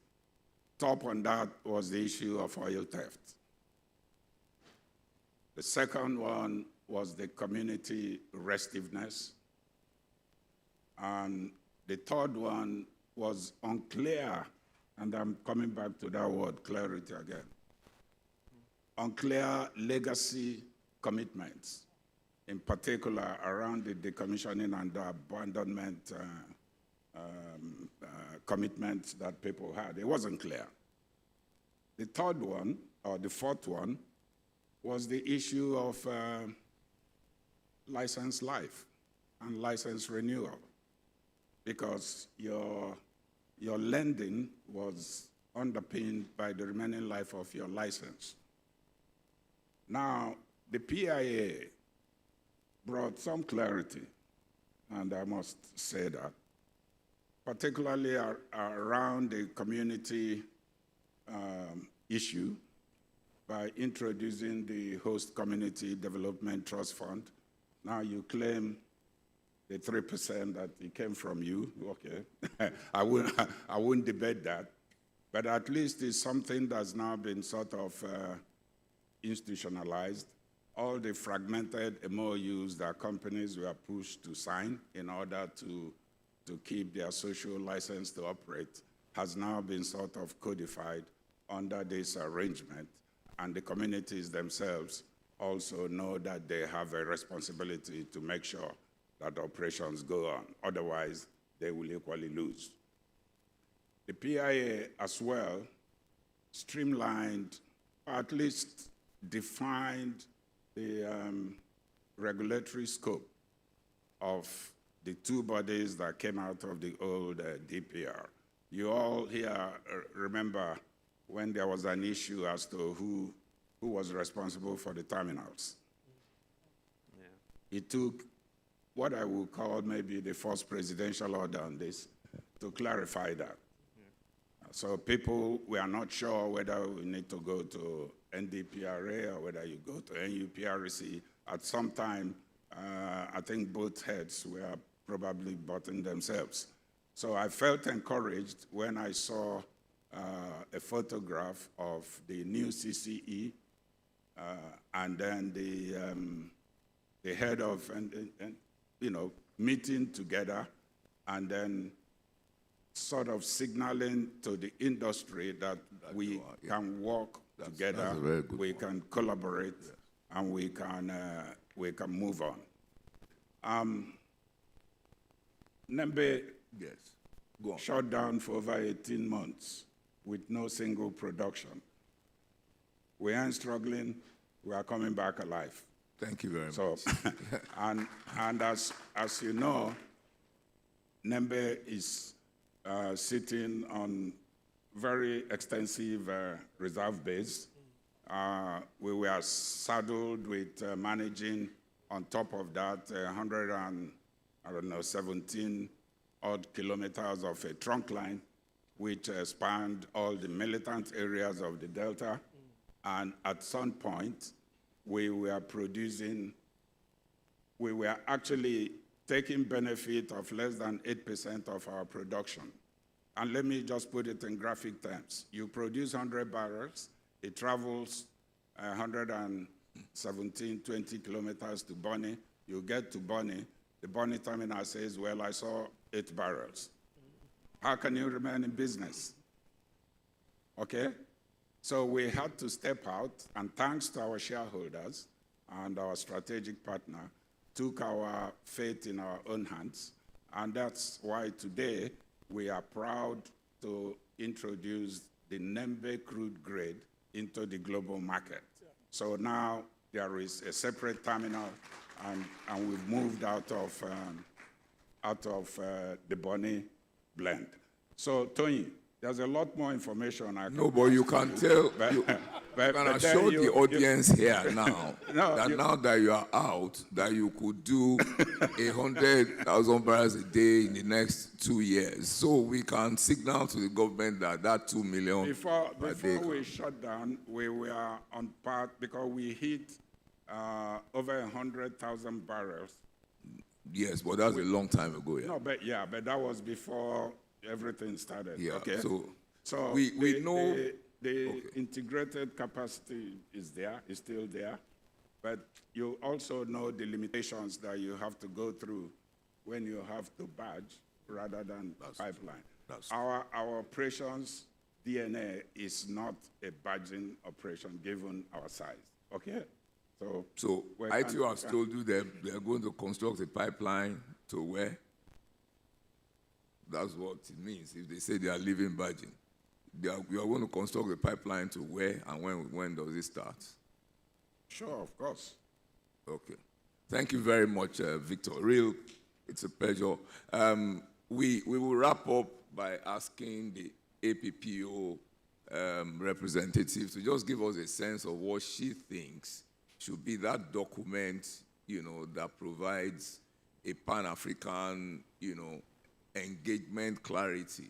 That sort of thing answers the questions that the organizers want, after which we just thank Mr. Raymond, who is now breathing down our neck, for the opportunity for being here. So please, quickly. Okay, to my super learned moderator, I think it's cheating having him to moderate here.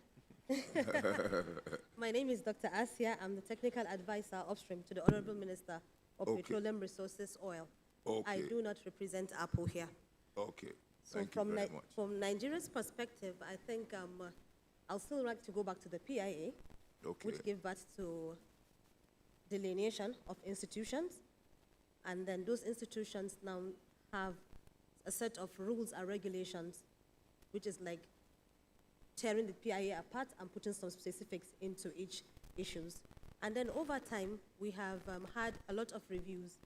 The government has a policy and then a platform called the CDCU, that's the Central Deliverable and Coordination Unit, which does like an appraisal every 3 months.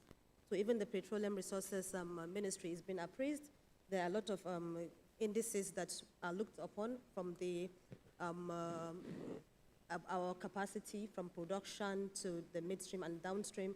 Likewise, the number of investments that has come in, and then also the critical projects ongoing in the country.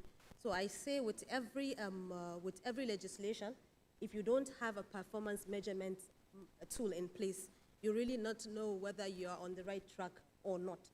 So I will not speak on behalf of APPO here, but I will say Nigeria's PIA is a work in progress, and a lot is being done, and a lot is going to be seen in the near future. Key, again, is the issues around investment flowing into the country. We've had over a decade of no investment coming, but since the PIA came, we've had a number of FIDs that have been signed, and we've had the Ubeta, we have the Panta, we have the Bonga North, and just recently we had the commitment around Bonga South. So this is a clear indication that there's predictability, that capital is chasing the right institution, the right environment, And then we also look at the increase in asset acquisitions, talking about the divestment that has happened around Renaissance, around Seplat, which is another success story from the PIA as well. And then we'll also look at the increase in the assets, increase in upstream activities. Okay. When this administration started, we had a rig count of only 14 in country. But as we speak today, we have over 60 rigs in country carrying out different levels of activity. Okay. I'll have to stop you there. Thank you very much. You want to give a round of applause for this very wonderful panel. Agbaoye Kola Karim, Chairman Shoreline Natural Resources, Olajumoke Ajayi, FNAPE, Fellow of NAPE, President NAPE, Managing Director in Jeshia, Tosin Tomi, Head of Commercial and Planning at Shrami Energy, Madam, who just mentioned her name, Mrs. Patricia Simon Hart, Managing Director of AFTRAC, Chair of Sustainable Committee in Aradel Board, Oladimeji Basharun, COO, Energia, and my very good friend, my old friend. I met, when I met Victor, okay, let's not talk about that. All right. I guess I can take it from here, sir. I can take it from here. Thank you very much. Please give them a round of applause. Thank you, thank you. Mrs. Oyekunle, PS, if you can please come again. Let's begin with the moderator, Mr. Toyin Akiosho. And from him, we'll move over to Mr. Kola Karim. Where's the plaques? Ladies, let's get it going, Let's begin with the moderator, Mr. Toyin Akiosho, FNAPE. Thank you so much. Please present to him, our moderator. And that will be followed by Mr. Kola Karim, the chairman of Shoreline. Please be on standby. Okay, Kola, just sit down. Just sit down until I get to you. Sit down until I get to you. Sit down until I get to you. Sit down until I get to you. Sit down until I get to you. All right.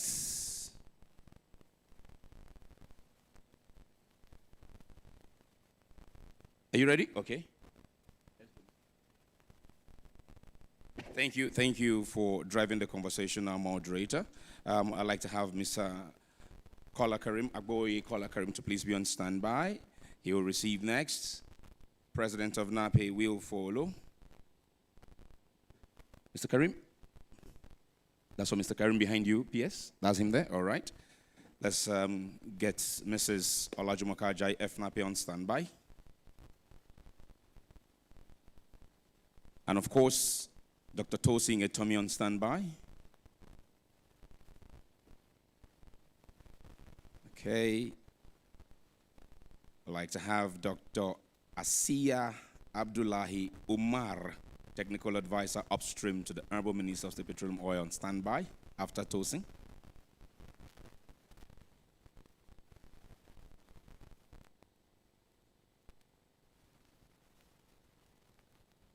Dr. Asiya, please, you're up. Thank you. Miss Patricia Simon Hart is next, founder and MD of AFTRAC after Asiya. All right. And of course, following Ms. Hart, Ms. Simon Hart, would be Mr. Oladimeji Basharun, CEO Energia, on standby.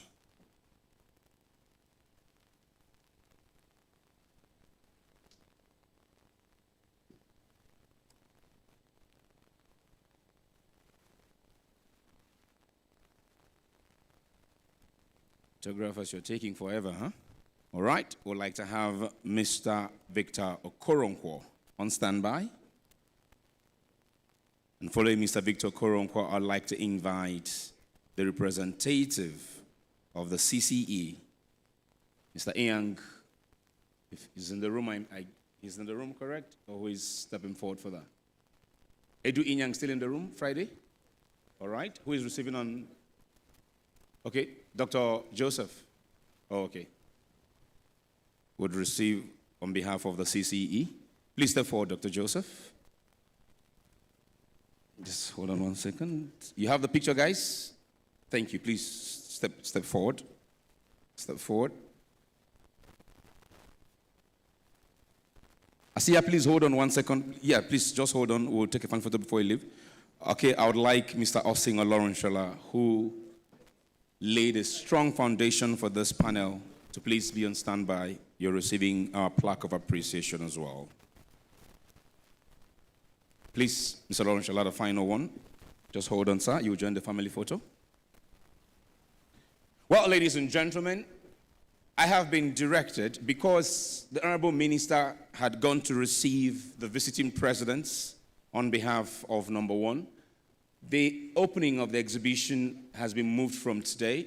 I will tell you tomorrow morning when we're having it at the state, when we would have it, when we gather at the villa tomorrow morning. By the way, we're gathering. Yeah, family photo, please, sir. Family photo, everyone, family photo. Please give them one more round of applause. I will tell you tomorrow when we gather at the villa, when the exhibition will take place. Secondly, this evening, everyone is invited to the African Rave concert by the poolside of Abuja Continental Hotel. If you have the invite for the ministerial dinner tonight, well, you have it, you know where it is, you're invited. And tomorrow morning, please be seated at the villa. Be seated at the villa by between 8 and 8:30, so we can start in earnest at 9 a.m. Finally, I received a call a few seconds ago from lunch. It says it's getting cold. I should release you, and I have to do that now. For delegates, lunch is served inside the exhibition hall. For VIPs and speakers, continuing in the exhibition hall till the end of the exhibition hall, you will be ushered into the dining area for the VIPs and speakers.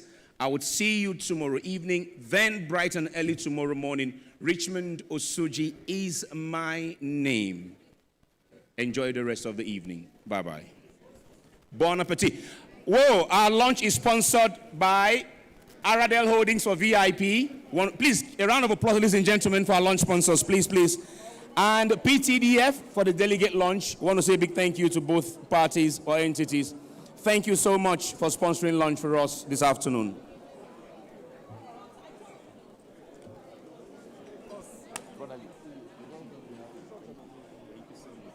Thank you. Please take care of your personal belongings. Many thanks to Aradel Holdings PLC for VIP lunch. Many thanks to PTDF for delegate lunch. Thank you to both companies and agency. Thank you so much. We appreciate, and also to Seplat for tea and coffee earlier today. Enjoy the lunch. Sumptuous, I can assure you it will be. And we will see you later tonight.